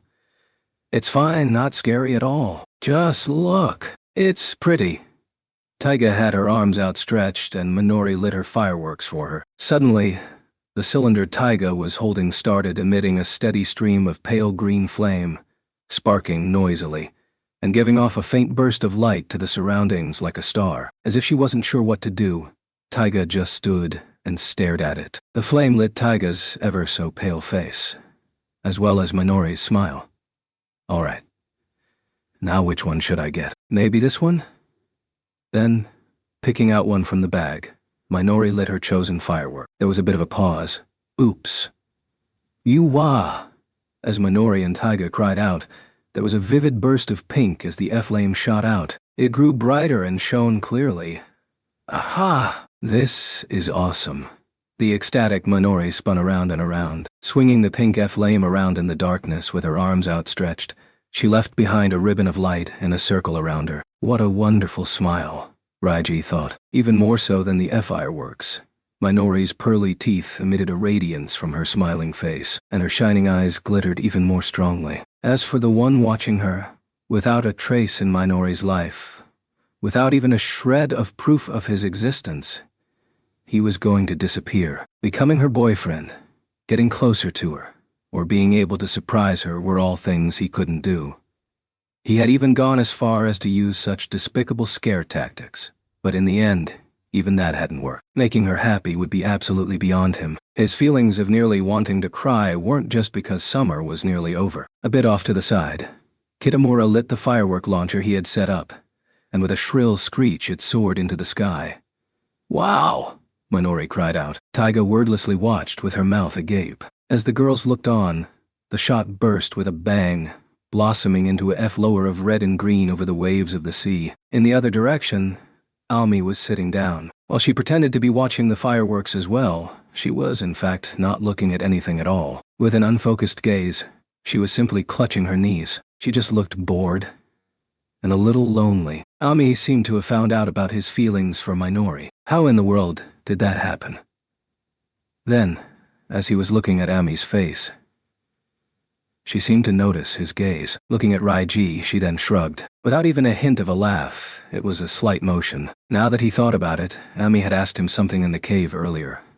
Takasu-kun, do you feel lonely? She'd asked. Reiji hadn't replied. Now, He thought that maybe he was. The way he had replied earlier, just maybe, might have made her feel just like he was feeling now. As if, even if he were to disappear, it wouldn't matter to anyone. Maybe that's how she felt. Minori's worth to him and his own worth to Ami, no matter how much he considered it, he couldn't think that they were equivalent. Standing up, Raiji started walking. Coming to terms with his rejection, he stood next to her. Hey. Today was just ridiculous, huh? Looking up at Raiji with an annoyed expression, Ami quickly looked away. About the conversation earlier, I never did reply. You know, I would be lonely if you weren't here. But how should I say it? He realized what he wanted to say. That is, it's not about whether someone else is lonely. It's about whether you're lonely or not, right? If you feel lonely or start to feel that way, then you'll want to find a solution. Isn't that right? Look, that's how it is for us. Just as you said, we're the same. If you're lonely, I think it would be better to just come out and say it. As she stubbornly refused to look at him, Ami's eyes shone brightly. The fireworks that Kitamura fired into the sky reflected clearly within her large eyes. It was extremely pretty. It wasn't a matter of lies or truth. He just felt that it was beautiful. Takasu-kun. Finally, Ami opened her mouth. You know, I still turned away without meeting his gaze. She whispered almost inaudibly, eaten up by the waves. Her voice was faint, fading like the bursts of fireworks. Never considered whether I was lonely or not, she said. Think about it. Think carefully. Won't that be painful? If you can do something about it, I don't think it should hurt that much. The loneliness, Raiji understood and started walking. What he told to Ami also applied to himself. There was definitely something he could do. There was something he had to do to stand on equal ground. Really, it was something very simple. Hey, Kushida. With some fireworks in hand, Minori turned around. He was saddened by the fact that he didn't have a place with Minori, that he wasn't on the same ground. That was definitely it. So, he had to try calling out to her. To search for any possibility, to find the space, he had to call out for something. Anything. He wanted to shout, I'm right here. Next to Minori, Taiga started to sneak away, muttering, I'll go give Bakachi some fireworks. She made way for Raiji. To show his appreciation for her support, he regrouped his courage. Kushida. Tea. Thank you. I was really scared, but now, I guess it was fun. You had me completely fooled. When you're around, how should I put this? It's always a surprise. When you're around, it's fun, in any situation. As if she was tired, Minori was surprisingly quiet. But then, I should be the one saying that. She looked back at Raiji with her usual smile. I really had fun on this trip. Really, thank you. You really gave me a great time. The seaweed ghost, and also the spicy curry. It was delicious. And when we made those sandwiches together, you tried my Minori special that was packed with mustard. And also, my weird talk. You listened without laughing. You were really understanding. Minori was slowly spinning the firework in both hands, staring at the stream of flame that came out, and smiling. And about scaring you, I'm really sorry. I'm also sorry for dirtying your towel. Next time I'll get you a present. I just really wanted to show you a ghost. And I went overboard. You wanted to show me? Yeah, that's right. Minori was bent over looking at the spark, but then she slowly looked upwards. The fire reflected brightly in her eyes as she looked straight up at him. You told me before about how you wanted to see a ghost, so I thought I'd show you one. Takasu-kun seemed to be trying really hard to show one to me after all. Although I was acting about being scared, I was being serious when we were talking. Those were my real feelings. Listening to Minori explain her intentions, Raiji remained silent. Minori continued on to fill in the silence. Hey, Takasu-kun. Why do you think you tried to scare me? That was because Taiga said you disliked horror, I guess. Playing me prank, just messing with me, you mean? I don't think so. Takasu-kun isn't the type to openly show dislike for someone else. You seem more like the type to try and spread happiness. He was at a loss for words. Still, even as he remained silent, Minori didn't get mad, didn't even laugh, but just continued to look at him. By scaring me, you probably felt that you could create some sort of happiness, right, Takasu-kun? That is what I really want to believe. I think it's really mysterious. He licked his dry lips. Like a fish struck through the heart, he continued to flail. But he spoke. He wanted to say it. I want to make you believe that ghosts do exist. I wanted to show you them. That it wasn't a lie, and that you're not isolated, so that's why. He merely prayed that Minori would somehow understand his jumble of words without misunderstanding. I see. Saying nothing more, Minori showed a rather tender expression. Just maybe she had been able to understand what he was trying to convey. Just how well, though, he wasn't entirely sure. Showing that slight smile, she continued. Takasu-kun, did you see a ghost? Raiji slowly nodded. I did. I certainly found one. Maybe Minori had noticed. A ghost. And his own existence, perhaps she had found them. Without actually asking, Raiji just stared at the sand at his feet. He really hoped that she had noticed. Even just a bit. He hoped he had a place in her mind. Maybe not even as a ghost, but as a fragment of a spirit. That would be enough. Well, then next time, oh I know. Hey, Takasu-kun, why don't we go looking for UFOs together sometime? Real ones. Not just an artificial satellite. Suddenly looking up towards the sky, her eyes narrowed into a smile. After ghosts will be UFOs. Then after that, Tsuchinoko. Just like that. If the world steadily changes, if I find the things I'm searching for, as my world changes, then just maybe. Someday. It was at that moment, at the edge of his sight, Raiji saw it shine. He quickly pointed to the sea. Turning around, Minori saw what Raiji was pointing at. It was a ball of light shooting upwards from the dark horizon. Then, it burst. Against the indigo sky, it flowered outwards in a great circle. A second later, the sight was followed by a deep, resounding boom. Right over Minori's head, it looked as if the fragments were raining down. With her arms outspread, Minori's eyes were wide open, shining more brightly than even the stars. The tip of her nose was lightly dyed in the light of the fireworks. Then, she murmured, maybe she didn't mean for anyone to hear. Maybe she was just speaking to herself. It blew up. The UFO did. Kitamura as well looked up at the sky. Even Taiga and Ami looked up at the sky in the same way. So then, they were all rendered speechless. It was just so sudden.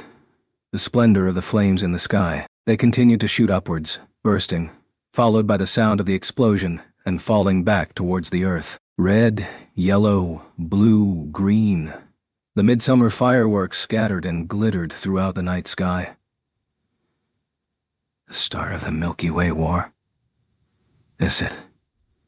Stretching out both arms towards the sky, Minori murmured as if she still couldn't believe it. Over and over again, like in a dream. I saw it.